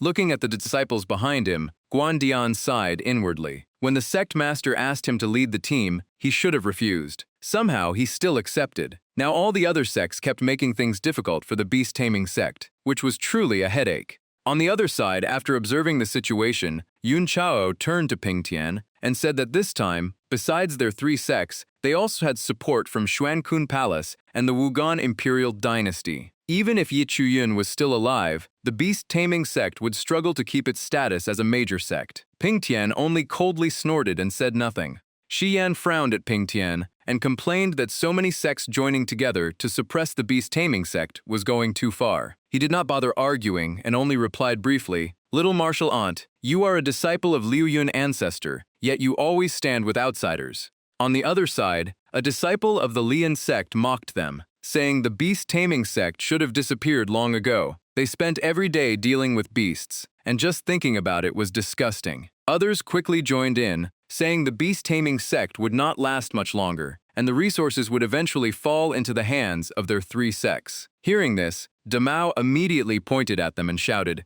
Do not celebrate too early. Once we enter the spirit realm, I will show you that the beast-taming sect is not someone you can easily challenge. Luo Yunchao stood with his hands behind his back and looked at Da Mao arrogantly. He sneered and said, Da Mao, after entering the spirit realm, if your beast-taming sect disciples surrender obediently, maybe our Chongyang sect will be generous enough to spare you. While he was showing off, a pair of enormous bird claws silently appeared behind him without him noticing. He continued arrogantly, Of course, you can also choose to give up participating in the Spirit Realm Grand Tournament. I might even show a little mercy. But in the next second, the double affection bird grabbed him in its beak and lifted him straight into the sky. Hanging helplessly in the air, he could only scream wildly, What the heck? This time I really flew. Seeing this scene, Zhao Fa's expression changed instantly as he shouted in shock, Yun Qi. The people below finally recovered and shouted in disbelief, Yi Chuyun. Senior brother Yi, senior brother Yi. A moment later, Chuyun slowly landed and casually threw the unconscious Luo Yunchao onto the ground in front of everyone. Zhe Ming immediately stepped forward and questioned him seriously. The tournament has not even started, yet you secretly attacked a Changyang sect disciple. You and the beast-taming sect must explain this clearly. Chuyun only smiled slightly and calmly replied, "What ambush attack? I was just looking for a place to land, but someone happened to stand there. Besides, your Changyang sect disciple's body is really too weak. He fainted from such a light collision. With this level of strength, you still want to enter the spirit realm?" Zhe Ming was so angry he could barely speak. He only managed to say, "You." At that moment, Elder Duan stepped forward to resolve the situation. It was just a spirit beast accidentally hitting someone. Our beast-taming sect deals with spirit beasts every day, so things like this are completely normal. Without waiting for their response, Elder Duan continued, "Moreover, Ye Chun is not wrong. Soon you will face beasts inside the spirit realm, yet your disciples have no awareness at all. They get knocked down by a slight collision." At this moment, another disciple rushed over to help Luo Yunchao up and check on him.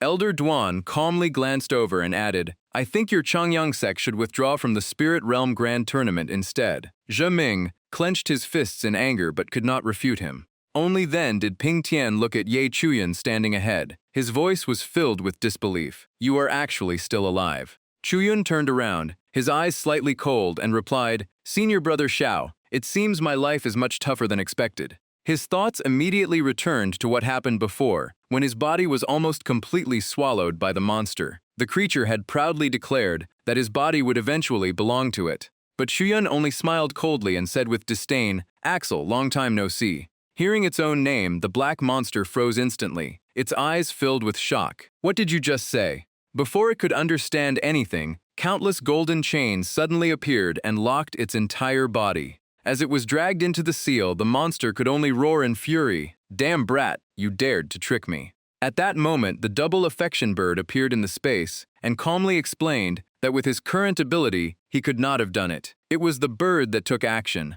Axel still could not believe it. A mere Origin Sea Realm cultivator could control the double affection bird. The double affection bird slowly answered, "It was simple because I chose him." Axel laughed mockingly and said even a spirit artifact like you had changed, choosing a kid like this. Meanwhile, Chuyun looked down at the monster and smiled lightly. "Luckily I woke up in time, otherwise this would have been a huge disaster." The double affection bird immediately reminded Chuyun to keep him for now and never erase him. It would find a way to make him submit. Chuyun became worried and asked what if he used the chance to steal his body. The double affection bird simply replied, "Do not worry. For you, this will only bring benefits and no harm." Hearing that, Chuyun finally relaxed a little, but he suddenly remembered something else and asked, "I hope so, but how do I leave this ancient forbidden land now?" The double affection bird complained for a moment before answering, "It is a little troublesome, but leaving is not difficult." After absorbing Axel, the double affection bird looked down at Chuyun and said,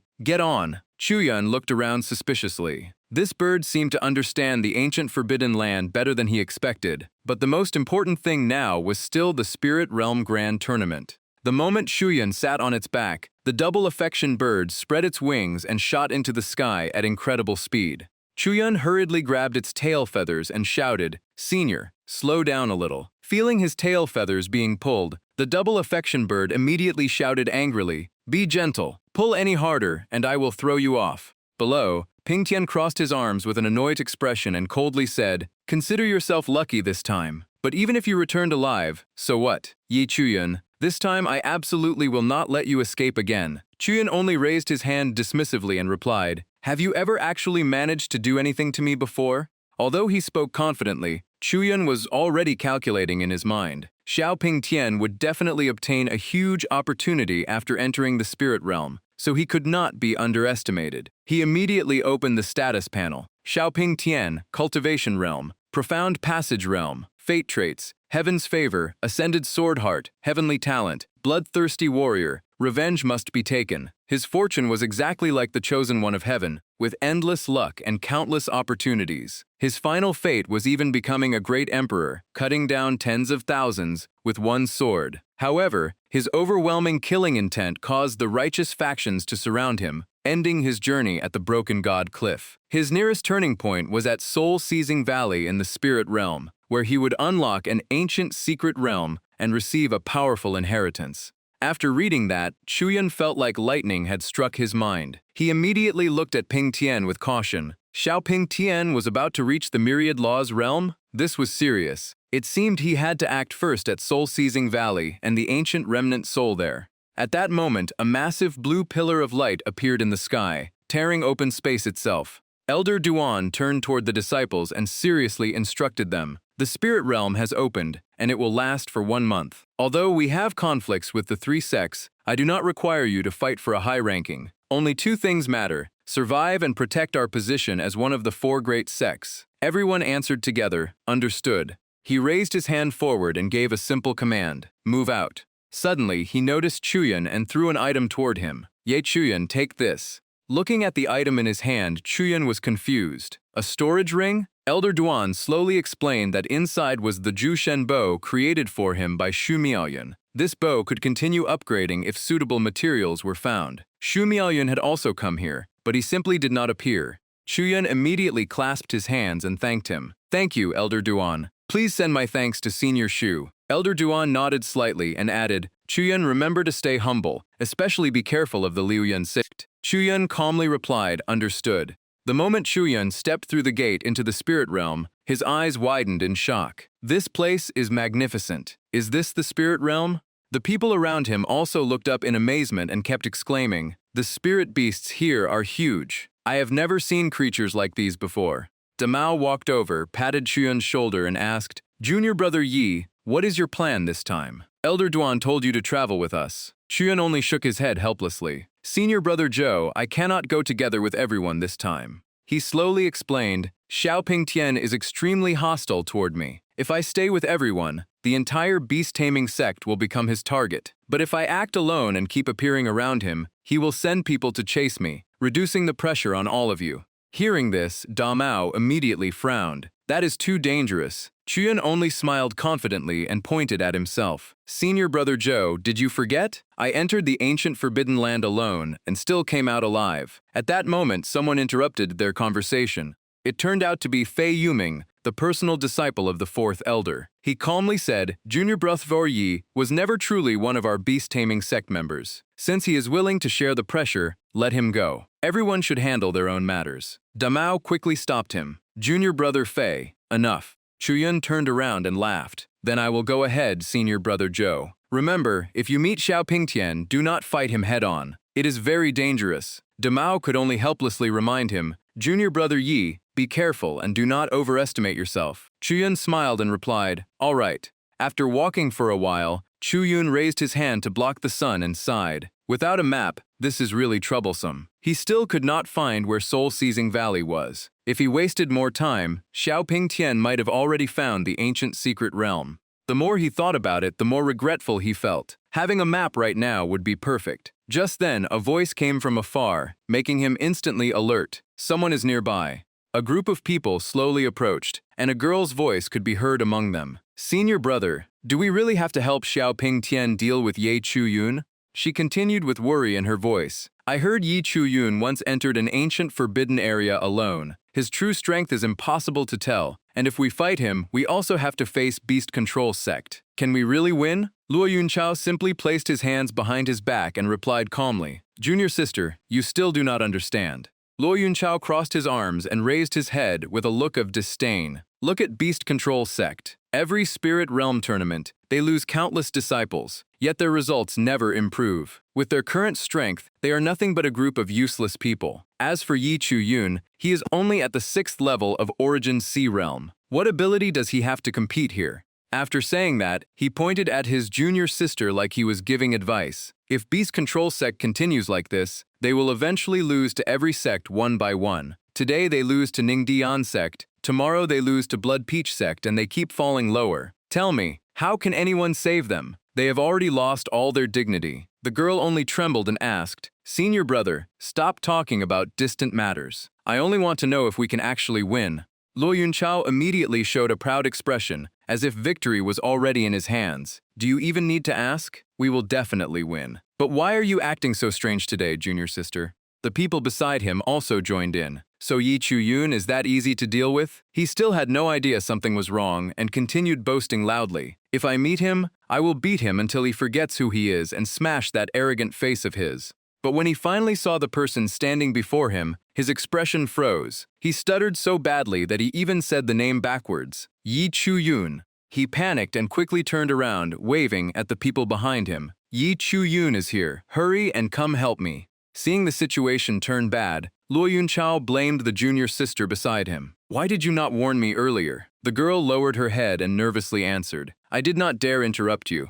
Chu-yun's expression turned cold. His body flashed like lightning, and his red sword instantly stopped beside Luo Yunchao's neck. He smiled coldly. Just now you wanted to smash my face, right? The man was so terrified that his legs went weak and he fell to his knees. No, senior brother Yi. I was only joking with my junior sister. The girl beside him looked pale and thought, this senior brother is truly weak to the bone. If this continues, Changyang's sect is finished. Chu-yun did not bother wasting words and coldly said, hand over the map. Hearing this, Luo Yunchao trembled and hurriedly searched his body. Do not kill me. I will give it to you right away. Soon, the map was in Chu-yun's hands. He walked while checking the directions. Having this thing really makes everything easier, but looking at the location on the map, Chu-yun sighed softly. Soul-seizing Valley is truly a dangerous place. Legends say the dark energy there is so strong that countless experts have died inside. Even those at the Myriad Law's realm might not survive after entering.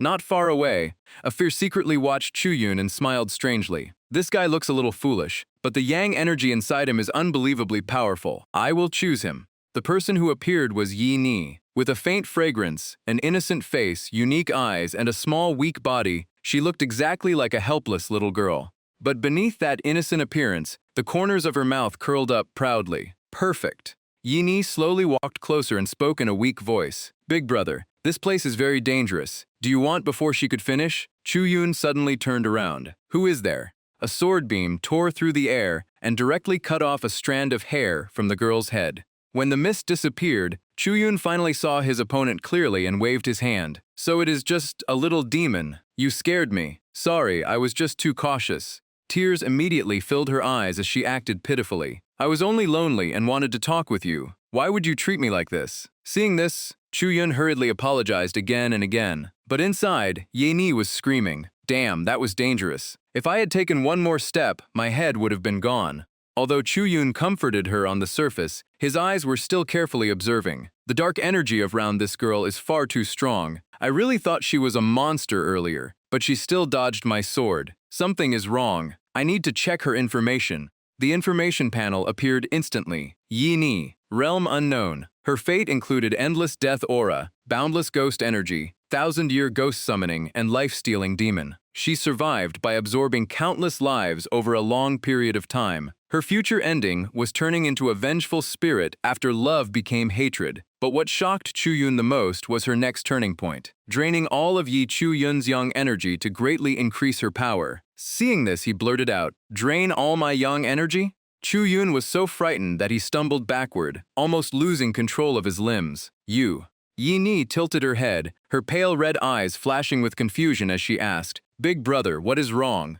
The little girl continued approaching with an innocent expression. "Big brother, are you okay?" Chu-yun forced out an awkward smile and explained, "I am fine. The ground was just a little uneven, so I almost lost my balance." Chu-yun started remembering what the fortune teller told him years ago. The old man said he was destined to have great romantic luck. But why did this romantic fate turn into a 1,000-year-old loli trying to drain him dry? The memory from that day returned. He asked the master about his destiny, but the man only glanced at him and replied, "Kid, your fate is quite terrifying." After the memory ended, Chu-yun looked at the harmless smiling face in front of him with suspicion. This girl is truly strange. Could her cultivation path really be full of unusual events? But thinking carefully, a cultivator at Origin Sea Realm like me should not be someone she can see through, right? Meanwhile, Yi Ni was calculating crazily in her mind. As long as I lure him into Soul-Seizing Valley, I can do whatever I want afterward. Before Chu-yun could refuse, Ye Ni grabbed his hand and walked forward. Big brother must be tired after traveling so long. Why not rest at my place? It is just inside the valley ahead. Chu Yun forced a smile and quickly refused. No need. I still have to hunt exotic beasts. Maybe another time.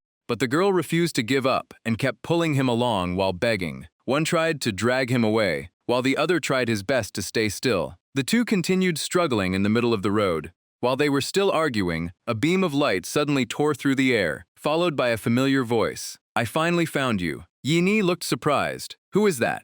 Chu Yun reacted instantly and stepped in front of the girl. Be careful. A mocking voice came from afar. Yi Chu Yun, so you were hiding here. I never thought senior brother would fall this low. Now you are even mixing with small sects like these? The person who appeared was Wang Shen from Xuankun Palace. He looked at Chu Yun with contempt and said, Is this the traitor you mentioned? No matter how I look at him, he seems harmless except for his ability to run away. Ping Tian coldly added, Luckily, I secretly tampered with the incense seal map earlier. Otherwise, finding him would not have been easy. At that moment, Luo Yunchao suddenly appeared and tried to take credit. Brother Wang Shen, later we will attack together and force Ye Chu Yun to hand over the incense seal map. Wang Shen smiled confidently. Brother Luo, rest assured. With the three sects joining forces, how could we fail to deal with one Origin Sea Realm cultivator? Standing behind them, Ye Ni could only rub her forehead helplessly. He really wants to please Xuankun Palace so much that he has completely thrown away his dignity.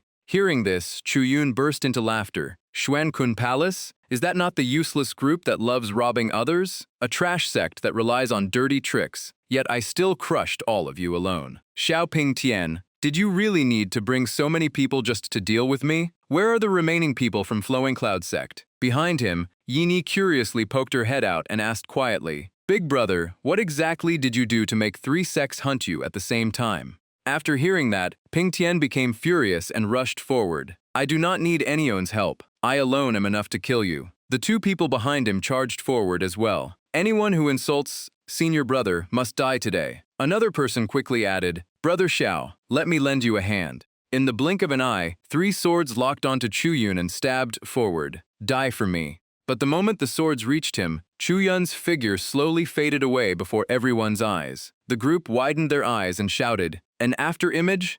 Chu Yun had already appeared behind them. He smiled coldly. With that kind of speed, you still want to kill me? The people below immediately shouted, quickly form the formation. Do not let Yi Chu Yun escape. The remaining people immediately activated a formation to seal the area. Chu Yun moved like a shadow and smiled. So Xiao senior brother brought these two here just to create this restraining formation? Ping Tian was so furious that veins appeared on his forehead as he shouted, a bunch of useless fools. The sword in his hand shot forward like a venomous snake. Gale slash. The spectators watching the battle started whispering, Yi Chu Yun is really weak. He has been running around like a stray dog this whole time. But someone immediately disagreed. Weak? How is he weak? He has been fighting a peak Void Nether Realm expert and two Sky-Crossing Realm cultivators alone this entire time. While everyone was still discussing, Chu Yun suddenly appeared behind Ping Tian and kicked him straight in the back of the head. Everyone, watching, shouted in shock. What just happened? Chu Yun smiled proudly and mocked him. I was running a little too fast and accidentally stepped on some dirt. Looks like I need to replace my shoes later. Ping Tian gritted his teeth in fury, his eyes turning red from anger. You dare! He immediately went crazy and launched several sword attacks at Chu Yun while roaring, Yi Chu Yun, die for me. But Chu Yun only activated his movement technique and vanished like a ghost. Phantom footsteps. Luo Yunchao stared in shock and turned to Wang Shen. Brother Wang Shen, how long is this fight going to last? Are we still going to help Xiaoping Tian? Wang Shen frowned and replied, Forget it. This kid is too slippery. He even has such a strange movement technique. No wonder he survived the ancient forbidden area. Just then, a strange roar echoed across the area, forcing everyone to stop and look back. A dark voice filled with killing intent rang out. Who dares cause trouble on my territory? When Ping Tian saw the monster in front of him, he froze completely. Countless questions filled his mind. Could this be a Myriad Law's realm existence? Why would such a terrifying evil creature appear here? At the same time, Chu Yun quietly stayed alert. What confused him was that the ancient remnant soul had already been absorbed by Xiaoping Tian. So where did this monster come from? The monster's roar shook the area. Leave this place immediately. But Ping Tian quickly calmed himself down. He raised a talisman and began setting up a formation. Looks like this thing wants to stop me, trying to scare me. Today, I will deal with you first. Chu Yun's expression instantly darkened. He knew clearly that if Ping Tian stayed and stepped into the myriad law's realm, everything would be over. At that moment, Ye Ni lightly pulled Chu Yun's hand and spoke urgently. Big brother, follow me quickly. Without hesitation, the girl dragged him away. While running, she urged him that the monster could not fool those cultivators for long. Chu Yun suddenly stopped in his mind. What? That thing was only an illusion? On the other side, Ping Tian shouted and launched an attack to break the formation, but the result left him stunned. His attack passed straight through as if nothing was there. He turned around and immediately vented his anger on his followers. That evil creature was fake. Where is Yi Chu Yun? Someone quickly pointed into the distance. The two of them seemed to have escaped towards Soul Return Valley. Hearing this, Ping Tian revealed a calculating smile. Soul Return Valley? Then I can conveniently complete the task given by my master. Suddenly, Shi Nan looked at Ping Tian and asked, Xiao Ping Qing, where is my senior brother Yi right now? Yun Chao quickly interrupted. Brother Xiao, your junior aunt has come looking for you. Ping Tian only showed annoyance. Junior aunt? What nonsense? Yi Qian quickly reported the situation, saying Yi Chu Yun seemed to have entered Soul-Seizing Valley. After hearing this, both of them shouted in shock. What? He entered Soul-Seizing Valley? Yi Qian rested her chin and thought. She could not understand why senior brother Yi chose that place. Xin Yan's expression changed immediately. That place is extremely dangerous. I have to save him. Chen Xiaoshu hurried after her. Senior sister Chen, let me go with you. Meanwhile, Yi Ni still refused to let go of Chu Yun's hand. She kept dragging him forward and pointing the way. But Chu Yun pulled his hand back with a confused expression. Where are you taking me now? This place should be safe enough already. Yi Ni only muttered softly. Safe? How could it be? Chu Yun looked at her and asked seriously. That evil creature from before was created by you, right? And why did you save me? As soon as he finished speaking, faint golden light appeared around Yi Ni. She smiled lightly and said,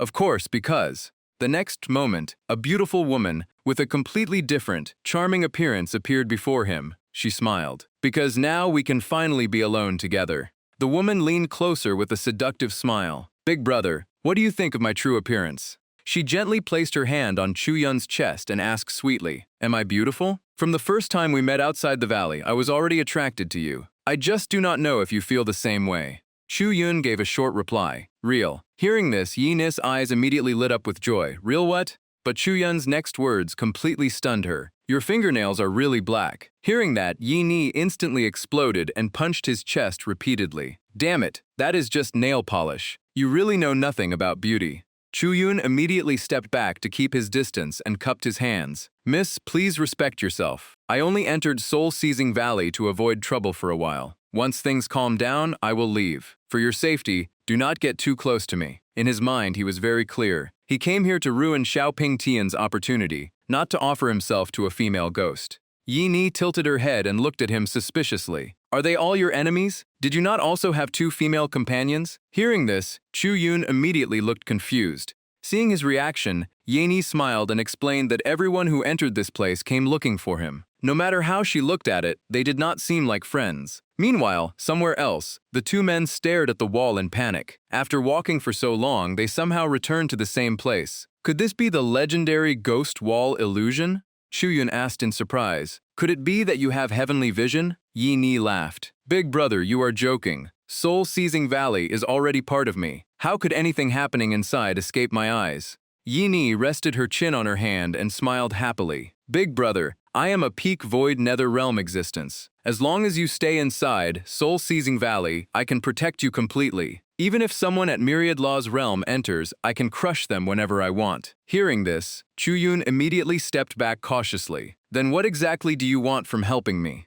She pointed at herself and acted spoiled. Big brother, did you forget so quickly? Did you forget what I said earlier? Chu Yun crossed his arms with a suspicious look. I really do not think I have anything worth being confident about my appearance. Chu Yun secretly sneered in his mind. The spirit realm has existed for thousands of years, and the number of cultivators who died in Soul-Seizing Valley is countless. An existence with such terrifying cultivation is most likely an ancient remnant soul. Believing she truly likes me is harder than believing I am the reincarnation of Qin Shi Huang. But at that moment, countless pieces of information suddenly flooded his mind. Strange messages appeared one after another. Endless death aura, life-stealing demon, a ghost creature that cultivated for thousands of years by devouring countless lives. Yet there seemed to be a way to resolve its inner demon. Its ending was turning love into hatred, being imprisoned for 1,000 years, dying with endless resentment, and becoming a fallen, vengeful spirit. Chu Yun fell silent. Who exactly was the person in that memory? And why did these pieces of information become more confusing the more he looked at them? Yi Ni slowly walked ahead and softly called out, "Big brother, my residence is just ahead." Chu Yun followed behind while still calculating. If he had truly encountered an ancient remnant soul, then his purpose of entering Soul-Seizing Valley was already halfway complete. The full moon night was still more than 10 days away. He would deal with things as they came.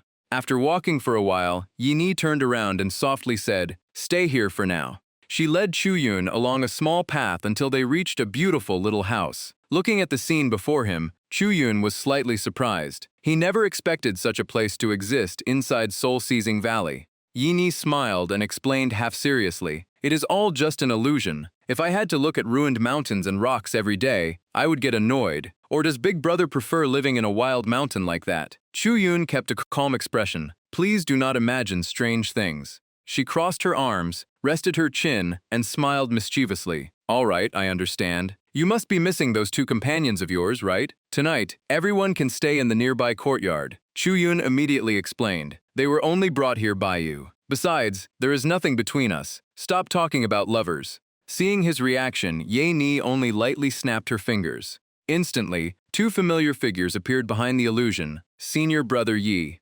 Shinan immediately rushed toward Chu Yun with a worried expression. She looked him over carefully and asked repeatedly, "Are you hurt? But who is the person beside you?" Chu Yun reacted quickly. "Junior sister Chin, this person is not important." Hearing that, Yi Ni behind him widened her eyes in anger. "I am not important?" Meanwhile, Chu Yun cleverly blocked her and asked Shinan, "Why did you come into Soul-Seizing Valley? Did Flowing Cloud Ancestor and Shangguanwan not warn you that this place is extremely dangerous?" Shinan lowered her head and softly replied, "I know, but it has been too long since I last saw you." After that, she told him everything. When Chu Yun came out of seclusion, their master announced that he had betrayed the sect and joined Beast Control Sect. But she knew clearly that he was not that kind of person. Thinking Chu Yun would probably participate in the Spirit Realm tournament, she tried everything to obtain a spot to enter.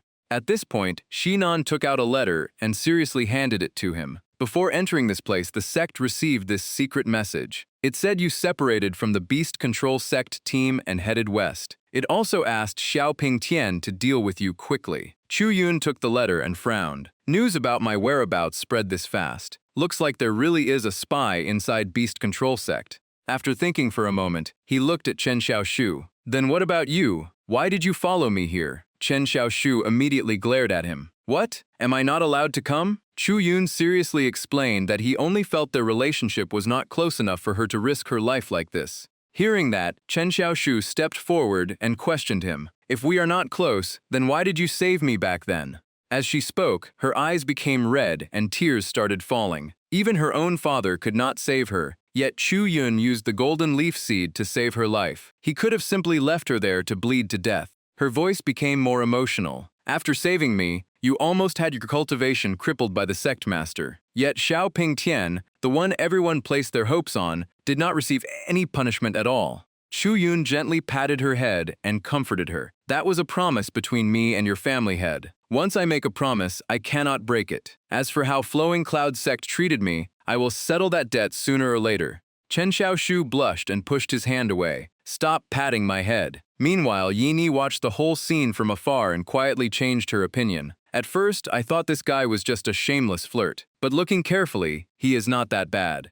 Yi Ni's eyes gradually darkened as old memories resurfaced. A conversation from the past echoed in her mind. Such a small item is not worth lowering yourself for. But the reply was simple. "Since I made a promise, you will never disappoint others." After calming down, she walked toward the 3 with graceful steps and smiled softly. Does someone who is gentle and values loyalty really exist in this world? I wonder if Big Brother would protect a girl for his entire life because of a single promise? Hearing this, Chen Xiaoshu immediately defended Chu Yun. Shinan also blushed and replied, "Who needs him to protect them for a lifetime?" Yi Ni crossed her arms, the corners of her mouth curling up as she started provoking them. "It is nothing. I just think men change their hearts very quickly. At first, they call you little sister and miss with sweet words. Later, they might directly call you wife. Hearing this, Chen Xiaoshu's face turned red as she quickly denied it. That will never happen. Shinan also became angry. If you keep insulting senior brother Yi, do not blame me for taking action. Yi Ni changed her tone and tempted them. How about we make a bet? I think that guy definitely has feelings for both of you. Shinan immediately accepted. A bet is a bet. Senior brother Yi is an upright person. He is not someone who acts one way outside and another inside. Chu Yun could only stand between them and helplessly mediate. All right, stop competing with her. But inside, Chu Yun was crying silently. The future empress is standing right here. Please stop causing trouble. In the end, I will be the one suffering anyway. Seeing everything settle down, Yi Ni turned around and calmly said, "It is getting late. You should all rest." Chu Yun looked confused. Late already? As soon as he finished speaking, Yi Ni lightly snapped her fingers. The bright valley instantly sank into darkness, leaving Chu Yun stunned. Damn it. Under the dark night, countless strange blue lights began appearing around the house. The scenery around them changed and gathered into a large wooden cabinet. Yi Ni opened it, showing a proud expression as if she had thought of something interesting.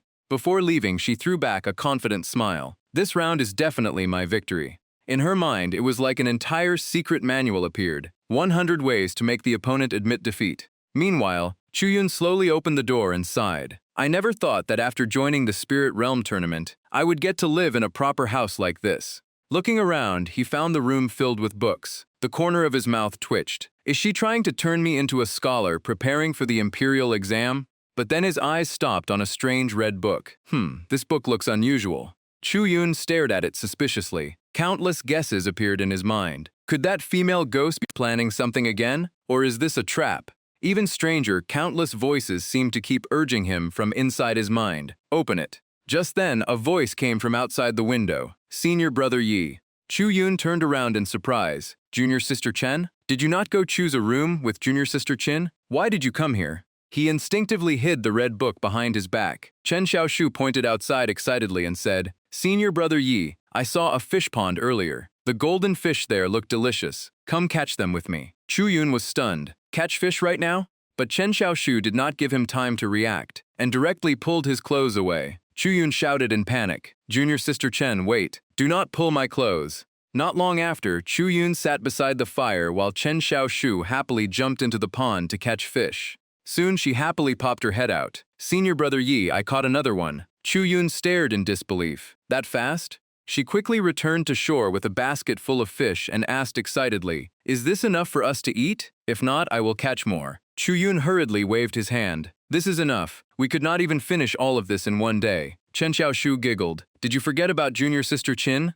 After sitting down, she lightly squeezed the corner of her skirt and muttered, It is completely wet. Then she quietly sat beside Chu Yun with a hesitant expression. Senior brother Yi. After a while, she gathered her courage and softly asked, Do you like me?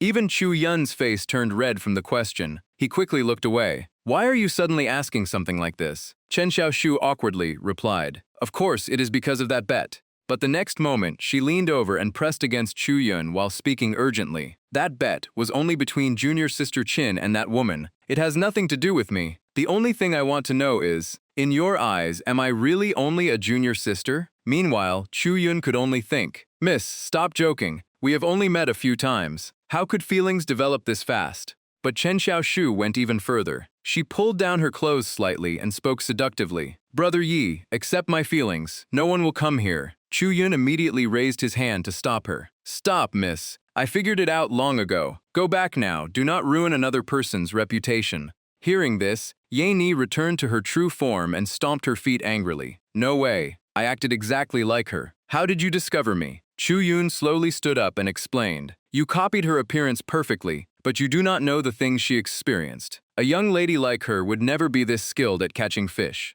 Even after being exposed, Ye Ni still refused to give up. Can we not slowly build feelings over time? I am very good at taking care of others. Chu Yun crossed his arms and firmly refused. In his heart he thought, I do like beautiful women, but not enough to gamble my life away. Hearing that, Ye Ni could only turn around and leave, but she still called back. Fine, if I continue talking, I will feel embarrassed. Tonight, I will not disturb Big Brother anymore. As she walked away, she angrily thought, I was seen through. This is so embarrassing. Tomorrow, I must recover my pride. Behind her, Chu Yun watched her leave and sighed in relief. She finally left. I almost could not hold back. He looked at the grilled fish beside him and muttered, I will save these for tomorrow's breakfast. Now I need to enter meditation. The moonlight above shone gently, covering the endless sky. Returning to his room, Chu Yun sat, cross-legged on the bed, and quickly entered a cultivation state. At that moment, the strange book started emitting a faint red glow. The red light was drawn toward Chu Yun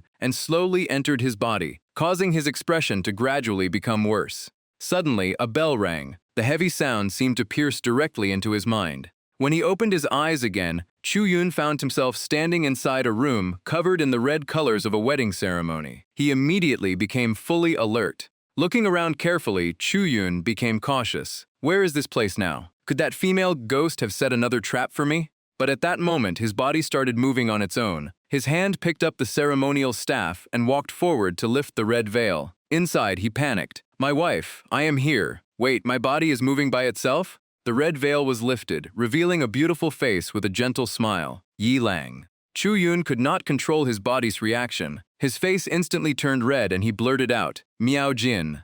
Right after that, the woman in front of him moved closer on her own. In just a moment, the scene became chaotic, and the two fell onto the red-covered bed. At the same time, in the outside world at Flowing Cloud Sect, a subordinate respectfully reported, Reporting to my lord, we finally found it. Xian De lightly waved his hand. Good, all of you may leave. The subordinates immediately obeyed and left. He clenched his fist tightly, his eyes becoming increasingly complicated. Slowly opening the coffin in front of him, he spoke in a deep voice. Nearly 1,000 years. Memories from the past appeared in his mind. An old voice echoed, Xiande, you are the last remaining bloodline of the Pei family. You must break this curse that destroyed our clan. Young Xiande knelt down and answered firmly, Grandfather, rest assured. I will preserve the Pei family's legacy. He stared at the coffin before him and softly said, I finally found you, Pei Miaojin. At this moment, Chu Yun felt like an outsider watching everything unfold. A man smiled and waved goodbye. Miaojin, this trip to the capital for the exam will take 4 or 5 months. Remember to take good care of yourself. Miaojin lowered her head shyly. The Pei family is doing very well now. My parents and your family are here. Officials keep coming to congratulate us. Even an immortal maiden wants to take me as her disciple. Who would dare bully me? Sitting in the carriage, the young man laughed loudly. Miaojin, I will definitely bring back the most beautiful bracelet in the capital for you. Miaojin quickly added. Also hairpins and jade bracelets. The young man leaned out and shouted, All right, I will bring them all back. The girl stood behind and watched the carriage disappear into the distance. She smiled and called out, Yi Lang, remember to come back soon.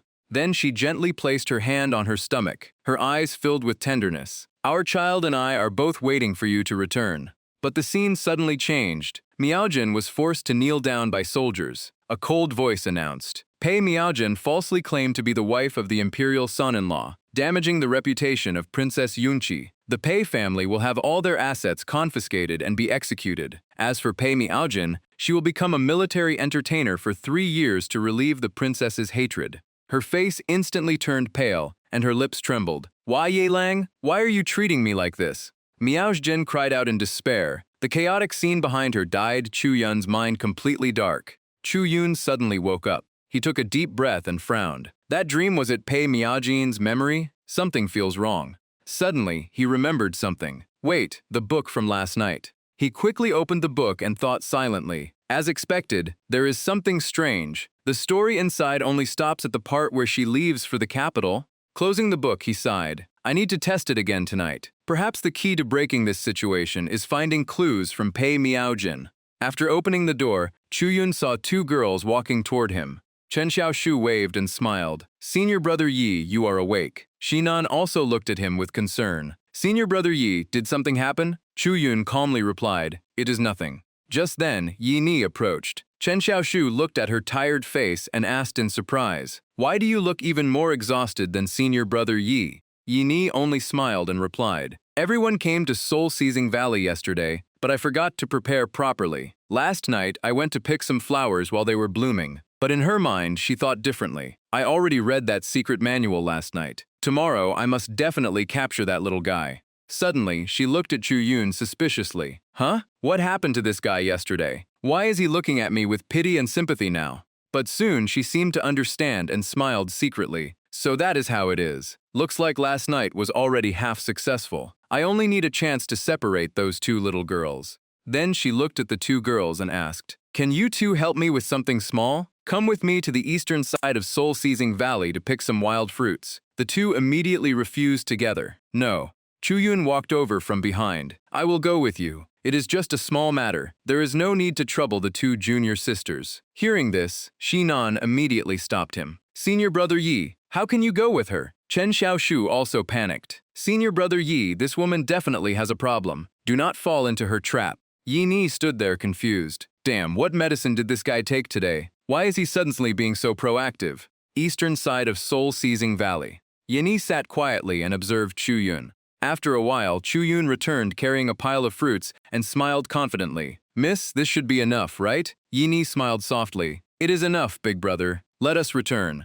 Yi Ni immediately moved closer to Chuyun, her eyes flashing with curiosity. "Big brother, yesterday you firmly rejected me. Why are you so enthusiastic today? You even left those two companions behind to pick fruits with me. Could it be that you changed your mind after last night?" Chuyun cupped his hands and answered seriously, "Miss, you are overthinking. I am only curious about the origin of Soul-Seizing Valley. You have lived here for so long, so you must know many things. If it is inconvenient, pretend I never asked." Yi Ni smiled softly. "Would it not have been better if Big Brother asked earlier? I know these things very well." She looked at the sky above the valley and slowly explained, "This place was once a mortal kingdom that was swallowed by the spirit realm during its expansion. I was also from that kingdom. Later, I met someone who was not worthy of my trust and was betrayed, leaving me unable to enter reincarnation. But fortune and misfortune are unpredictable. Thanks to an immortal maiden who pitied me, I learned a cultivation method. Unfortunately, that hateful person died too early. Even after gaining power, I had no one left to take revenge on."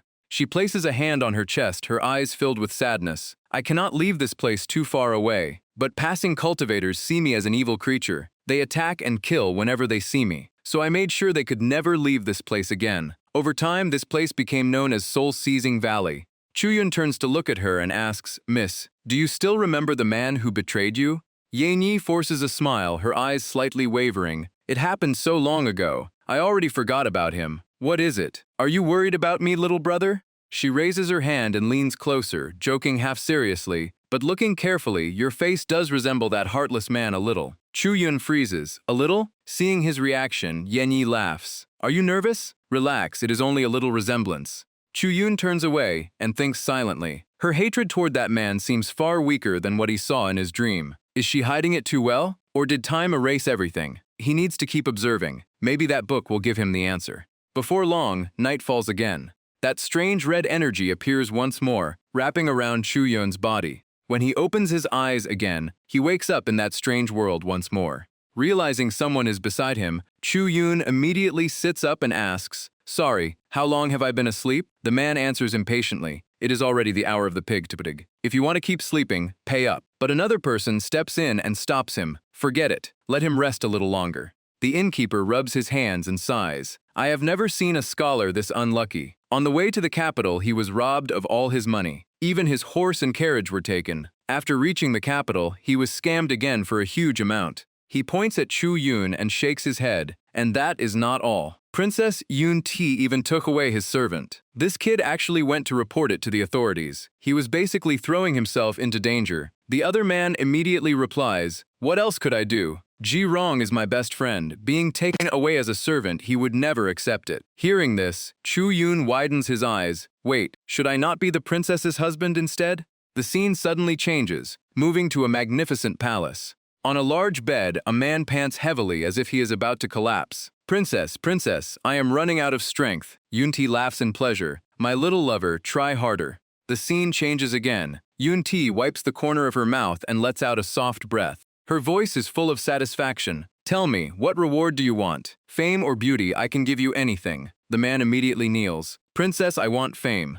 Yunti covers her mouth and chuckles. "Fame? That is not difficult. But the rankings will be announced tomorrow, so adding you in might be a little troublesome." Hearing this, the man calmly says, "If it is too difficult, I will choose another reward." But Yunti casually replies, "What difficulty? If I say it can be done, then it can be done." Father will not object either. If needed, I can kill the top scholar tomorrow and replace him with you. Hearing this, the man excitedly kowtows again and again. Thank you, princess. Thank you, princess. On the day the results are announced, Chu-Yun pushes through the crowd and shouts, "Move aside for a moment." The body he occupies immediately cheers in excitement. I passed as the top scholar. Not far away, a soldier walks out of a tent with a meaningful smile. This woman is truly fierce. No wonder the others told me to find someone else. The man beside him laughs, but the fiercer the woman, the more interesting she is to play with. The other man nods in agreement. That does make sense. Just then, a figure in a fully covered cloak enters the tent. Pei Yaojin, I am here. The figure pulls down the hood, revealing a cold face, then says softly, if you had listened to me and entered cultivation back then, things would have been different. After checking Yaojin's pulse, she sighs softly. The meridians in all 4 limbs are broken. Your spiritual root is completely destroyed. There is only one path left. A glowing spirit herb appears in her hand. Pei Yaojin, this is the immortal life wood.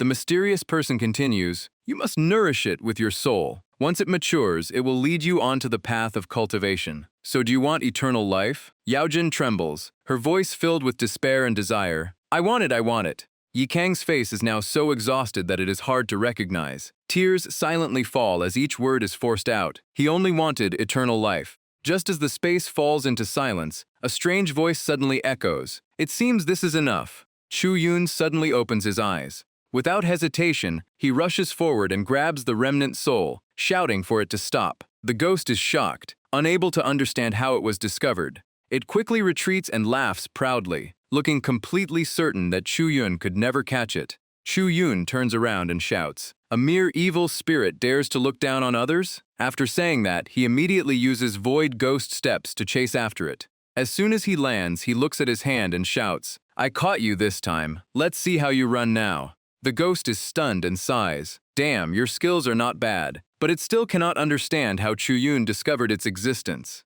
Chu-Yun coldly explains, I already sensed something wrong since last night's dream. Why was I the one who became Yi Lang? And why did I see Pei Yaojin's memories? He rubs his head and continues analyzing. Who do those memories really belong to, Yi Lang or Pei Yujin? If they belong to Pei Yujin, it makes no sense because he never knew Yi Lang was in the capital. But if they belong to Yi Lang, it is even more impossible. How could a mortal keep memories from 1,000 years ago? After thinking for a while, he adjusts his cloth glasses and smirks. If both possibilities are wrong, then only one answer remains. Besides Pei Yaojin and the others, there is another existence inside Soul-Seizing Valley. Chu-Yun begins connecting everything together. I do not believe that person was the past life of Yi Chu-Yun. If I am Yi Chu-Yun, then my previous life should have been Yi Chu-Yun. But if I am truly Lin Yun, then what came before that? As if he has reached the truth, he tightens his grip on the evil spirit. For 1,000 years in Soul-Seizing Valley, countless people have died. How many of them were forced to accept fake memories? And I am one of them too, right? The evil spirit panics, denies everything, and takes the chance to escape. The remnant soul slowly fades away and disappears. Before leaving, it says, I will not come back again. Handle it yourself. Chu-Yun freezes and shouts, what exactly do you mean? Its voice echoes through the small room. When the night of the full moon arrives, if the immortal life tomb does not appear, everything will end. Chu-Yun watches it vanish and shouts, what kind of thing is the immortal life tomb? Come back here right now. Inside Soul-Seizing Valley, Ping Tian helplessly looks inside and tells his ancestor that he tried every method but still cannot enter. The voice from the crystal says, as expected, everything still depends on the full moon night. That is when the killing aura reaches its peak. Do not ruin the greater plan because of Yi Chu-Yun. Ping Tian immediately replies that he will not make the same mistake again. The female disciple beside him looks around and quietly asks Wen Chao. She wonders what Xiao's senior brother is talking about and how he can bring a communication stone into this place. Wen Chao points toward Ping Tian and explains, the Great Secret Realm was created by Sect Master Liu Yun. The item in Xiao's senior brother's hand is an extremely rare communication token, almost unaffected by distance. Besides, he is also the favored disciple of the former Sect Master. The junior sister looks at Ping Tian's expression and says, it looks like he just got scolded. Wen Chao sighs like someone who has seen through life. The greater the ability, the greater the responsibility. Even a pig can understand something this simple. Hearing this, she immediately mocks him. then senior brother should get your ears checked. You cannot even hear properly. Otherwise, how could Yi Chuyun trick you twice and still make both the master and disciples, as well as the world of all things, lose everything? Wen Chao immediately gets angry and argues, that was only the third time unlucky. Next time, no, forever, Yi Chuyun will never fool me again. He confidently says he will definitely protect his junior sister. She can only casually agree to end the conversation. Just then, Ping Tian tells Wen Chao to lead people to the southern area. Wen Chao freezes for a few seconds and asks what is going on. Ping Tian continues ordering, the beast control sect is there right now. Go and assist them. Wen Chao becomes even more confused. Assist the beast control sect? He steps forward and asks directly if this is the former sect master's intention to reconcile with the beast control sect. Ping Tian coldly replies, I want the entire beast control sect wiped out. Wen Chao freezes upon hearing this. Ping Tian frowns and continues, Fei Yuming is the spy. Elsewhere, Wang Shen of Profound Void Palace and Fei Yuming stand among a crowd, while the people around them hold their necks and vomit uncontrollably. Chu Damao struggles to stand and points at Fei Yuming, cursing him for poisoning the water of his fellow disciples. Fei Yuming remains calm and says he already held back. At least he did not take their lives. After all, the truth has been exposed, and the sect master will never forgive him or his master. Hearing this, Damao's expression darkens. If you feared the consequences, you should never have chosen the path of betrayal. Fei Yuming stays calm and replies, Senior Brother Chu, do you truly not understand or are you pretending? He then raises his voice. The sect master is no different from someone who has gone insane. All resources are being given to Yi Chuyun. Those words make Damao's expression change slightly. According to Yuming, the sect master wants to make Yi Chuyun the true successor, and the one being looked down on is not only them, but also Chu Damao himself. Yuming continues persuading him. From beginning to end, our target has only been Yi Chuyun. Work with us, and everything will become easier. But right after he finishes speaking, he hears a dry laugh. Damao says nothing more. He turns around and jumps toward the abyss, coldly leaving behind. I have nothing to say to a traitor. The two people behind him immediately shout his name. Wang Shen pulls out his weapon and says briefly, Leave this to me. Not long after, only miserable cries of pain echo from below. While observing the surroundings, Chu Yun silently thinks, the full moon night is approaching. If the immortal life wood does not grow, that female ghost may be in danger under Xiaoping Tian's hands. But the problem is, where exactly is that tree? Chen Xiaoshu puts her hands on her waist and tells Shi Yan that Yi's senior brother has been acting absent-minded lately. The moment that woman calls him, he immediately goes over. No matter how she looks at it, he seems completely bewitched. Shi Yan touches her chin and thinks, if something strange really happened, she and that person should have noticed it. Ye Ni casually drinks tea and interrupts. Who talks badly about others right in front of them? Clearly, I am just a gentle, caring and charming concubine. Chen Xiaoshu immediately frowns and argues, sitting around watching shows every day while Yi's senior brother cooks everything, and you call that caring? Ye Ni smiles provocatively and says she still has some special materials. If they want, they can try learning from them. Chen Xiaoshu snatches the book and proudly declares that cultivators do not read such vulgar mortal things. Hearing this, Ye Ni gets angry and shouts, then why did you steal it if you do not want to read it? Meanwhile, Chu Yun keeps muttering about the immortal life wood. This tree cannot be separated from the ground. It is always connected to the earth. Suddenly, his eyes light up as he realizes something. At that moment, Shi Yan calls his name. Chu Yun turns around and responds. Shi Yan carefully looks at him and softly asks, recently you always look troubled. Is it related to her? After hesitating for a moment, she asks again, or are you worried about the beast control sect? Chu Yun rests his chin and analyzes the situation. Right now, both Soul-Seizing Valley and the 4 outside sects are facing danger. Since Xiaoping Tian cannot touch me, he will likely target the beast control sect instead. Especially Fei Yuming, a disciple of Elder Fang, his hostility toward me is unusually strong. I secretly sent a message to senior brother Chu, but I do not know the current situation. Just then, Shi Yan asks if there is anything she can do to help. Chu Yun immediately answers, I want you to take junior sister Chen and leave Soul-Seizing Valley. Shi Yan is shocked. The right to enter and leave this place is in his hands. Besides, does that mean he will not leave with them? Chu Yun slowly explains that he may be able to persuade that person. If they can get out, he wants them to help take care of the beast control sect. Shi Yan rubs her chin and quietly says that although she does not know what he plans to do, she definitely will not become an obstacle. She then clenches her fist as if making a decision and reminds him, Yi Senior brother, no matter what you do not push yourself too hard. Chu Yun only smiles lightly and replies that he will try. Taking a deep breath, Chu Yun walks to the house and knocks on the door. He says something to discuss with Miss Yi. The moment the door opens, Yan Yi happily runs out. She smiles brightly and says, this is the first time he has taken the initiative to find her since entering Solso-Seizing Valley. While pulling Chu Yun inside, she teases him about what he wants to discuss in broad daylight. Chu Yun can only smile awkwardly before getting straight to the point. He wants her to send the 2 female disciples away, and in return, he has a way to resolve the regret in her heart. Yan Yi turns around with a charming smile and says her only regret is loneliness. If those 2 leave, would this place not lose 2 sources of excitement? Besides, she and Miss Chin have not decided a winner yet. Chu Yun suddenly asks back, do you not want the immortal life wood to sprout? Do you not want to break through your bottleneck? Hearing this, Yin's expression changes instantly as she asks who told him about it. Seeing her reaction, Chu Yun quickly makes up an excuse, saying perhaps an immortal appeared in his dream. Since entering Soul-Seizing Valley, he often dreams of someone telling him about the immortal life wood. He cannot exactly say he saw the control panel and the red energy source. Saying the truth would probably get him beaten on the spot. Yan Yi narrows her eyes suspiciously. An immortal? After a while, she spreads her arms and smiles as if she understands everything. Little brother, you really know how to scare people. A chance like an immortal appearing in a dream is not something that happens so easily. But fine, I will let your lie slide this time. As for those 2, I will send them out. Hearing this, Chu Yun immediately clasps his hands in.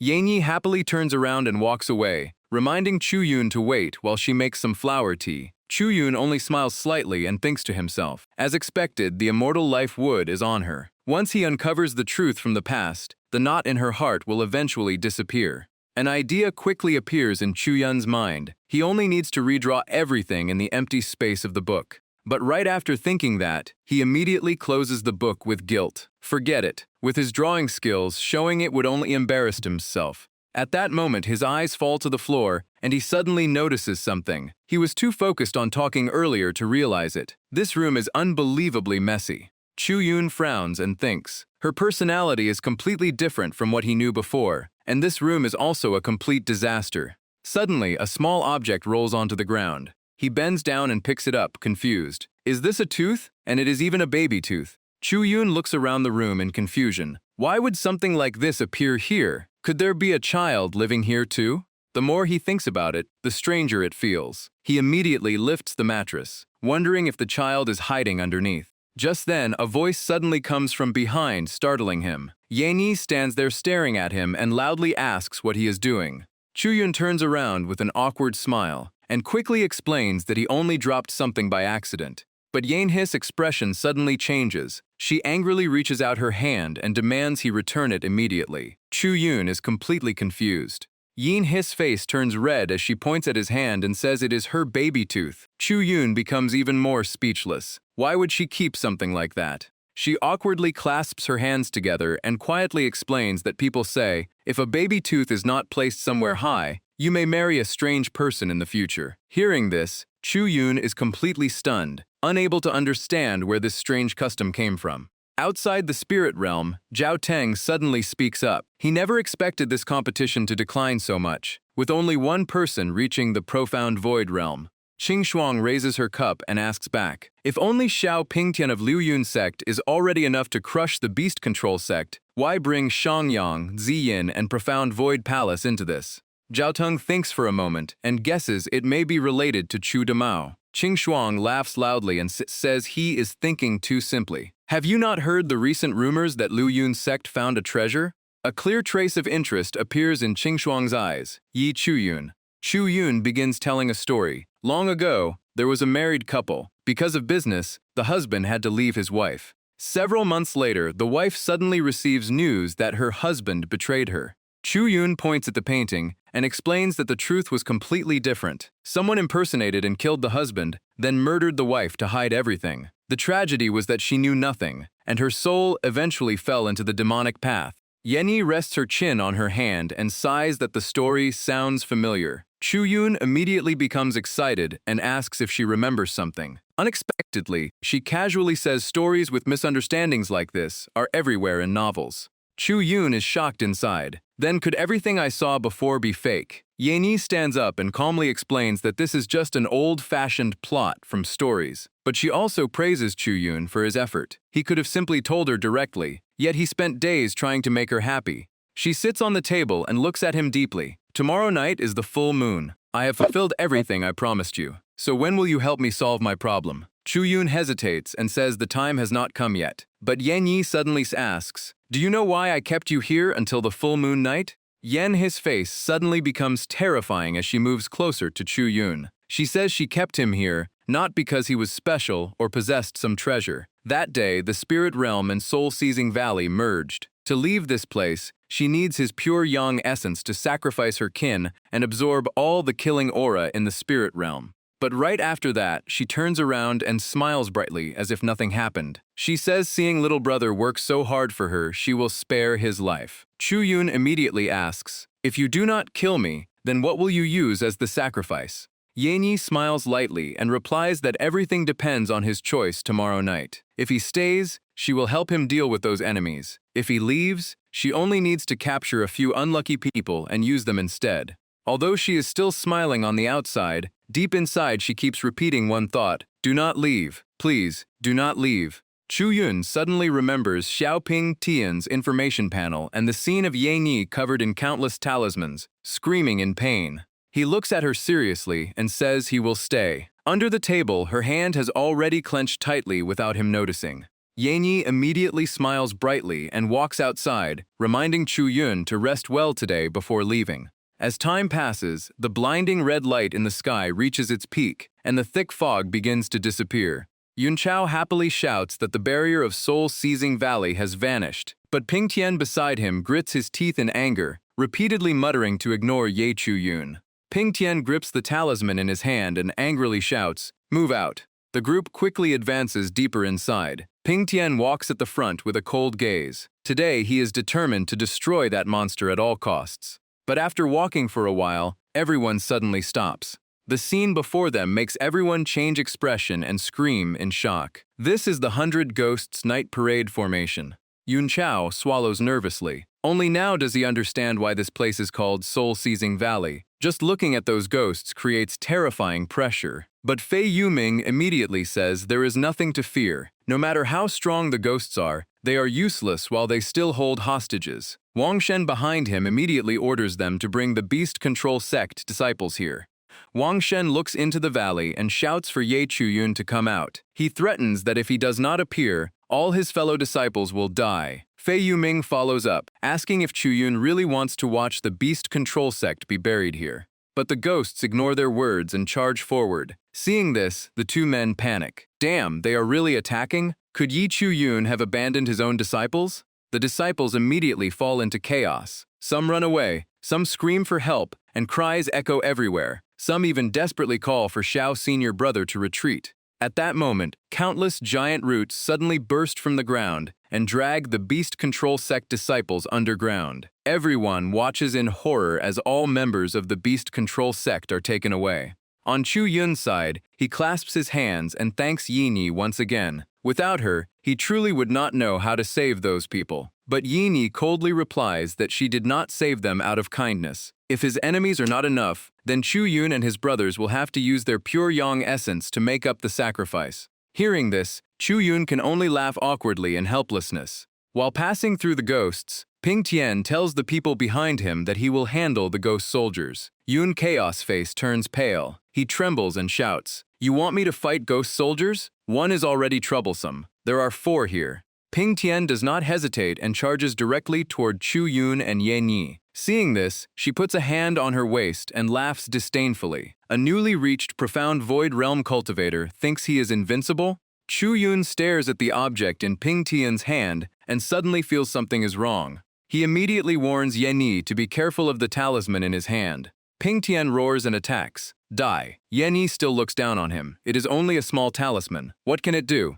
But in the next moment, her expression changes. Her sleeve is cut into 2 pieces. Ye immediately retreats with caution. There is something wrong with this talisman. Chu Yun quickly asks if she is injured. Yanyi raises her hand and says this talisman was created by a yin-yang realm expert. Luckily, it did not touch her body, otherwise the consequences would be hard to predict. But at that moment, her heart suddenly contracts violently.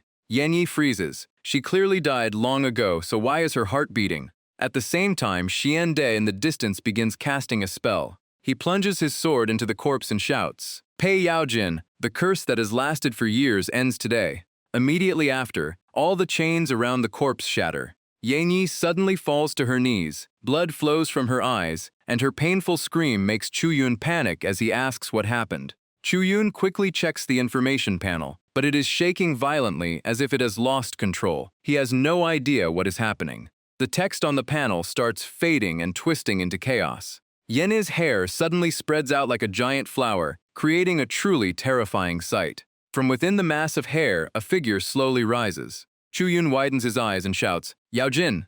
Before him is a girl with long hair wearing a torn white dress. Her strange figure slowly rises from the dark blue water. Chu Yun immediately recognizes her as Pei Yaojin. He finally realizes that Yanyi and the little female ghost are sharing the same body. At the same time, the painful cry of a little girl calling for her mother echoes through the air. He tried to inspect the opponent's information, but everything was extremely blurry. He could only barely read words like Pei, Changsheng, and Ye Clan. Then came details about Xiaoping, dealing with Pei Miaojin, crushing bones to make talismans, and killing her. The image of the little girl crying while holding her head still appeared before Chu Yun's eyes, endlessly calling for her mother in pain. Yi Er was also trembling in agony, repeatedly saying that she was hurting. The power exploding from her body was so strong that it sent Chu Yun flying back. Meanwhile, everyone around was desperately fighting the demons and monsters. Some even panicked and shouted that this female ghost's ghost soldiers were far too powerful.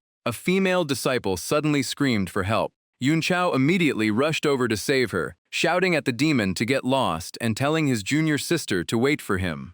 But at that moment, all the demons suddenly stopped.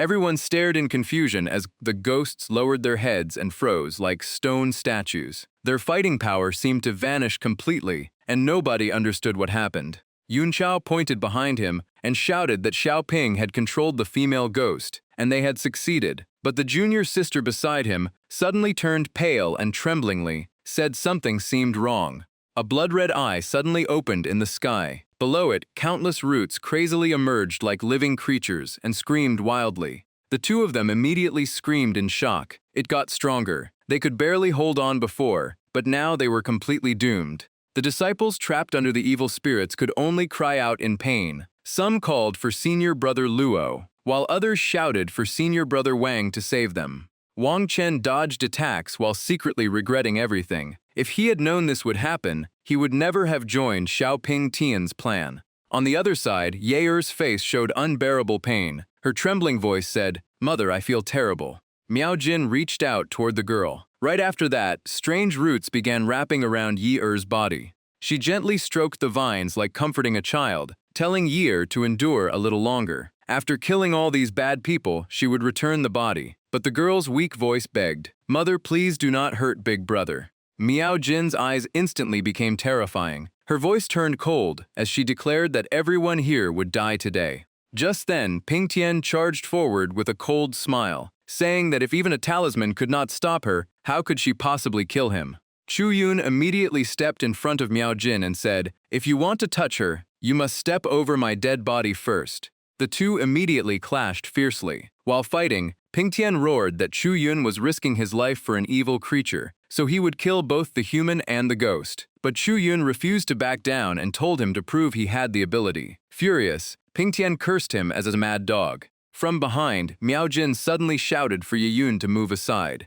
Spirit wood devouring heaven. Seeing the giant roots rushing toward him, Ping Tian gritted his teeth in panic. It was over. He could not dodge anymore and could only forcefully block the attack. But at that moment, a sword appeared from the sky and pierced straight through Miao Jin's forehead. She screamed in pain, and the roots immediately collapsed at Ping Tian's feet. He froze as he sensed that aura. Could it be his master who acted? Seeing the chance, Ping Tian quickly regained his spirit and charged forward. If he killed his opponent, he believed his master would value him again. Chu Yun was not slower by even half a step. Qingyun's sword technique combined with Chongshu ghost step was unleashed at the same time. Seeing that speed, Ping Tian turned around in shock. Too fast, this damn Yi Chuyun.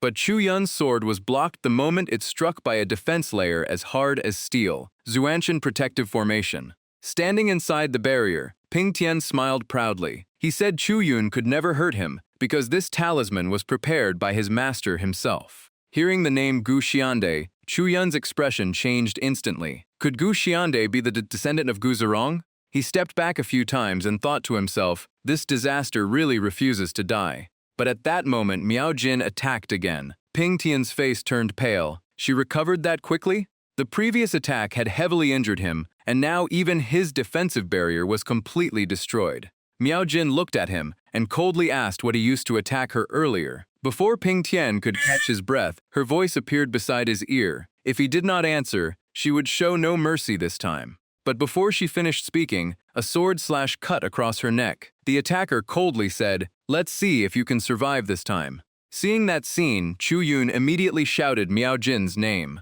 But before everyone's shocked eyes, she calmly picked up her head and placed it back as if nothing happened. Her expression instantly turned cold. This shameless thing actually dared to ambush her again and again. Flames behind Miao Jin erupted violently. She shouted, "Do you really think this can take my life?" At another location, Gu Xiande stood before a coffin. Inside was a dried corpse that was still burning faintly. But soon after, the body began to move. Strange things crawled out from inside, making his expression change. The dried corpse suddenly opened its mouth and let out a hoarse roar before staring straight at Xiande. Seeing this scene, he stepped back several times and whispered, "This is bad."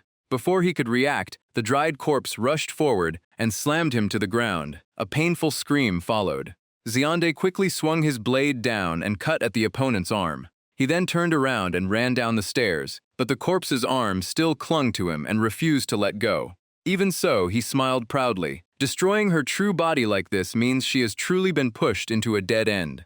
Outside Soul-Seizing Valley, Shi Yan and Chen Xiaoshu stood between the mountains. Chen Xiaoshu looked into the distance and worriedly asked if the treasure from that woman was really reliable. Soul-Seizing Valley seemed to be burning. Should they really not return to help Brother Yi? Shi Yan shook her head. Going back now would only hold him back. Their task was to support beast-taming sect. At that moment, the object in Shi Yan's hand suddenly lit up. She immediately said they found it. Chen Xiaoshu hurriedly asked where. Shi Yan looked toward the river and pointed at a figure floating in the distance. Chen Xiaoshu looked closer and was shocked. It was Zhu Demao from beast-taming sect. Inside Soul-Seizing Valley, Miao Jin had completely lost her temper. Flames around her body erupted and swept away everything nearby. Yun Chao saw his junior sister in danger and shouted for her to run, while he tried to stop the monster himself. Wang Chen ran while cursing under his breath. Knowing he could not escape, he could only call out to Brother Fei to wait for him. But Yun Chao immediately replied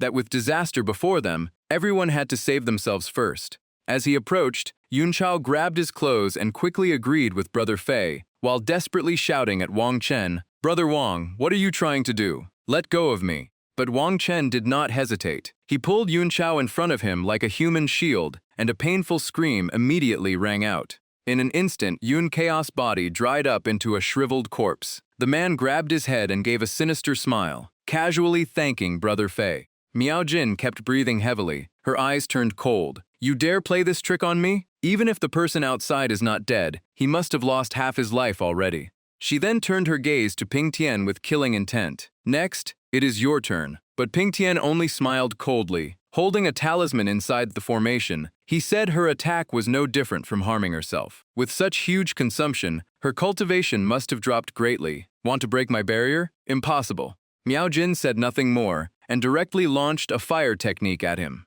Watching from the side, Chuyun secretly judged that this barrier was terrifyingly strong. Even if Miao Jin used all her power, she might not create any damage. He then asked Chongqing if there was a way to deal with it. The phoenix behind Chuyun immediately acted offended. "You only remember me when you need help? Fine, I will give you some guidance." The eagle's eyes flashed with light, and it immediately activated its true sight. Chuyun quickly realized Ping Tian was only pretending to look powerful. The barrier was actually as thin as paper. He only needed to strike one point with enough force to break it. Coincidentally, when he robbed Chongyang sect, he obtained a flying needle. The corner of Chu Yun's mouth lifted as he poured all his energy into the needle in his hand.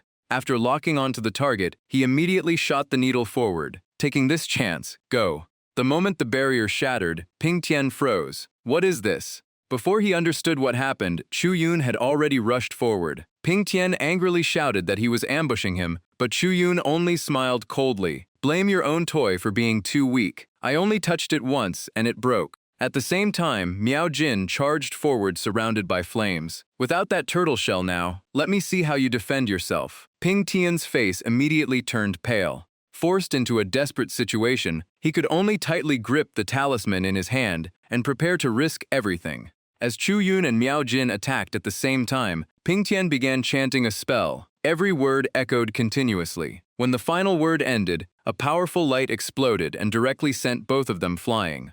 Ping Tian shouted and unleashed Changshu Ghost Step. Miao Jin coldly closed in on him. Missed me, then die. But at that moment, Chu Yun suddenly appeared from behind. Changshu Ghost Step, behind you. He swung the Mandarin duck staff and knocked the talisman out of Ping Tian's hand. Ping Tian screamed in panic, my talisman.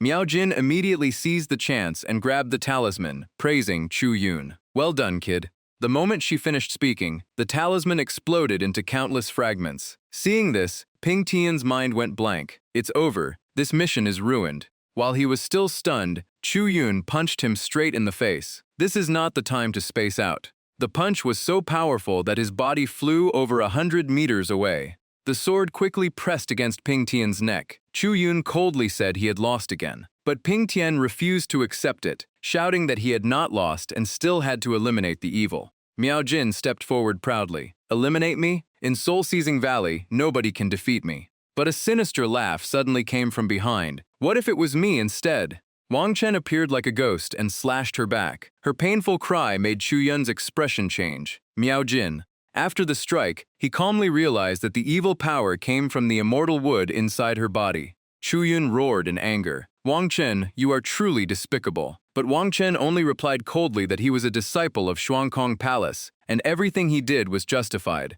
Those words brought Chu Yun's memories back. Wang Chen reminded him how he once mocked Xuankong Palace as a sect that survived by grave robbing, using lowly methods, and had even been crushed by Changyang Palace. Thinking of it, Chu Yun's face darkened. Damn it. Wang Chen smiled proudly. The strongest skill of us grave robbers is dealing with ghost cultivators. Looking at Miao Jin kneeling on the ground and coughing non-stop, he sneered. Hiding for so long was worth it. This harvest is quite impressive. Chu Yun immediately charged forward, but Wang Chen dodged by a hair. Even he was shocked by the speed. Damn, this movement technique is truly strange. Chu Yun quickly supported Miao Jin and softly comforted her. Don't move, I will save you. She touched his body and whispered in pain, heaven truly is unfair. Miao Jin's body began turning into glowing particles and slowly faded away. Between broken coughs, only one weak voice remained, Yi Lang. Chu Yun's entire body trembled violently. Only one name echoed in his mind, Wang Chen. He charged straight at him with overwhelming killing intent. I will definitely kill you. Even Wang Chen had to dodge a sudden frown. This aura is abnormally powerful. Could Yi Chu Yun have really become an evil being?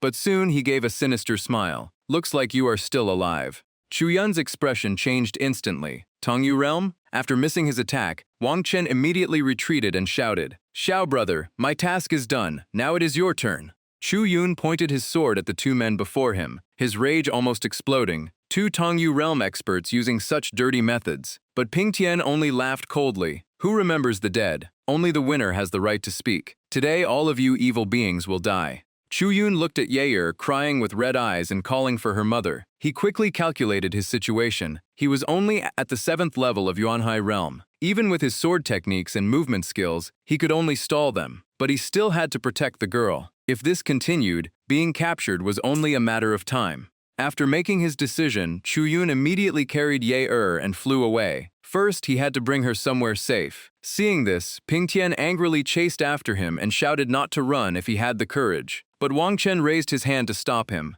Do not rush, he cannot escape far. Wang Chen glanced at the junior sister crying while holding Yun Chaos' corpse and secretly sneered. These Tai sect disciples are truly useless. Even Xiao Ping Tian looks powerful outside but is weak inside. Under a giant tree, Chu Yun gently placed Yi Er down and explained his plan. Rest here, I will lure those two away. But the girl immediately grabbed his hand and worriedly asked, Can you not leave me here, big brother? Sweat kept running down Chu Yun's forehead. In the end, he could only sigh and agree. Fine, I will stay with you. Hearing this, Yi Er's eyes immediately lit up. Mother truly did not choose the wrong person. The girl tremblingly brought out a green flame and softly said, Mother and I truly cannot hold on much longer. There are still many things we do not understand. Yi Er's voice grew weaker and weaker. Big brother, did you mistake the person? You stayed in Soul Seizing Valley for a reason, right? Otherwise, how would you know my mother's name? Chu Yun knelt on one knee and seriously replied, It is true I had a purpose, but I never planned to harm either of you. Yi Er forced a smile. I knew it. Mother was testing you. She said you were very similar to father. Miao Jin, covered in injuries with fading eyes, softly said, From your gaze, actions, and even your smallest habits, you are just like Yi Lang. But Yi Lang betrayed me. The princess destroyed my entire family. I once wanted to make her and her descendants pay a terrible price, but in the end, I still could not hate Yi Lang. Tears kept falling from her eyes as she choked out, Even now I still love the enemy who destroyed my Tell me, am I the most foolish woman in the world? Hearing this, Chu Yun quickly said, No, Yi Chu Yun never betrayed you. Tears also streamed down his face. The person who died tragically back then had his identity stolen by someone else. The one who married the princess was actually Gu Jirong. Hearing this, Miao Jin opened her eyes wide, completely unable to understand. Chu Yun slowly told the old story, revealing a buried memory. From what I know, after the imperial rankings were announced, the princess sent people to kill Yi Chu Yun and let Gu Jirong steal his title as top scholar. Not long after, Yi Chu Yun was poisoned to death. Lying in a pool of blood, he could only say, Miao Jin, I failed to keep my promise. If there is another life. A tear fell down, and at that moment his life completely ended, leaving only an unfinished apology. Miao Jin's remnant soul cried until her face was covered in tears. Why? Why did you only tell me now that Yi Lang never betrayed me? Beside her, Yi Er weakly said, My body and mother's body have reached the limit. Miao Jin slowly closed her eyes. There were some final words she had to say, even if she did not want to. Yi Er took out a small orb and said sadly, Big brother, take this power. Consider it our farewell gift. Chu Yun hurriedly reached out to stop her. No, there must still be another way. Miao Jin's remnant soul tried to hug Chu Yun and forced a smile. Big brother, do not get hurt because of me. Maybe we can still meet again in the future. A sincere smile appeared on her face. Thank you. Meeting someone who resembles Yi Lang so much is probably the final gift heaven has given me. This life is enough. The mother and daughter slowly faded into the air, leaving behind only one final sentence. Thank you. At that moment, Wang Chen's group also arrived. The moment Ping Tian saw Chu Yun, he pointed at him and shouted, So you were hiding here. Chu Yun gave a bitter laugh, but his eyes were terrifyingly cold. Liu Yun sect, I thought you had already escaped. I never expected you to come looking for me yourselves. Chongqing immediately appeared beside Chu Yun and softly warned him, Kid, defeating Xiaoping Tian last time was partly due to luck. But now you are facing two Tongyu realm experts. Do not let what happened to the Pei mother and daughter cloud your judgment. At that moment, the system appeared before Chu Yun. Yi Chu Yun, Sword Cultivator, 9th level of Yuanhai Realm, Destiny, easily ignited, easily explosive, God of Slaughter. Current state shows extreme emotional instability and a high chance of losing control. Condensed killing intent can create a suppression effect that weakens enemies, but the larger the realm gap, the greater the difference in effect. Predicted outcome. In Soul Seizing Valley, he will experience a fierce battle against Xiaoping Tian and Wang Chen, eventually dying from a sneak attack due to carelessness. The cause comes from the deaths of the Pei mother and daughter and Xiaoping Tian. Chu Yun lowered his head and looked at the information panel before softly saying, Thank you for the reminder. I know what I should do now. Chongqing stayed silent for a few seconds before sighing. You really never let anyone relax. Fine, I will go crazy with you one more time. It is also time to take what Tu Miaoyun left for you.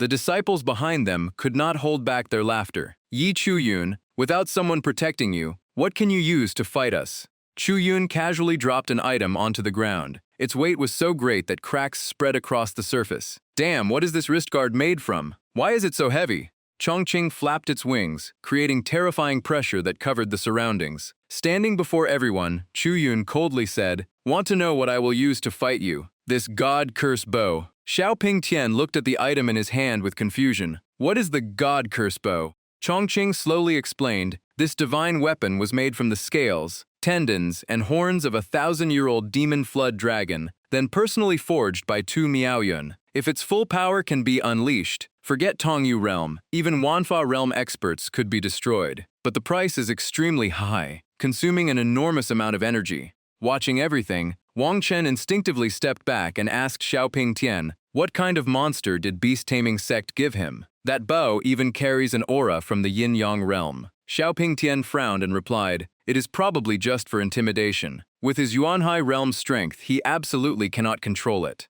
Chu Yun narrowed his eyes slightly. His voice was cold to the bone. Relax. Today, not a single one of you will escape. He raised the bow and spoke with killing intent. Consider this my farewell gift to the Pei mother and daughter. God curse arrow rain descends. A person holding a spirit medicine looked at the scene and sighed. After more than 1,000 years, Changsheng Wood still could not achieve eternal life. But right after that, a tiny life form appeared inside Changsheng Wood, leaving him completely stunned. He looked at the spirit plant with great interest in his eyes, so it even hid my daughter's remnant soul inside. It seems Pei Miao Jin's methods are still as impressive as before. In another area of soul-seizing valley, Chongqing flew through the sky and told Chu Yun, there should be no one left here. If you meet your junior sisters, tell them to lead the remaining beast-taming sect disciples away. While circling above, Chongqing repeated the warning. Soul-seizing valley is almost empty now. If you meet anyone from the sect, tell them to take the others and leave quickly. Meanwhile, Chu Yun was lying on the ground and shouting in frustration. Damn it, didn't you say it would only consume most of my energy? I do not even have a single drop left inside me. Chongqing snorted and replied, Brat, was the power worth it? Without the killing intent boost, even 10 or 100 times more energy would not be enough to deal with Xiaoping Tian. To be honest, I have plenty of other ways to handle him. Chongqing landed beside Chu Yun and transferred energy into him. Xiaoping Tian should be dead after taking that attack. What will you do next? But Chu Yun seriously replied, is not dead yet. That guy is still useful to me. I will stay in Lingshu for a while. After breaking through, I will find Gu Xiande and settle the score for Miao Jin. Chongqing was confused. He survived after taking that attack head-on? Chu Yun recalled Xiaoping Tian's expression earlier and said seriously, before entering Soul-Seizing Valley, I left a mark on him. He must be hiding somewhere. Chongqing spread its wings and flew around the night sky. After carrying Chu Yun for a while, he suddenly spoke. I can sense Xiaoping Tian. He is right below us. Land now. But Chongqing immediately refused. No, someone is coming. Zhao Deng turned to Qingshuang and said, being able to open a path into the spirit realm like this must be a treasure prepared by Liu Fen sect for Xiaoping Tian. The title of strongest young sword cultivator is truly deserved. Qingshuang immediately warned him, stop looking around. We still have things to handle. If the four great sects form an investigation team, it will become troublesome. Zhao Deng suddenly changed expression and pointed behind Qingshuang. Wait, what is that? The scene before them was completely destroyed. The ground was covered in ruins, with bodies scattered everywhere. But what truly shocked them was the person lying in the middle of the chaos. It was Xiaoping Tian. Zhao Deng immediately panicked. Isn't this Xiaoping Tian? Who could beat him into this state? Could it be Yi Chu Yun? Qingshuang frowned cautiously. Even breaking the spirit realm is difficult for me. Yi Chu Yun definitely cannot do this. It seems they encountered an extremely troublesome figure, or some old monster has interfered. She glanced at Zhao Deng and coldly ordered, prepare to leave and bring Xiaoping Tian with us. Zhao Deng immediately complained. I have to carry him too? This is so troublesome. Watching from above, Chu Yun secretly calculated. The distance is too far, so the interface cannot work properly. It would be better if I got closer. He then asked, can you quietly follow them and find out which side they belong to? Chongqing immediately looked annoyed. I am your spirit pet, not your servant. Do you not think this request is a little too much? Chu Yun could only nod. That is true. At that moment, Qingshuang suddenly noticed a strange sound. Her expression instantly turned cold. Who is there? Without hesitation, she shot into the sky and threw her blade forward. Come out now. The slash tore through the ground and directly cut a helpless centipede in half. The upper half of the centipede crashed heavily onto the ground. Then she slowly withdrew Huang Yu's slash. Qingshuang looked doubtful. Could it have only been my imagination? Zhao Deng also asked in confusion, what happened? She turned around and instructed him, Capture all righteous sect disciples you find. Remember, Xiaoping Tian is the best material for the sacrificial ritual. Zhao Deng was shocked after hearing this. Material? Wait, isn't Xiaoping Tian? Qing Shuang coldly glanced over. Are you trying to teach the Ghost King how to act? Zhao Deng immediately trembled. This subordinate would never dare. Hiding behind a rock, Chu Yun heard everything and secretly sighed in relief. They finally left. Luckily, Chongqing reacted fast enough and used that centipede as a substitute. His energy had not recovered yet. Rushing out now would be no different from seeking death. But he soon fell into deep thought. What exactly is Red Ghost Sect planning by sacrificing Xiaoping Tian? At that moment, Chu Yun noticed a golden light shining from a crack. Inside the centipede's corpse, an ancient door had appeared. It seemed this place hid an ancient secret realm, but now was not the time to explore. The most important thing was to inform beast-taming sect first. At Liu Yun's sect, a figure stood with his back facing Gu Xiande and coldly questioned him. This is the flawless plan you guaranteed? Look, Xiaoping Tian's soul lamp is almost extinguished. Gu Xiande hurriedly defended himself. This was only an accident. The figure ignored him and continued. To gain benefits, you exchanged 3 sect treasures with Changyang, Ziyin, and Xuankun sect. In the end, countless disciples suffered heavy casualties. The spirit realm was supposed to be a place for disciples to compete and train, yet for your own interests, you interfered this deeply. After saying that, he turned around and stared at Gujiande with wide eyes, making cold sweat appear on his forehead. As the sect master, you disappeared for 3 full hours without reason. Is this the surprise you prepared for the elders? Gujiande stammered. Xiaoping Tian will be fine. After all, the spirit realm is still under our control. The figure turned away and only left a cold remark. I hope so. Handle the matter in the spirit realm yourself. Gujiande immediately lowered his head and answered. Before leaving, he added one final sentence that made the atmosphere heavy. If I knew Liu Yun's sect would be forced into this state by a Ye Chu Yun, I would never have given you the position of sect master back then. Gu Xiande clenched his fists until his veins bulged. His heart was filled with hatred. Yi Chu Yun again, I will never forgive you. While Chongqing carried him away, Chu Yun suddenly saw 3 familiar figures ahead and became excited. I finally found you. Senior brother Zhou, junior sister Qin. The moment Shi Yan saw him, she was shocked. Brother Yi. But Chu Yun looked around in confusion. I thought I saved all beast-taming sect disciples. Why are only the 3 of you left? Demo hesitated for a moment before sighing. Little uncle, this is a long story. After waking up that day, the disciples were still confused and had no idea Fei Yuming had betrayed them. Then Chen Shiming somehow blamed the betrayal entirely on little uncle. We wanted to explain for you, but when he saw junior sister Chen standing on your side, he became certain we were allies of Liu Yun's sect. The 3 of us had no choice but to leave the group. I wanted to return and argue, but then I discovered those disciples had already been captured by Red Ghost Sect. After hearing this, Chu Yun gave an awkward smile. As expected, every sect always has a few stubborn people who love creating trouble for themselves. Senior brother Zhou bowed respectfully. Little uncle, I have a request that may point to be too much. Can you save them one more time? Even though they once held prejudice against you, Chu Yun immediately replied, Do not worry. I am not so heartless that I would watch people die without helping. Chu Yun raised his hand and explained the situation. The spirit realm has been completely sealed. Nobody can enter or leave. The last remaining gap has also fallen into Red Ghost Sect's hands. Not only that, they sent 2 Wanfa realm experts to guard it. I cannot handle this alone. If we want to survive now, we must work together. Hearing this, Chen Xiaoshu's face turned pale. It seems Red Ghost Sect wants to turn this place into another Chen family fortress. Shi Yan looked at Chu Yun in confusion and asked what his plan was. Chu Yun said they might be able to borrow power from the secret realm to turn the situation around. Hearing this, she froze. A secret realm? Desheng looked at the captured disciples and immediately became furious at Chen Shiming. He never expected this man to attack even his fellow sect members. He shouted for them to silence him. Chen Shiming awkwardly asked to speak privately for a few moments, but Desheng crossed his arms and replied coldly. He had no time for long explanations. Say what you need directly. Shiming's expression became ugly. Then he cautiously asked, Senior brother, have you ever heard the name Yi Chu Yun?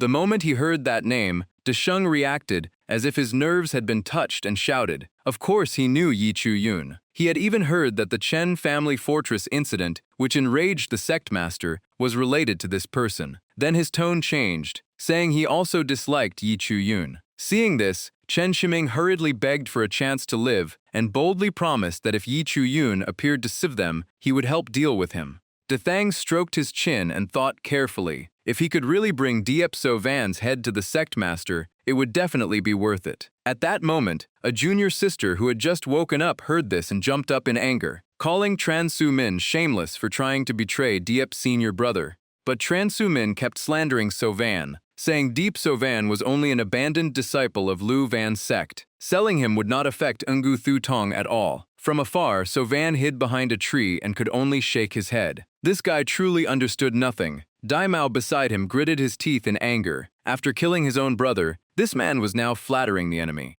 Suddenly, De Tong pointed at Su Min and shouted, "Why should he believe a word from him?" After saying that, he ordered him to return to his place. Tran Su Min was stunned and quickly begged him to trust him. At that moment, a status panel appeared before So Van. Te De Thong's 6th level of Thong Yu Realm. Fate, Chi Am Chi the combined with Chin Kong Evil Body. Born with extreme yin energy that caused his mother's death, he was highly sensitive to yin and evil energy, and naturally leaned toward the dark path. Against people with righteous energy, he gained a huge advantage. A troubled childhood made him trust no one. Later, after failing to cultivate a demonic art, all his cultivation became a reward for someone else. His next turning point was capturing Diep So Van in the spirit realm and using that chance to rise within Shish Kui Tong. After reading all the information, So Van rubbed his chin and smiled. "Looks like I have found a way." Just then, a small paper ball suddenly appeared beside the junior sister. The girl secretly picked it up. The message inside was short. "Tonight I will lead the Sish Kui group toward the west of the secret realm. Use this chance to escape." Signed, Deep So Van. After reading it, the girl was shocked. Deep's senior brother really came. But right after that, the paper in her hand was suddenly snatched away. Tran Su Min immediately looked like he had found treasure and happily called De Thong over. He said Deep So Van had appeared. De Thong reached out for the paper, while the junior sister panicked and rushed forward to stop him, repeatedly saying he could not take it. Watching everything from afar, So Van could only laugh quietly. Just as expected, Tran Su Min had accidentally done the right thing again. After reading the message, De Thang immediately gave an order. This was definitely Diep So Van's trace. He must still be nearby. His subordinates accepted the order and quickly spread out. After a while, someone returned and reported that everyone sent to search had lost contact. De Thang cursed in frustration, but at least this proved Diep So Van was truly nearby. Then he ordered everyone not to leave their positions. As long as the hostages remained in their hands, Diep So Van would eventually return to save them. Tran Su Min quickly spoke again, saying there was no need to be so cautious. In his opinion, Diep So Van only excelled at sneak attacks, and a direct fight was nothing to worry about. De Thang narrowed his eyes at him suspiciously. If he was really that weak, why would his superiors specifically warn them to stay alert? De Thang coldly continued, or was this guy trying to lure them away so he could escape? He had met many idiots like this before. Tran Su Min kept following behind, begging for a chance to prove himself. Watching from a distance, So Van quietly analyzed the situation. Good. At this rate, they would not leave their positions anytime soon. Thinking this, he called Chong Tin Bird and headed into the secret realm to investigate. Chong Tin did not understand and asked So Van what all this effort was for. So Van confidently replied that De Thang was naturally suspicious and would never retreat. At the same time, he compared everything with the status information about De Thang's recent changes. Meanwhile, the subordinates below remained on high alert, constantly patrolling the surrounding area. De Thang looked at the disciples and analyzed silently. Everyone from Nungu Thu Tong looked clearly depressed. It seemed they had received no news from Deep So Van for a long time. Sish Kui Tong had also investigated carefully and found no infiltrators, making him wonder if Deep So Van had truly given up. But then he suddenly realized something, and his expression changed. Deep So Van was not someone foolish enough to act like this. He must be aiming for something else. He looked up at the newly appeared secret realm and became suspicious. Why did the secret realm open at this exact moment, and why was it in the west? Could Deep So Van's real target be that place? Without hesitation, De Thong called people to follow him and investigate. Behind him, Tran Su Min quickly followed, constantly flattering him and begging to come along, promising to serve him well. De Thang turned around with a sinister look and agreed, but first, he ordered him to take that pill. footsteps echoed across the ground. Someone complained that the smell of blood here was unbearable and wanted to go outside for fresh air. Walking behind them, Dethang coldly replied, "Didn't you say you would serve me well? Now is your chance. Go lead the way. Make one mistake and wait for the poison to kill you." Walking ahead, Tran Su Min's face darkened. He cursed himself for bringing trouble with his own words. After walking a few steps, his foot suddenly kicked something soft, something that felt just like a human arm.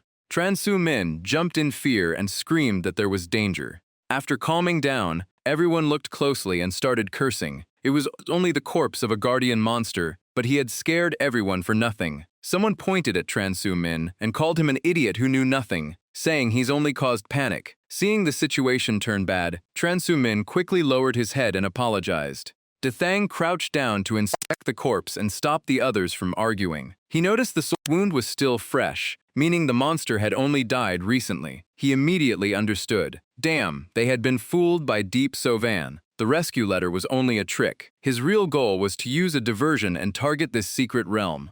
Dethang stood up and ordered his men. Deep Sovan definitely has not left yet. He must be trying to open the secret realm. The moment he appears, capture him alive. Everyone was furious, thinking that traitor dared to play with Shishkui Tong and did not even care about the lives of Ungu Thutong. Far away, Sovan secretly laughed. They arrived faster than expected, but that was perfect because he had been waiting for them. After thinking that, he appeared behind a huge rock and shouted on purpose that Shish Kui Tong arrived really fast. Then he acted surprised when he saw Tran Su Min standing with them. Like finding treasure, Tran Su Min immediately shouted that the traitor had finally appeared. So Van acted angry and ran while shouting that the treasure inside the secret realm belonged to him and no one could touch it. Dethang and the others immediately chased after him. While running outside, Sovan was laughing inside. Ahead was the place where they would all be buried. While rushing forward, Sovan suddenly stopped. Inside the secret realm, a few sounds echoed, followed by Sovan's shocked voice.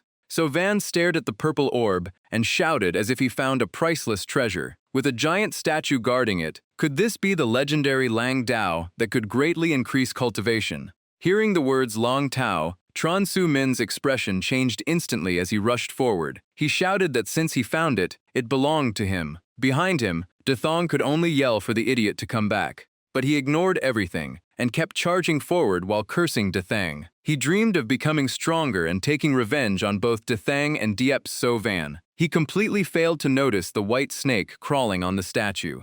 In an instant, the white snake rushed into his mouth, leaving him only able to make distorted sounds. Tran Su Min grabbed his throat as his face turned purple. He tried to curse Sovan, but Dethang raised his hand and stopped everyone. This man's condition was clearly abnormal. Right before everyone's eyes, his body twisted and transformed into a terrifying demon beast. Dethang immediately ordered everyone to kill the monster. Tran Su Min had completely disappeared. In his place was a strange creature that dodged every attack and slowly approached the group. In a flash, it rushed at the nearest person and bit straight into his neck. Blood sprayed everywhere as the unlucky man only managed to let out a painful scream. Just as chaos broke out, a voice suddenly shouted, "The chance has come. Take him down now." From above, Sovan silently watched with cold eyes. "Senior brother Tran, if you had not planned to deal with me, things would not have ended like this. Now face the consequences yourself." But then he noticed something strange. The blood from the dead bodies was not spreading randomly. It was flowing toward one direction. Sovan's expression changed. Something is wrong. This is a formation.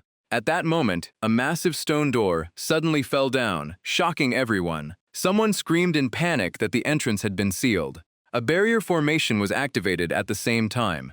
Only then did Dethang and the others panic and turn around. They saw countless mutated monsters rushing toward them like a tide at incredible speed. Everyone's hair stood on end. What kind of monsters are these? One man immediately raised his sword and shouted for everyone to attack. But the moment he let his guard down, a monster suddenly appeared behind him. Without giving him any chance, it bit straight into his body. Seeing the situation turn dangerous, Dethang took out a magic treasure and shouted, "Everyone gather around me." Right after that, countless streams of evil energy burst out from the treasure and tore into the approaching monsters. Seeing the situation change, someone sighed in relief and praised Dethang. But he only smiled coldly and said, "Next it will be your turn to become food for the Nether Banner and these evil forces." Watching the battle secretly, Sovan thought to himself, "That magic treasure is troublesome.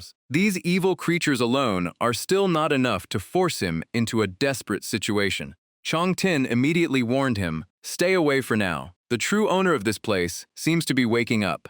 An ancient yet overwhelming voice suddenly echoed through the space. "Who dares to cause trouble in my tomb?" Hearing that, Dethang's face turned pale. He had no idea what was happening. The sound of teeth grinding sent chills through everyone. The voice continued, "So they are human cultivators after all." Dethang immediately panicked and explained that they had only entered here by accident. His face was filled with fear as he lowered his attitude as much as possible. He promised they would leave immediately and never disturb this place again. But the only response was a cold gaze aimed at the noisy group. Dethang raised his staff and desperately shouted for everyone to stop it. But the moment the light descended, all life force was drained from his body, leaving only a dry skeleton. Sovan stared in shock. This was terrifying. A heavy thought appeared in his mind. A casual attack was strong enough to crush both Dethang and his magic treasure. They were not even on the same level. But then his eyes suddenly stopped on something else. A sword.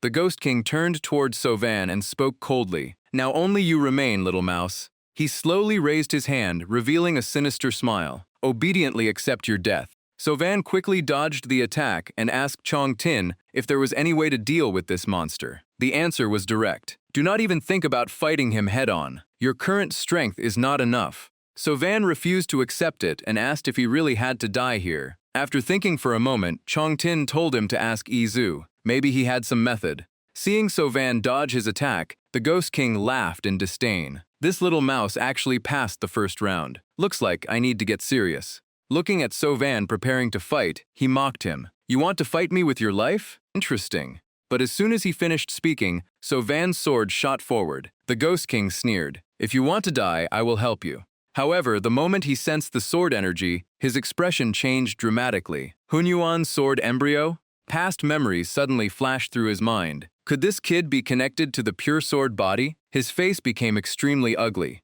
As Sovan charged forward, the Ghost King said coldly that he was once severely injured by the pure sword body and sealed until today. His hand was about to touch the sword, but his thoughts suddenly changed. "No, I must dodge this attack." The moment he reacted, Sovan seized the chance and took the sword. His face immediately lit up with excitement. Holding the sword, Sovan happily said he never expected things to go so smoothly. The Ghost King had revealed an opening while avoiding his attack. But the moment he grabbed the sword, Sovan frowned as terrifying heat surged through him. Izu laughed excitedly and said releasing him was indeed the right choice. Chong Tin anxiously told him to control this power quickly, or all three of them would die here. The Ghost King held the source energy sphere tightly and gritted his teeth, so it was only a similar aura. But after being revived and meeting such a talented sword cultivator, he could no longer be careless. His voice echoed with killing intent. "A sword genius like you absolutely cannot be allowed to survive." Sovan frowned. Looks like he truly angered him.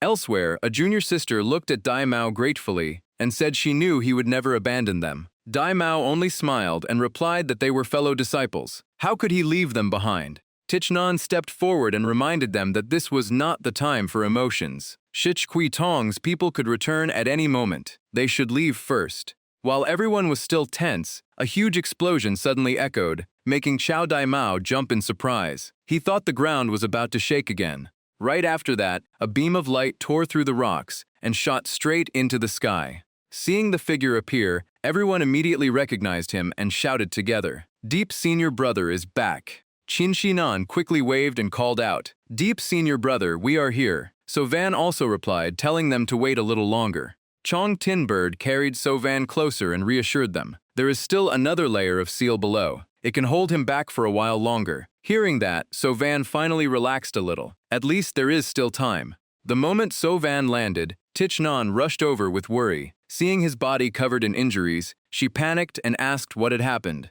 Sovan's expression turned serious as he explained. Tran Su Min accidentally awakened an extremely troublesome old monster inside the secret realm. Its strength even surpassed the Yin-Yang realm. The recent scene flashed through Sovan's mind again. The enemy's voice was full of mockery, as if laughing at his meaningless resistance. In that critical moment, So Van called Izu and Chong Tin Bird for help. Even then, the two still found time to tease him, joking around despite the danger. Blood Demon pointed at So Van and shouted that he would crush him right there. In an instant, two terrifying forces collided head-on. Watching the scene, the Blood Demon smiled viciously. He thought he had finally removed the threat before this kid could truly grow.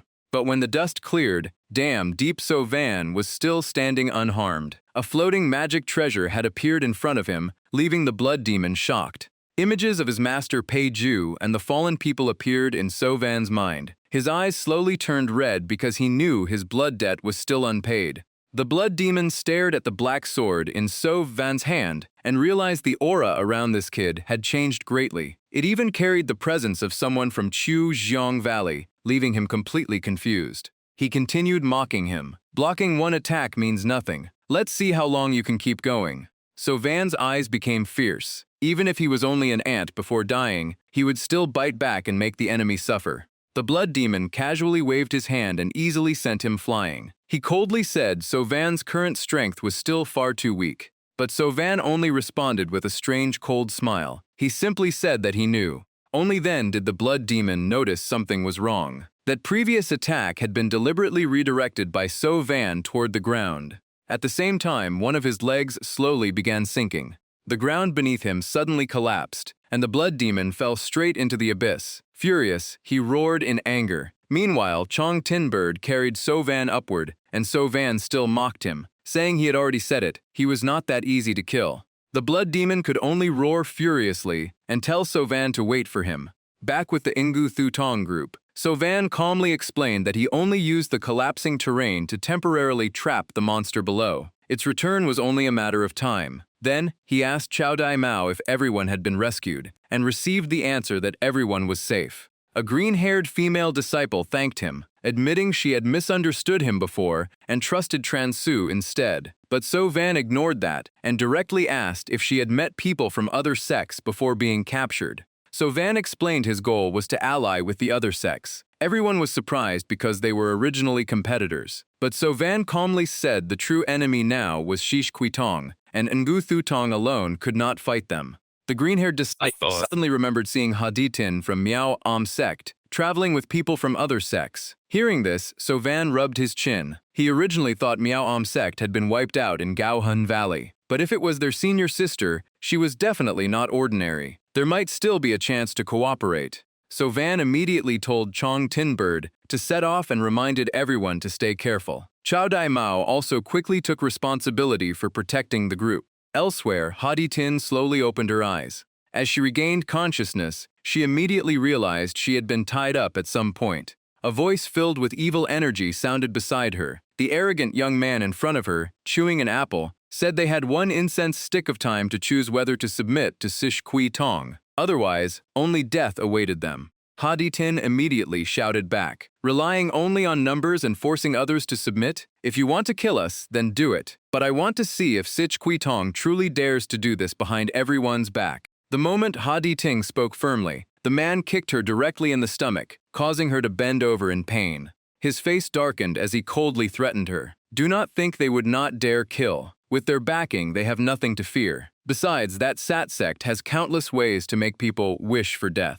Even under pressure, Hadi Tin gritted her teeth and resisted. She said that once she left the spirit realm, she would report this to the elders and make them pay. But the man only laughed in disdain. He said that was impossible because soon Shish Kui Tong would sacrifice everyone. At that time, even the sects behind them would not escape. Just as the atmosphere became tense, a voice suddenly came from outside the cave. The person calmly asked how this sacrifice would be carried out, making the man turn around in shock.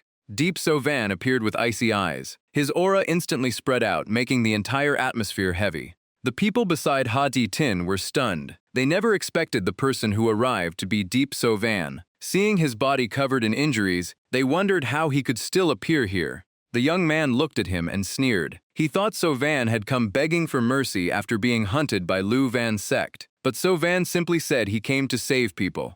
The man looked at him with complete disdain, as if one person alone was not worth worrying about. So Van remained calm. Without saying anything else, the man gathered power in his palm and prepared to attack. Seeing this, Hadi Tin's expression changed. She immediately warned him that it was that sat fist and told Sovan to be careful. The man smiled confidently, believing Sovan could not dodge this attack, but he froze when Sovan simply raised his weapon and blocked the strike. Seeing this, he only frowned slightly and commented that this guy could barely withstand it. The next moment, his figure disappeared and appeared right in front of Sovan, throwing another punch. The fist shot straight toward Sovan's chest without hesitation. Seeing him get hit, Hadi Tin's face changed instantly. One thought appeared in her mind: this is bad. The man smiled proudly and mocked him. Even the Origin Sea realm is only this strong? He wondered why Lu Van's sect feared this person. But then Sovan's cold voice sounded: "You are reaching your conclusions too early." The young man widened his eyes when he saw Sovan still standing without falling. He looked completely confused. Sovan only looked at him and calmly said, "You left too many openings." The next moment, Sovan drew his sword at incredible speed. The man's head instantly separated from his body. After defeating him, Sovan walked to Hadi Tin and said everything was fine. He prepared to untie everyone, but she quickly warned him not to lower his guard. That man possessed a revival technique that had caused her much trouble before. Hearing this, Sovan immediately turned around. As expected, the severed head began moving again. The man panicked and shouted for help, saying Deep Sovan had entered the territory of that Sat sect. But when he ran out of the cave entrance, he suddenly froze.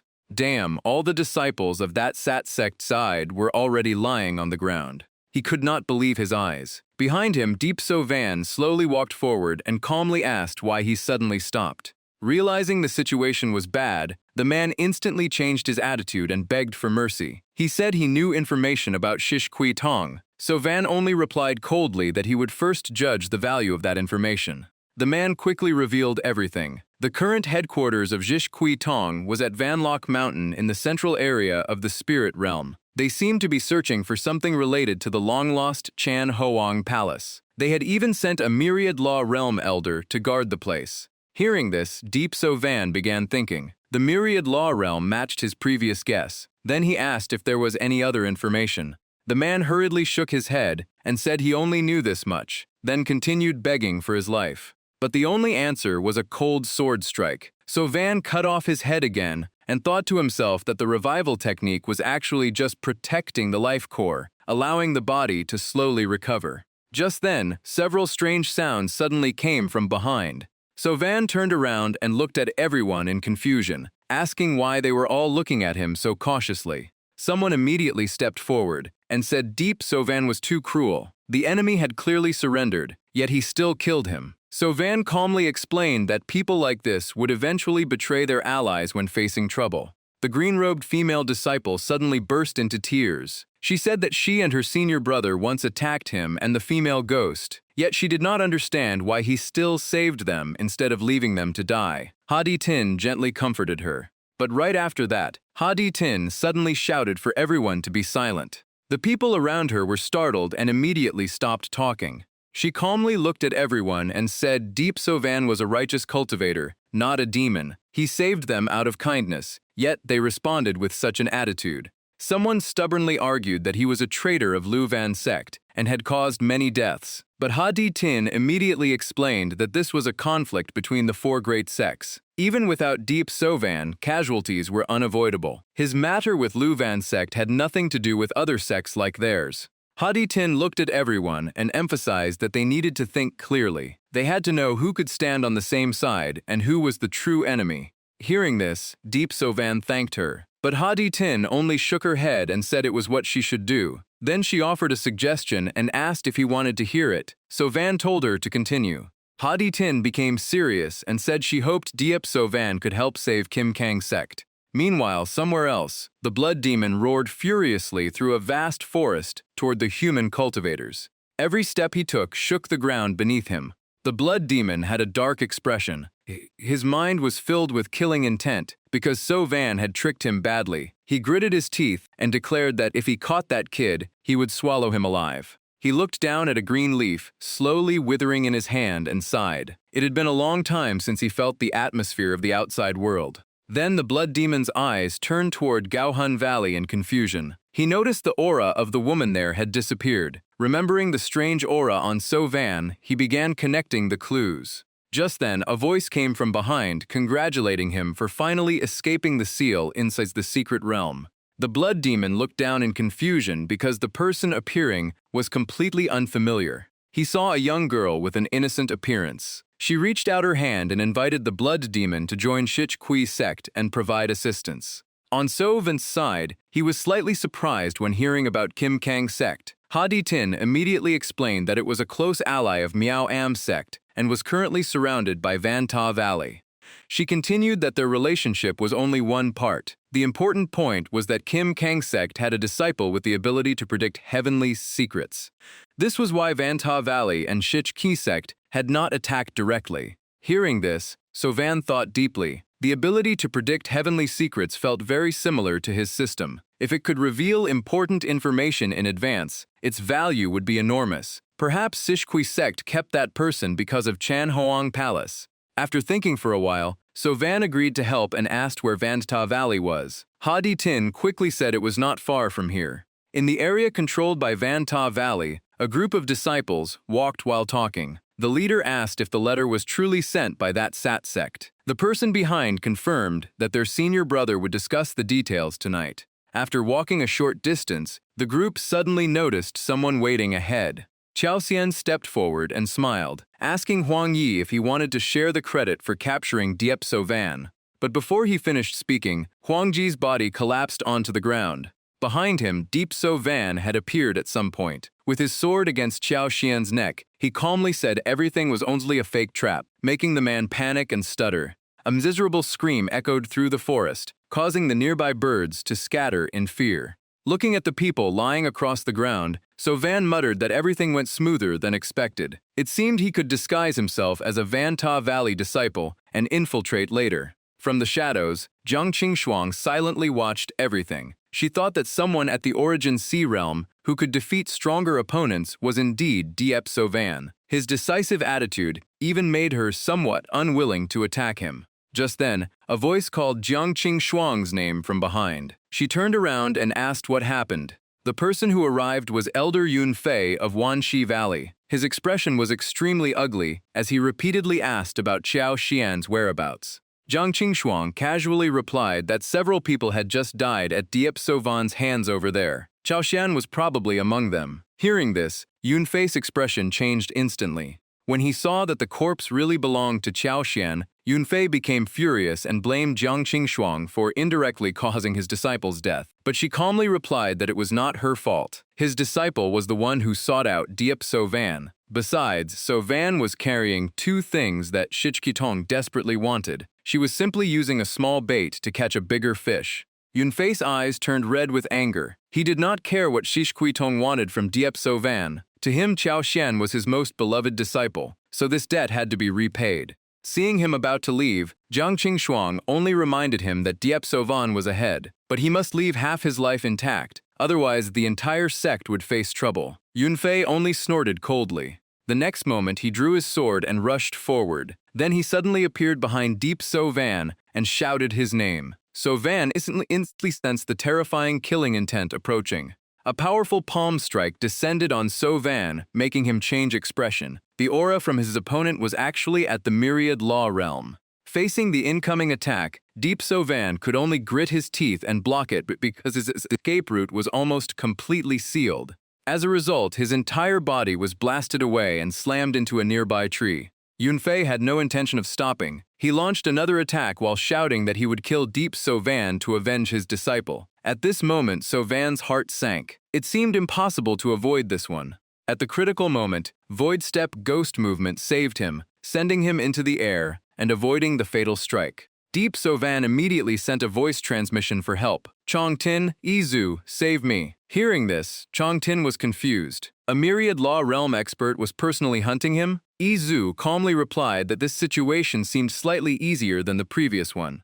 Diep So Van switched to sword techniques and immediately counterattacked. Deep inside, he felt something strange about this place. Yun Fei simply dodged and laughed in disdain, as if asking whether So Van really thought he could sneak attack him. Chong Tin anxiously told him to run, but So Van immediately replied, "Do you think I need you to tell me that?" But right then, his body suddenly felt extremely dizzy and uncomfortable. In the blink of an eye, Yunfei's fist smashed directly into his chest. The force was so powerful that Deep Sovan flew through the forest, clutching his chest in pain. He forced himself up and immediately realized something's wrong. Could the signs of his breakthrough appear at this exact moment? This was truly one disaster after another. Izu told him to finish the fight quickly. Chongtin also analyzed that the opponent had just broken through to Myriad Law Realm and his foundation was unstable. They could use Divine Curse Bow to force him back. Hearing this, Diep Sovan decided to take the risk. Yunfei charged forward with bloodshot eyes, using dragon-shattering Heart Claw while crazily shouting that he would crush Deep Sovan's bones and tear him apart.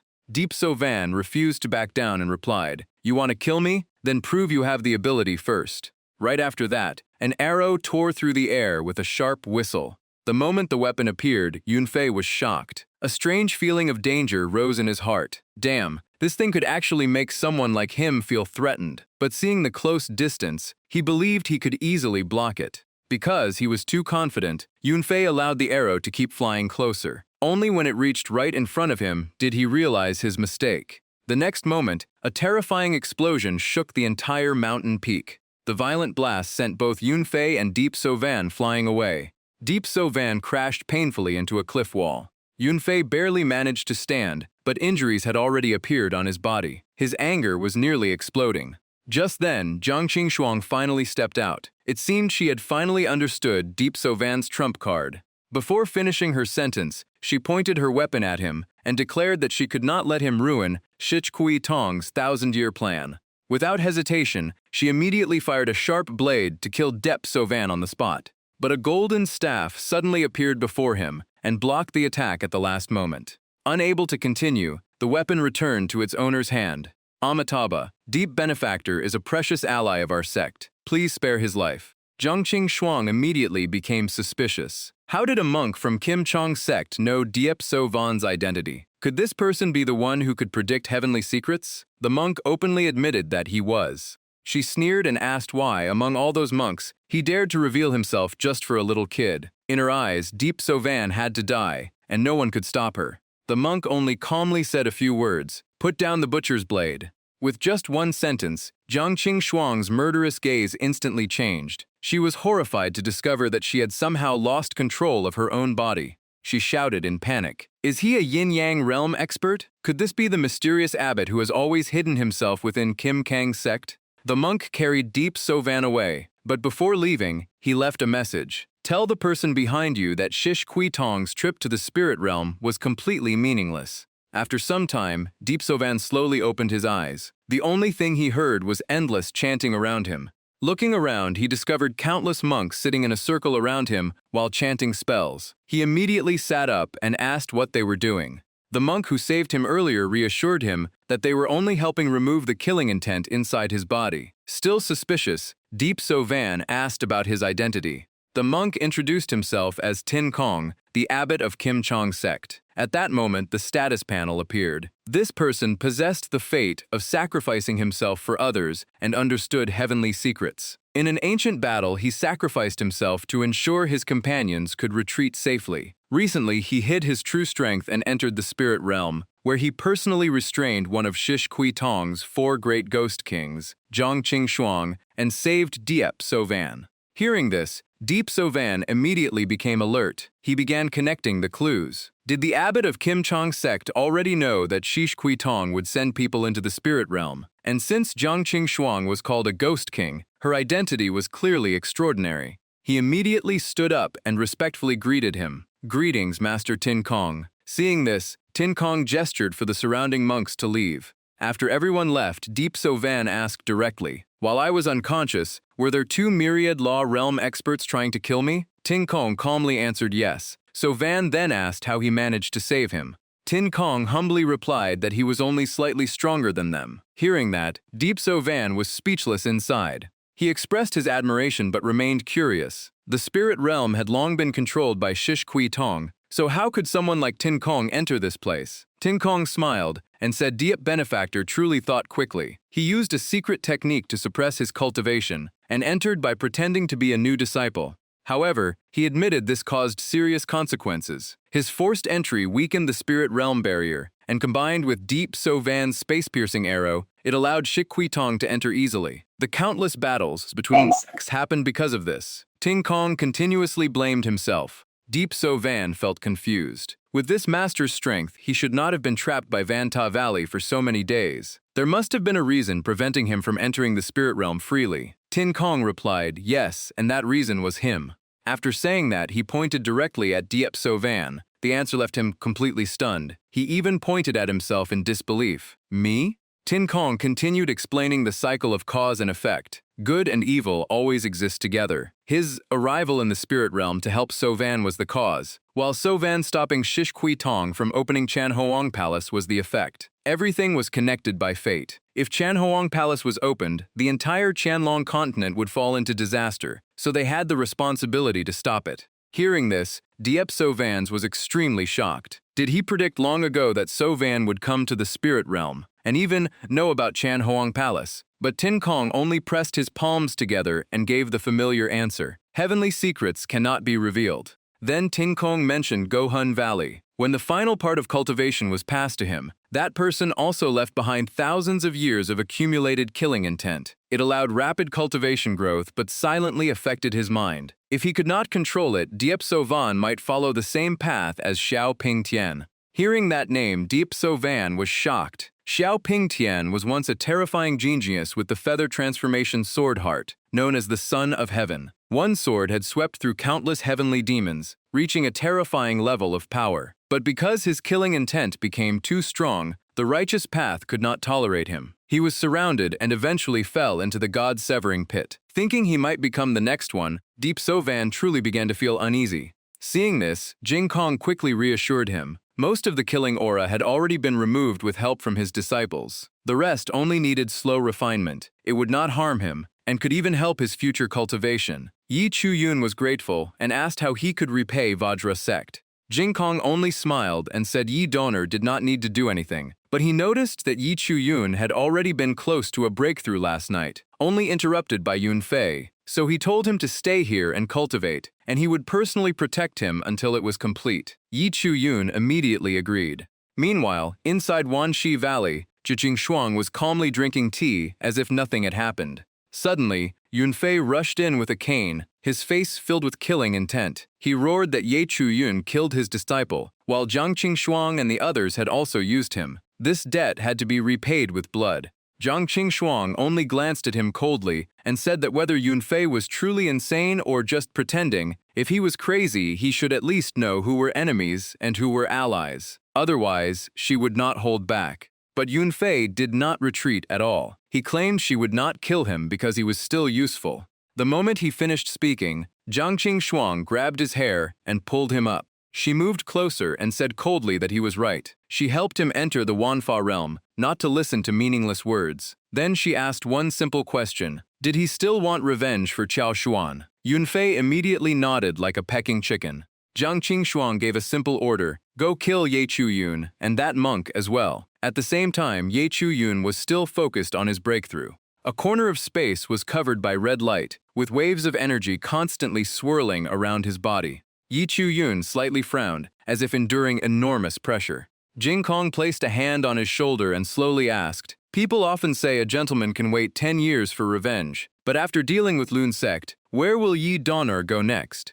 Jing Kong's question made images of Xiaoping Tian and the others appear in Ye Chu Yun's mind. After a moment of silence, he replied that after dealing with Liu Yun's sect, he truly had never thought about what came next. Jing Kong slowly said that karma follows its destined path, and Yi Donner carries a greater responsibility than ordinary people. What matters now is stopping the disaster that will descend upon the world. First, let go of the hatred in your heart, and do not let revenge drag you too far. After hearing this, Yi Chu Yun felt much lighter inside. He looked at Jing Kong gratefully and thanked him. At that moment, his eyes suddenly widened. In Ye Chu Yun's eyes, it looked as if a raging flame was burning. Then an extremely powerful force began bursting out from his body. A massive beam of light pierced through the dense forest and shot straight into the sky. A while later, Ye Chu Yun slowly walked out with an aura completely different from before. His cultivation had officially entered the first level of the Yukong realm. Yi Chu-yun once again clasped his hands and thanked Jing Kong for helping suppress the killing aura and guiding him.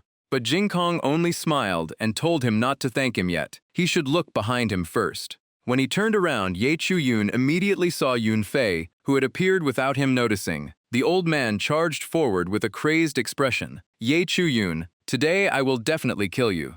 Yi Chu-yun was instantly shocked. This time things had become serious. Without time to think, Qingyuan's sword art and 8 precepts pagoda were immediately unleashed to protect himself. Jing Kong watched quietly and thought to himself, to cultivate Qingyuan's sword art to this level, it seemed his junior brother truly had good judgment. On the other side, Yun Fei was like someone who had lost all reason. He glared and shouted that Yi Chu-yun only relied on treasures to survive, but he did not believe Yi Chu-yun could keep defending forever. At that moment, Jing Kong stepped forward and stood in front of Ye Chu-yun, calmly telling him to stay behind. Then he gently threw out a golden string of prayer beads. The moment the prayer beads flew out, they locked Yun Fei in place. He immediately panicked, realizing the energy inside his body could no longer circulate. Jing Kong calmly explained that Yun Fei's mental state was unstable. He only restrained him temporarily because he feared something unexpected might happen to either side. Once Yi Chu-yun left, he would release him.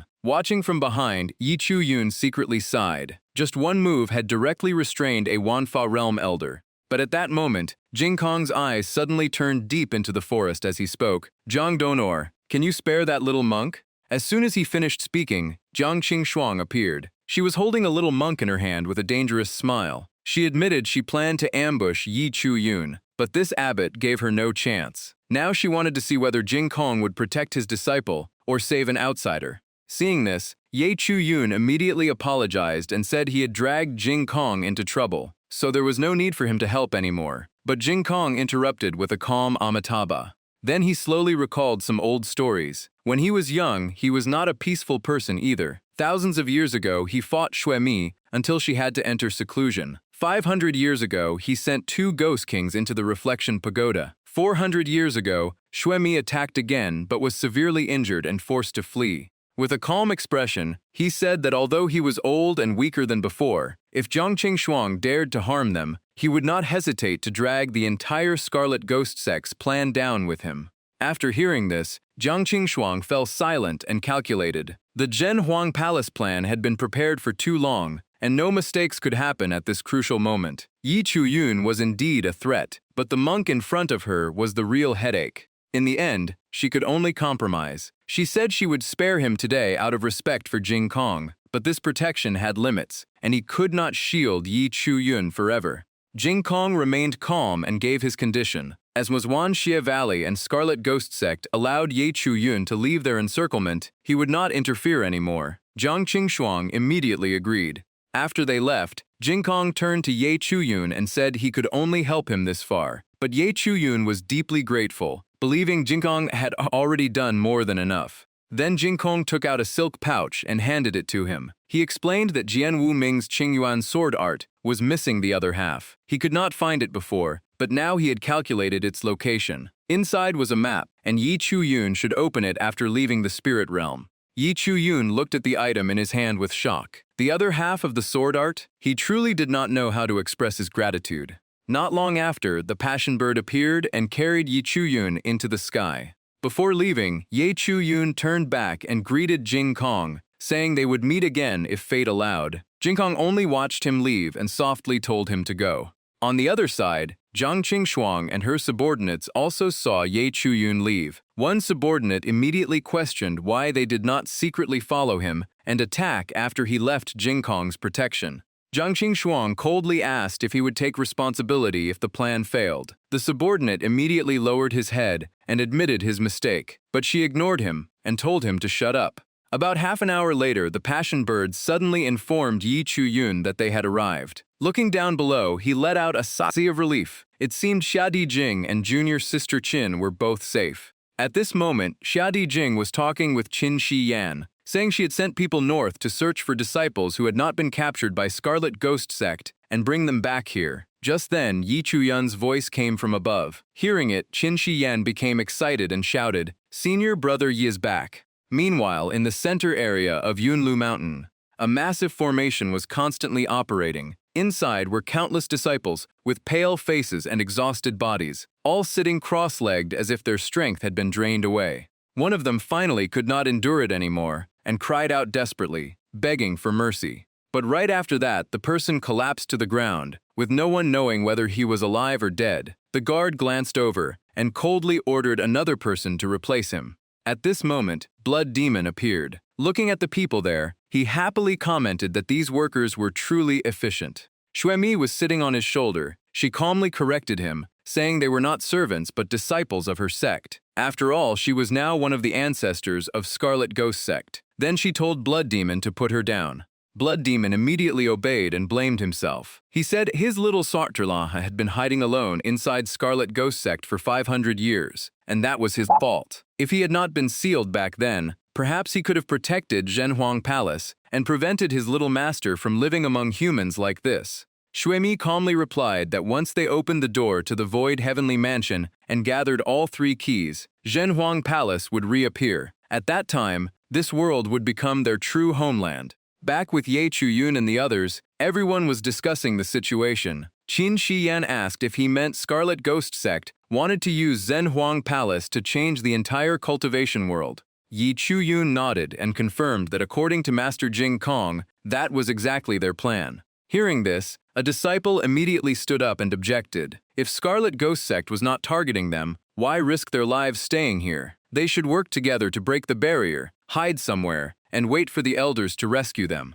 Many others quickly agreed. But Ye Chuyun poured cold water on their idea. They might escape today, but they could not run forever. If Scarlet Ghost Sect obtained the final key to Zhenhuang Palace, the consequences would be unimaginable. The disciple became angry and argued that if nothing worked, they should just join Scarlet Ghost Sect to survive. Several others immediately supported him and even declared they would join. Ye Chuyun looked at them seriously and asked if they were truly that afraid of death. Seeing his cold expression, they became uneasy and asked what he planned to do. Ye Chuyun clearly explained that Scarlet Ghost Sect was the enemy of the entire cultivation world and had caused disasters for thousands of years. They should not foolishly think joining them would guarantee safety. With their cultivation but no real battle experience, they would only become cannon fodder. But the disciple refused to stop. He shouted that Ye Chuyun should stop pretending to be righteous. They were only changing sects, and did he not leave Liu Yun's sect before to join Beast Control Sect? The crowd immediately turned against Ye Chuyun. Someone said they heard while captured that Scarlet Ghost Sect had placed him on their kill list. Liu Yun's sect rejected him as a traitor. Scarlet Ghost Sect wanted him dead, leaving only Beast Control Sect to accept him. No wonder he was so active in the spirit realm. The more they talked, the more twisted the story became.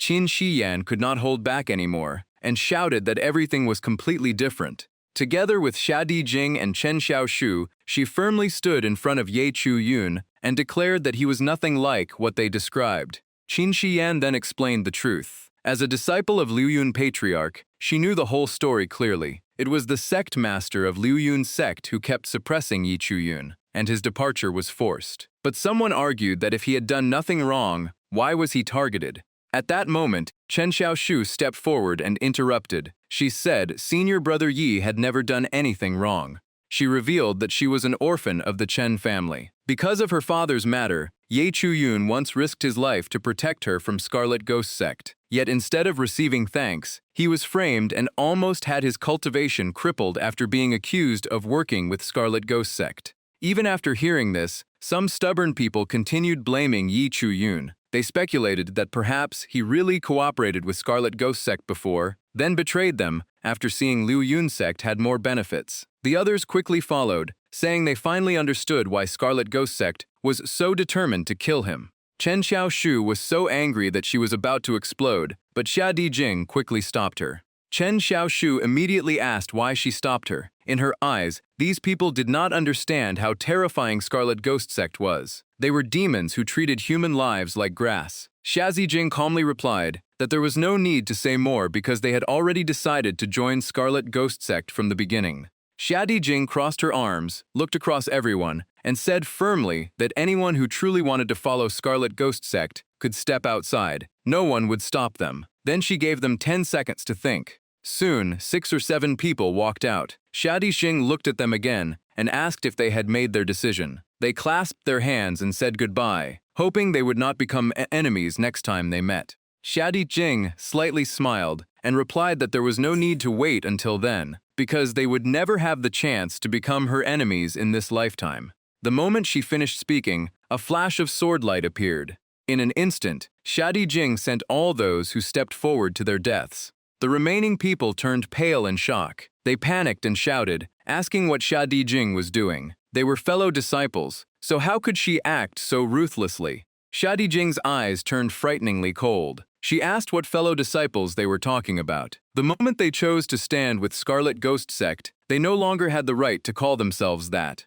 That even if they let them go, Scarlet Ghost Sect might not accept them. There was no need to kill them right here. Xiadi Jing only sneered. Let them go. Who could guarantee that on the next battlefield, the sword stabbing them in the back would not be from those very people? Without giving anyone a chance to argue, she made her stance clear. Anyone who wanted to run, leave, or hide could do so. But now Scarlet Ghost Sect had become a threat to the entire cultivation world, and someone had to stand against them. Those willing to fight with her should step forward. Her words immediately changed the atmosphere. One by one, people stepped forward. Someone shouted that with senior sister Xia carrying such justice, any man who still hesitated was disgraceful. Soon, more and more people stood up. Ye Chuyun quietly watched from the side. Before this, he thought Miao Yin sect was no different from Liu Yun sect because of the internal conflicts among elders. But now he realized he had underestimated them. The disciples here clearly had a far stronger spirit and mindset than ordinary cultivators. At that moment, Ye Chuyun suddenly felt the ground shaking violently. Everyone around him changed expressions, confused about what was happening. Could this really be an earthquake? Ye Chuyun looked into the distance and quickly realized the problem. Scarlet Ghost Sect had most likely started moving. Xiadi Jing immediately told everyone to go check. A massive red vortex appeared in the sky. At the center of the vortex, a terrifying pillar of light pierced straight down onto the mountain peak. Countless glowing patterns rotated continuously, creating a strange phenomenon. Meanwhile, at the foot of Wanru Mountain, Scarlet Ghost Sect members were chasing Yi Qian's group. They laughed crazily, saying a few weak disciples wanted to ruin Scarlet Ghost Sect's grand plan. Yi Qian refused to back down and replied that if senior brother Xiao was here, this formation would have already been destroyed. Hearing this, the enemy laughed and said Xiaoping Tian had already been captured by their lord and turned into a sacrifice. Yi Qian froze after hearing this. But the next second, 2 streaks of light suddenly shot past her eyes. 2 Scarlet Ghost Sect disciples were instantly blasted away. Yi Qian was stunned, unable to understand what happened. Had someone come to save them? She quickly clasped her hands and thanked the person who helped them. But when she looked closer, her eyes widened in shock. The person who appeared was Ye Chuyun. Before she could react, he directly asked about the current situation at Yunlu Mountain. At the same time, on the mountainside of Yunlu Mountain, a Scarlet Ghost Sect member was slaughtering disciples from various sects. He laughed loudly, saying these kids actually wanted to ruin the ancestors' plan. He immediately unleashed the sea overturning seal. Those who survived the attack turned pale. Just sensing his aura was enough to know he was at the Wanfa realm. Someone desperately said that this monster was not an opponent they could fight. Another tremblingly said Shen Yu's team had already been completely wiped out by Scarlet Ghost Sect. The man continued attacking with overwhelming killing intent, coldly declaring that they could regret everything in the underworld. The group could only scream in despair. Before he could strike, a golden streak of light shot straight toward his head at terrifying speed. Fortunately, his reaction was fast enough, allowing him to dodge the attack. But seeing the distant mountain pierced through instantly was enough to understand how terrifying that strike was. His legs weakened as he hit the ground, feeling ice cold inside. This assassin was far too powerful. A moment slower and he would have become crippled. Could this really be the strength of an yin-yang realm expert? Looking up carefully, he was shocked to see that the person who attacked was Ye Chuyun. Chuyun quickly arranged the situation. Chen Han is mine. Senior brother Zhou and senior sister Xia, go clear out the Scarlet Ghost Sect members. Zhou Dameng still worriedly reminded him not to force himself if things went wrong, while Xiadi Jing said she would do her best. The black-robed man wearing a golden mask sneered. With such a huge gap in cultivation, even a divine weapon could not change anything. But Chu Yun calmly replied that people could change unpredictably, while formations were different. Yang Gao immediately added that living people could adapt, but formations could not change themselves. The masked man was left speechless. While observing the surroundings, Chu Yun became confused. Why was Jiang Qingshuang nowhere to be seen? Could she have secretly prepared another trap? At another location, Jiang Qingshuang led her group forward with overwhelming force and questioned Jing Kong. He should have stayed to protect the little monk. So why did he come to Yunlu Mountain? He came here to stop Xue Mi from continuing to commit more sins. Right after that, the beads in his hand flew out in all directions. They shot into the sky and slammed directly into the barrier. Jiang Qingshuang became furious. So this old man knew how to break the spirit realm barrier. But he calmly replied that if he had not delayed them, how could he make Scarlet Ghost Sect walk right into this trap? Back with Chu Yun, he had already pulled the bowstring tight. Facing the masked man's unbelievable gaze, his expression remained calm and confident. He secretly asked Passion Bird if the enemy had noticed that his spiritual energy was completely exhausted. It immediately replied that it and EZ were still supporting his aura, so he had definitely not been discovered. At that moment, the spirit realm barrier suddenly shook violently. A huge crack appeared, causing the golden masked man to shout in shock. It was a spatial rift. He turned around and roared angrily. That brat dared to trick him. He immediately unleashed the sea-overturning seal and realized Chu Yun had been stalling for reinforcements outside. This time, he truly wanted him dead. Yang Gao hurriedly called Passion Bird back. In an instant, countless beams of light appeared and locked onto Ye Chu Yun. He gritted his teeth and said Chu Yun had ruined Scarlet Ghost Sect's plans again and again. Could nobody really stop him? Chu Yun frowned and cursed inwardly. This guy understood nothing and only wanted to fight without knowing right from wrong. Passion Bird immediately warned him that this was a Wanfa's realm expert going all out. He needed to find a way to survive. Chu Yun quickly checked the opponent's information through the system. His name was Zhao Deng, a first-level Wanfa realm expert from the ancient Remnant clan, carrying the fate of Blade Madness and Ghost Soulbone. The system showed that in the future, he would fight Liu Ruyi to the death at the ancient turning battlefield. After fighting Yi Chu Yun and injuring both sides, he would be forced back by Elder Duan. Then Duanfang Zhou would wait outside and steal the credit. Chu Yun thought that since Zhao Deng and Duanfang Zhou already had a grudge, he would never want to become someone else's stepping stone. Zhao Deng gritted his teeth in frustration. So good at hiding, right? Then he would see how long Chu Yun could keep dodging. After saying that, he continuously used his spiritual power to release sword attacks. Yi Chu Yun struggled to dodge every strike, but he knew he had to make the opponent afraid before forcing him to retreat. Passion Bird immediately cursed him for being crazy. With the little strength left, he still wanted to use the divine curse bow, but Yang Gao only replied briefly, "Trust me." 100 steps piercing sun. Yi Chu Yun pulled the bowstring again. When the string was released, an arrow carrying terrifying power instantly formed.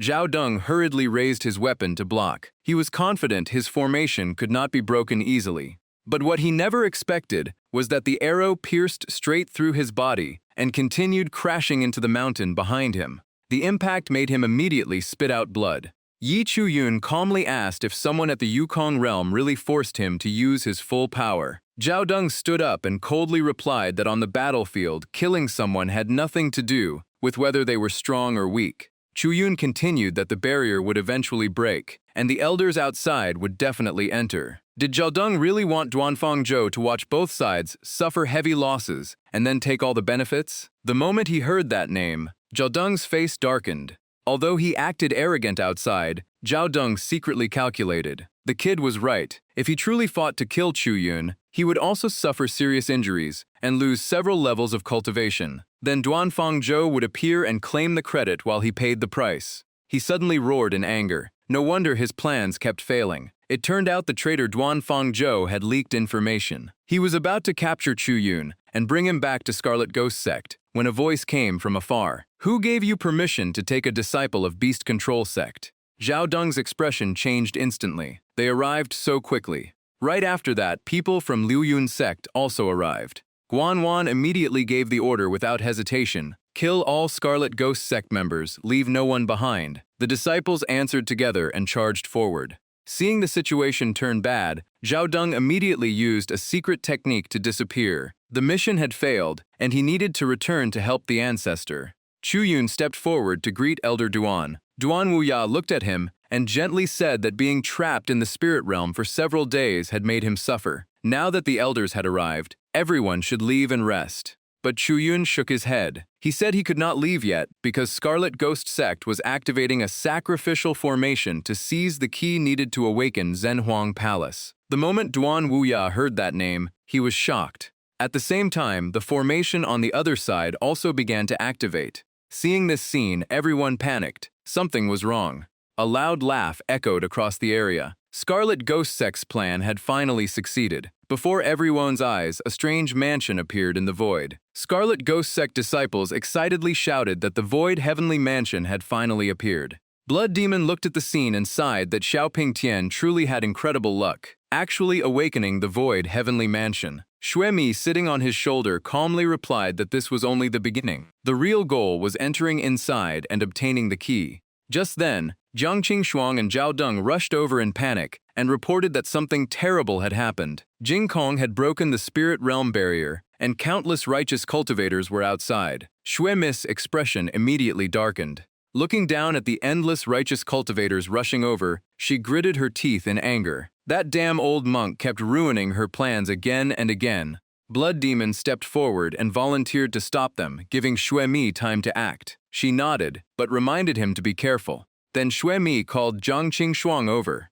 Soon, countless righteous cultivators looked up and suddenly saw Xue Mi floating in the sky, wearing a strange blood-red outfit. Someone immediately recognized her as the Xue Mi ancestor mentioned by Jing Kong and demanded her surrender. Blood Demon stepped forward and laughed in disdain. With this many people, they wanted to surround him? To put it simply, they were not even enough to fill the gaps between his teeth. Yi Chu Yun, being carried into the sky by Passion Bird, saw him and was shocked. This demon actually appeared here too? Xue Mi coldly ordered Blood Demon to stop everyone and never let them ruin the plan. He immediately lowered his head and accepted the order. Then Blood Demon noticed Chu Yun and sneered. Last time, he let him escape, which already annoyed him enough. This time, he would definitely take his life. But deep down, he knew this battle would not be easy. Meanwhile, Xue Mi used the opportunity to enter the Void Heavenly Mansion. Seeing that everything seemed peaceful inside, she decided to go deeper. But shortly after entering, she was suddenly hit by a surprise attack. Blood Demon turned around angrily, and in front of him, Chongjing appeared. Jing Kong also appeared, clasping his hands and chanting Buddha's name. He said it had been a long time since he last met Xue Mi. Xue Mi immediately became furious and cursed the old monk as a hypocrite and a sinister schemer who always appeared to block her path. Jing Kong remained calm and said he had advised her many times. Seeing that she grew up in loneliness, he had never wanted to kill her. If she abandoned her plan of revival, he could still ask everyone to spare her life. But Xue Mi only sneered, believing he was also after Zhenhuang Palace. Hearing this, Xue Mi completely lost control. She shouted that she knew Jing Kong was seriously injured and did not have much time left. If so, they could simply fight to the death and drag everyone here down together. Blood Demon changed expression immediately and tried to stop her. Little Master, you absolutely cannot do this. Guan Dian quickly ordered everyone that all disciples below the Wanfa realm must leave the spirit realm immediately. Duan Wu also told Chu Yun to leave, because this battle was already beyond what he could participate in. Chu Yun seriously asked Elder Duan to wait a little longer. He believed Master Jing Kong definitely still had another move prepared. Elder Duan was confused. At this point, what else could they wait for? Just then, Jing Kong suddenly spoke and told Xue Mi not to act too hastily. He continued calmly persuading her that Xue Mi only wanted to enter the Void Heavenly Mansion because of the Wuyang Jade. If so, both sides could send a few disciples inside to investigate first and fight for it after they had results. Hearing this, Xue Mi became furious. What was this old man planning again? Jing Kong looked behind him and directly mentioned Yi Chu Yun. He said he wanted Yi Donor to enter the Void Heavenly Mansion, and perhaps he could find the Wu Yang Jade. Besides, this kid was also carrying two things that Scarlet Ghost Sect desperately needed. Xue Mi remained silent and thought for a moment before finally agreeing. Duan Wuya immediately became angry and strongly opposed it. Guanwan beside him also objected, asking why Ye Chu Yun was chosen when he was only at the Yukong realm. Chu Yun himself was stunned after hearing this. This old master was using him as bait, but after thinking carefully, this was also a chance to stop Zunhuanwang Palace from appearing. Without hesitation, Chu Yun stepped forward and said he would go. This might be the only way to stop Scarlet Ghost Sect's scheme. Elder Duan was still hesitant, but Chu Yun continued persuading him and asked him to trust him. Xuemi turned and ordered Zaldung to prepare 5 elite disciples to enter the Void Heavenly Mansion. She also required Xiaoping Tian to go with them. Zhao Deng was slightly surprised, but immediately accepted the order. Hearing the name Xiaoping Tian, Elder Duan became confused. Why would Scarlet Ghost Sect send one of their disciples inside? Guanwan also could only stand there in confusion. Nobody understood what was happening. Xuemi crossed her arms and coldly instructed them that after entering they must find Jiang Qing first and follow her orders. Someone asked about Jiang Qing, but Xuemi only smiled mysteriously and said to send her into the Void Heavenly Mansion first. The rest did not matter. Elder Duan took out a small bottle and gave it to Chu Yun. He said that among Beast Control Sect, Chu Yun was the only suitable person for this mission. After entering, he must be extremely careful. Inside was a blood ginseng pill, which could restore some spiritual energy in a critical moment. Chu Yun immediately thanked him. Before leaving, Chu Yun turned around and greeted everyone before rushing forward. Elder Duan silently watched him leave. Passion Bird quickly carried Chu Yun and several others into the secret realm. The moment he opened his eyes, Chu Yun felt dizzy, as if his head was about to split apart. After sitting up and observing his surroundings, Chu Yun realized the Void Heavenly Mansion only allowed those at the late Void Realm or above to enter. He barely got in by borrowing Passion Bird's power and almost suffered a backlash. But soon he noticed something strange. Where was Passion Bird? Why could he not contact it at all? Just then, a dwarf-like demon appeared and spoke coldly. Intruder. Chu Yun's face darkened when he saw it, but after thinking about it, he had no idea what was happening anymore. He decided to fight first and think later. Great River Sword Art. After a long battle, Chu Yun sighed that the stone demons here were much stronger than expected. Fortunately, he discovered their weakness was their wings and managed to fight his way to the cave entrance. But now there were 2 paths ahead, leaving him with a difficult choice. At that moment, the system displayed information about himself and his future fate. According to the prediction, he would fight Xiao Ping-an inside the Void Heavenly Mansion and suffer a heavy defeat. However, he would obtain the Tongling Pill from the right side of the Void Heavenly Hall, increasing his cultivation by 1 level. After reading this, Chu Yun immediately understood. The right path was the one he needed. Activating the Void Ghost Step, he told himself to deal with things as they came. Seeing light appear in the distance, Chu Yun became excited, finally finding a way out. But the scene before him stunned him. A vast area appeared, and he had no idea where the Wu-Yang Jade was hidden. Before he could observe further, a sharp blade tore through the air toward him. At the same time, a cold voice sounded, "We meet sooner than expected." Chu Yun's expression turned serious as he looked at the incoming attack. The opponent directly declared that she would take his life. Void Ghost Step. After dodging the attack, Chu Yun looked at the person before him and was shocked to see Jiang Qing. She calmly withdrew her weapon and said she had entered first when the Void Heavenly Mansion opened. Everything had indeed been within the ancestors' calculations. Jiang Qing lowered her voice with killing intent. "No one can save you here. Hand over those 2 things and you can keep your life. Otherwise, death awaits you." Chu Yun immediately turned and ran in another direction, laughing as he replied that wanting his life was still too early. Jiang Qing raised her hand slightly and coldly said that someone at the Yukong realm actually thought he could escape. 3 Leaf Blade. Seeing 3 moon-cleaving blades flying toward him, Chu Yun panicked internally. This time, things were serious. Void Ghost Step. The 3 blades passed by his body by a hair and shot into the sky. Chu Yun immediately breathed heavily. He had almost died. His heart was still cold from the danger. Just a little slower, and he would have died by her hand. But he suddenly remembered the system information never mentioned his death here. Hiding behind a bush, Chu Yun began calculating. That meant he still had a chance to turn the situation around inside the Void Heavenly Mansion. Pure Qi Sword Art. Jiang Qing only tilted her body slightly and dodged the attack. She looked at him with disdain and asked if he only knew such small tricks. Did he really think these moves could defeat her? Chu Yun only smiled and replied that no one knew the result before trying. Elsewhere, Xiao Pingtian also woke up. Opening his eyes, he looked around in confusion. What was happening? Why was he together with Scarlet Ghost sect members? Staying close to the wall and observing the surroundings, he became even more confused. But then he suddenly remembered someone. Where was Yi Chu-yun? He still had not settled the score with him.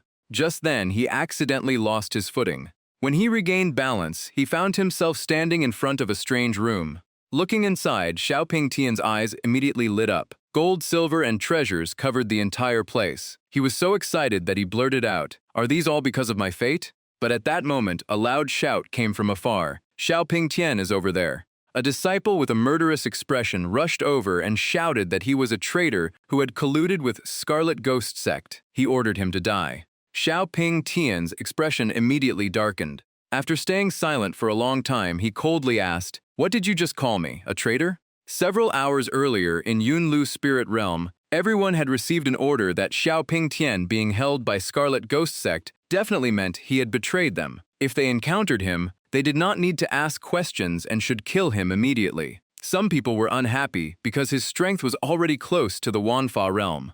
But Xianda took out a magical artifact and said it was his contract artifact. Once activated with most of his spiritual energy, even a Wanfa realm expert would struggle to resist. He directly announced that whoever killed Xiaoping Tian would become the next sword child. A disciple immediately raised the artifact and laughed loudly. "Xiaoping Tian, let's see how long you can keep acting arrogant. This is what the sect master gave us to deal with you." Xiaoping Tian looked at the object and his expression became extremely gloomy. The syndrome? Did his master really want him dead? Seeing him distracted, the disciple crazily beat the drum and shouted for Xiaoping Tian to die. As long as they killed him, they would become the sect master's personal disciples. But Xiaoping Tian laughed bitterly. He gritted his teeth and glared at them before roaring, "I colluded with Scarlet Ghost sect? Do you really think I could not see that Xiande had a problem?" The Chen family incident clearly showed he was the suspicious one. "My master risked his life for you, yet you still want to kill me. This is truly heartbreaking." Right after that, Xiaoping Tian charged forward like a madman, causing the disciples to panic. What was happening? Why did the syndrome have no effect? In an instant, the sword in his hand pierced straight through the drum holder's head. Then a green aura was pulled out from the opponent's body. Xiaoping Tian looked at it and suddenly understood. So this was fate energy. It really was something valuable. He then looked coldly at the remaining people and demanded all their fate energy. 10,000 arrows rain. On Chuyun's side, Jiang Qingshuang waved her hand and destroyed all the arrows. She coldly mocked him for being foolish. Chuyun said nothing and immediately used another move. 100 steps, piercing sun. 3 arrows tore through the air and passed dangerously close to Jiang Qingshuang's hair. This time, she could no longer remain calm. How was this possible? This was power at the Yin-Yang realm level. How could someone at the Yukong realm continuously release attacks like this? Jiang Qingshuang immediately thought of the blood ginseng pill from Beast Control Sect and asked Chu Yun how many resources that sect had invested in him. Chu Yun smiled and replied that this was the capital he used to deal with her. Inside, he was secretly happy. Elder Duan had truly helped him greatly this time. Jiang Qingshuang immediately rushed forward with overwhelming killing intent. Do not celebrate too early. Shadow step. One hand directly grabbed Chu Yun's bow. With the other hand, she raised the moon-cleaving blade and smiled viciously. Without your divine weapon, let's see how you resist. Chu Yun's heart sank. He desperately tried to pull back the bow while calculating quickly. He had to fire this arrow, or everything would be over. Jiang Qingshuang looked at him as if victory was already certain. The gap of 2 realms between us is not something you can overcome. Do you really think Yukong realm power can suppress me? Your chance is over. At the critical moment, Chu Yun finally found a solution. At such close range, forcing the divine curse bow was no different from digging his own grave. A golden arrow suddenly changed direction and shot straight into the ground. In an instant, the area beneath them cracked apart and shattered into countless pieces. When he recovered, Chu Yun found the surroundings had turned into a sea of blazing flames. In the chaos, Jiang Qingshuang was still holding tightly onto Chu Yun's divine bow. The urgent situation made her shout, "Are you still not letting go?" But before either of them could react, they both lost balance and fell straight into the abyss. After a powerful fall, both of them crashed onto the ground. Chu Yun struggled to sit up and complained in pain that his bones were almost shattered. Jiang Qingshuang looked around cautiously and asked where this place was. She also suspected Chuyun had planned this again,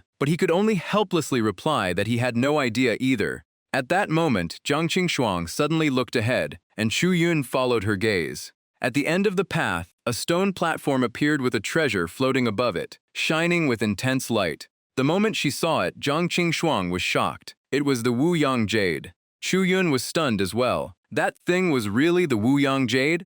Jiang Qingshuang sneered. Fighting you actually helped me find the third key. I only need to kill you, and everything will be complete. As soon as she finished speaking, she charged at Chuyun with overwhelming killing intent. But something strange happened. Before her weapon could reach Chuyun, its power suddenly vanished, and it fell down.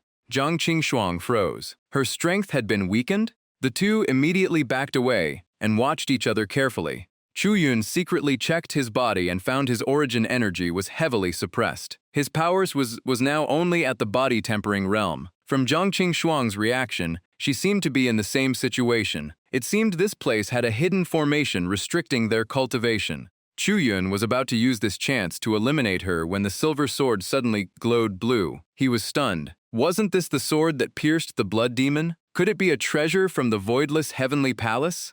Jiang Qingshuang used the chance to move past Chuyun and quietly calculated her next move. Even with her power suppressed, she knew the battle could not drag on. She had to finish him with one strike. At the same time, Chuyun tightly gripped the silver sword in his hand. The Great River Sword technique was unleashed instantly. Jiang Qingshuang was shocked. How was this possible? Even after being suppressed this much, he could still display body-tempering realm power. And that sword was something she had never seen him use before. Chuyun rushed forward with overwhelming momentum and coldly said, "Jiang Qingshuang, your time has come." Meanwhile, only one thought remained in her mind. This is bad. Unfortunately, it was already too late. Chuyun's sword pierced straight through her body. Jiang Qingshuang's face twisted in pain. She unwillingly asked why he had so many treasures. She still could not accept it. She was the Ghost King, after all. After those final words, Jiang Qingshuang completely collapsed. Chuyun wiped away his sweat and sighed in relief. He had finally dealt with the woman who kept chasing him. Now he only needed to obtain the Wuyang Jade. His eyes immediately turned toward the yin-yang-shaped jade floating ahead. As he approached, Chuyun could not hide his excitement. He had finally obtained it. But just as he was about to touch it, a huge force erupted from the two pieces of jade and sent him flying backward. Standing up and rubbing his chest, Chuyun helplessly muttered that this thing even had a protective barrier. He quickly realized things were not as simple as he thought. To obtain the Wuyang Jade, he first had to find the mechanism nearby. Meanwhile, Xiaoping Tian looked almost like a demon. His entire body clung to the cliff wall like a gecko. Climbing from the sea of flames toward the cave entrance, he sensed the area and realized the earlier shockwave came from here. The fortune energy below was terrifyingly powerful. Without hesitation, he jumped into the cave entrance to see what was hidden below. At the same time, outside in the spirit realm, the battlefield had fallen into chaos. Zheng Qing mocked Xian De for arriving too late. His disciple had been captured, yet he did not look worried at all. Xian De calmly replied that this was the time to unite against their enemies, not create internal conflict. He then turned toward the Qigui sect and shouted that they had nowhere left to escape. If they surrendered now, they could still keep their lives. On the demon's side, Xue Mi looked at Xian De and sneered inwardly. This old man was a true actor. Without knowing his secret, anyone might think he was really planning to betray them. Just then, someone reported that Xiaoping Tian seemed to have completed his training. Hearing this, Xue Mi decided not to hold their ground anymore. Everything now depended on him. The giant demon beside her immediately accepted the order. Right after that, the giant demon suddenly flew into the sky, leaving everyone below stunned. Someone quickly realized something was wrong. The Qigui sect was trying to retreat. If they escaped, a bloody battle could be avoided. But Xian De immediately ordered his men to destroy all formations at Yunlu Mountain. The voidless heavenly palace must never continue to exist in this world. Zheng Qing immediately objected. He said there were still his disciples trapped inside the voidless heavenly palace. If they sealed it now, how would those people ever return? Hearing this, Xian De became visibly annoyed. Was he saying he wanted to stand with the Qigui sect? Was he planning to oppose all the sects? Sect Master 2 continued pressing forward, saying the most important thing now was destroying the voidless heavenly palace and stopping the Qigui sect's plans. But Zheng Qing held his ground. As long as his disciples had not all returned, he would never allow this place to be sealed. Seeing words no longer worked, the other side turned aggressive. If he remained stubborn, the Liu Yun sect would have no choice but to use force. Just as the tension was about to explode, a strange bald old man suddenly appeared. He quickly stepped in and told both sides to calm down. It turned out to be Master Jing Kong. Jing Kong took out a jade piece and explained that the voidless heavenly palace was an extremely rare wonder inside the secret realm. Countless pills, treasures, and resources were hidden within.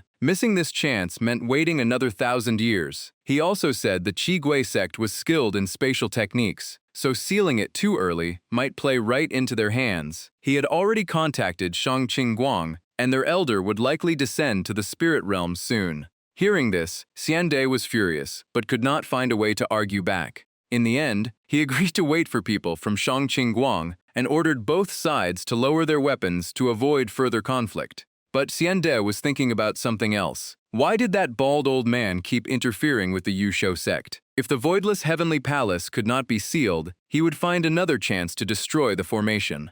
Deep below the voidless heavenly palace, Ping Tian observed Qing Shuang's spirit and suddenly realized the dense fortune energy came from this place. Without hesitation, he used his demonic technique to absorb all the spiritual energy from Qing Shuang's body. Looking at the statue ahead, he thought the fortune energy here was enough to restore him to his peak state. Xiao Ping Tian seemed affected by something. His expression became more twisted and his eyes grew increasingly insane. Moving deeper to the end of the cave, he discovered something strange he had never seen before. The moment he saw it, his spirit trembled. On the stone platform were two jade pieces shaped like intertwined fish.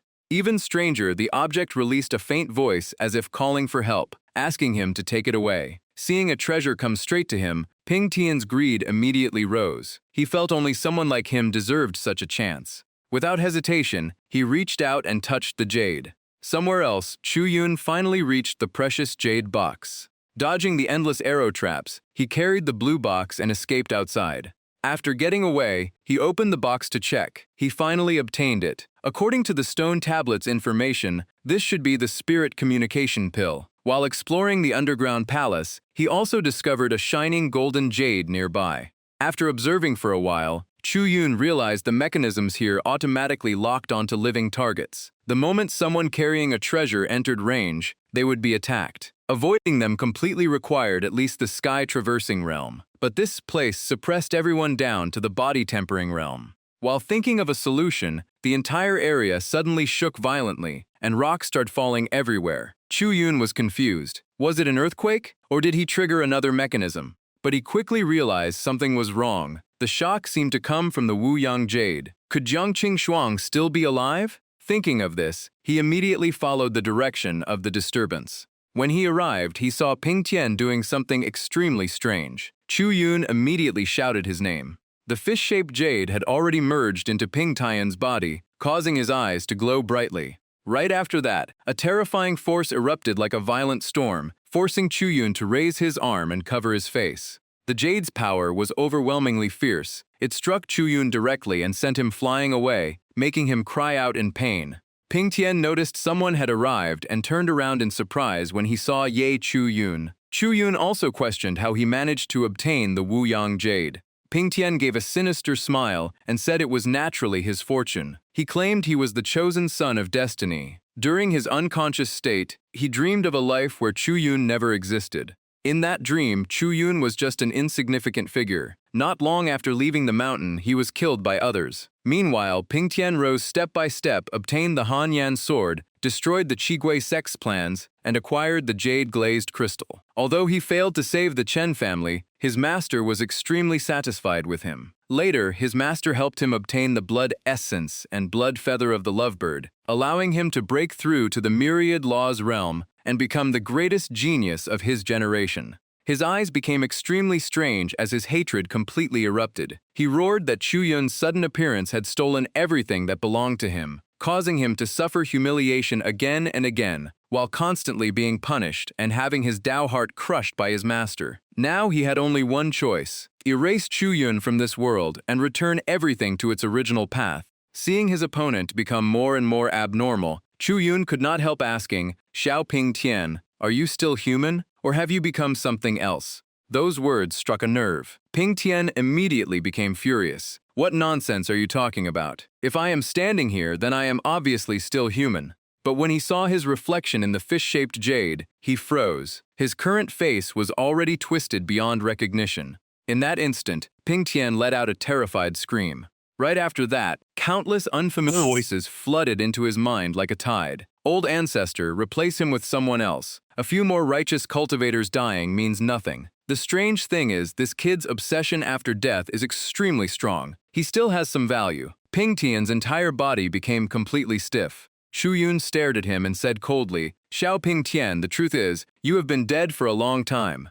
Those words struck his weakest point and drove Ping Tian into madness. His clothes tore apart as his spiritual power exploded. He screamed that this was absolutely impossible. He kept repeating like a madman, I am the chosen son of destiny, the future great emperor. How could I die in this cursed place? After saying that, he rushed forward to grab Chu Yun, but Chu Yun dodged sideways and thought, this guy has truly lost his mind. As he retreated, Chu Yun felt something was wrong. This power was too abnormal. Could the formation here not suppress him? Ping Tian picked up his sword and attacked again, shouting for Chu Yun to return all the opportunities he had taken from him. Chu Yun knew he could no longer keep dodging, so he immediately used his movement technique to retreat. But after thinking carefully, he realized the problem. The formation here only suppresses living beings, and Xiao Ping Tian now. With no other choice, Chu Yun used the silver sword to block the attack head-on. After the clash, Chu Yun was forced down to one knee. He cursed inwardly. Damn it. Even though this guy was dead, his cultivation remained at the profound nether realm. Meanwhile, he was only at the body tempering realm. Fighting head-on was no different from seeking death. Just then, a familiar voice from the lovebird sounded in his mind. It shouted, asking if he could hear it. Chu Yun was shocked. You can speak now? The lovebird explained that after entering the voidless heavenly palace, it could sense the outside world but could not respond. It continued explaining that the suppression of the voidless heavenly palace was weakening. The reason was likely related to the Wuyang jade in Ping Tian's hands. If they delayed long enough or took the jade, Chu Yun's strength would recover. Chu Yun felt a headache coming. How could he stall for time? Before his power returned, he might already die in this underground palace. The lovebird said there was another way. Hadn't Chu Yun just obtained the spirit communication pill? It could help him raise one or two minor realms and activate all his origin energy. If he seized the moment when his power returned, he could turn the situation around. Hearing this, Chu Yun almost laughed. You really appeared at the perfect time. Meanwhile, Ping Tian attacked again with his sword. But this time, Chu Yun dodged effortlessly. Ping Tian asked in confusion why he was no longer running. Chu Yun calmly took out the pill, swallowed it, and replied that the one who should run now was not him. 1 second later, a terrifying aura erupted from Chu Yun's body. Feeling that power, Ping Tian gritted his teeth. When did you reach the sky-traversing realm? Chu Yun looked at him coldly and said, back when I was in the Origin Sea realm, you already could not defeat me. Now you have even less of a chance. Hearing this, Ping Tian stepped back, his voice trembling. But at that moment, another voice suddenly spoke. He is right. You are truly no match for him. Immediately after, strange light appeared from Ping Tian's body and he began convulsing in pain. Chu Yun could only watch in confusion. It turned out the strange existence inside his body was gradually taking complete control, causing Ping Tian unbearable agony. That cold voice continued. Xiao Ping Tian is nothing more than a vessel for the formation. Once he entered the voidless heavenly palace, I could use the formation to enter from outside. But I never expected something this interesting to happen. The Wuyang jade was taken away. Hearing this, Chu Yun's expression changed. Blood demon? The lovebird hurriedly shouted in his mind, kill it now. If that thing truly enters the voidless heavenly palace, we are finished. Chu Yun immediately replied that he understood. Without hesitation, he swung his sword and stabbed directly toward Ping Tian's chest. Seeing this, the demon inside him roared for someone to stop him and forcibly controlled Ping Tian's hand to circulate demonic energy. Ping Tian had completely lost control of his body. He could only watch helplessly as it was controlled and used a force of attraction to pull Chu Yun closer. At the same time, he cried like a man in despair, constantly muttering, "Why me? Why does every misfortune always fall on me?" Meanwhile outside, Xiande was secretly giving orders to his subordinates. He said he had already lured most of the other sects away. Now they only needed to disguise themselves as Qigui sect disciples and destroy the formation at the center of Yunlu Mountain. After receiving the order, his subordinates immediately moved without delay. The hidden attackers quickly rushed out to assist them. In just an instant, a barrier began to slowly take shape. The disciples guarding the area were confused when they saw people charging toward them.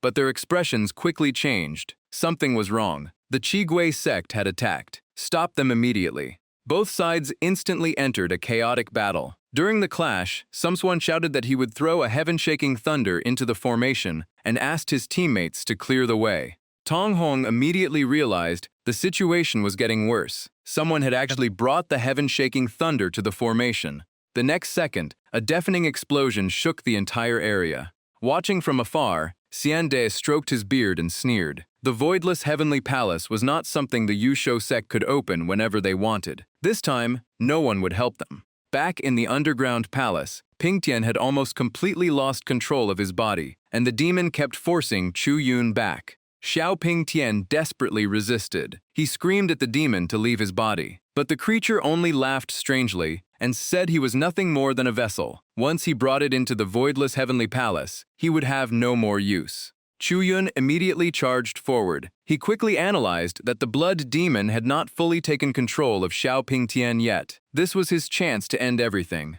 The demon also realized the danger. That kid was about to attack. Chu Yun did not hesitate and swung his sword repeatedly. Pingtian went completely mad. He jumped around while screaming that everyone wanted him dead, but he would never let them succeed. Meanwhile, the blood demon became furious and cursed him for being an idiot and ruining everything. Chu Yun charged downward for a direct strike, but when he saw Pingtian preparing to fight back, he suddenly changed direction.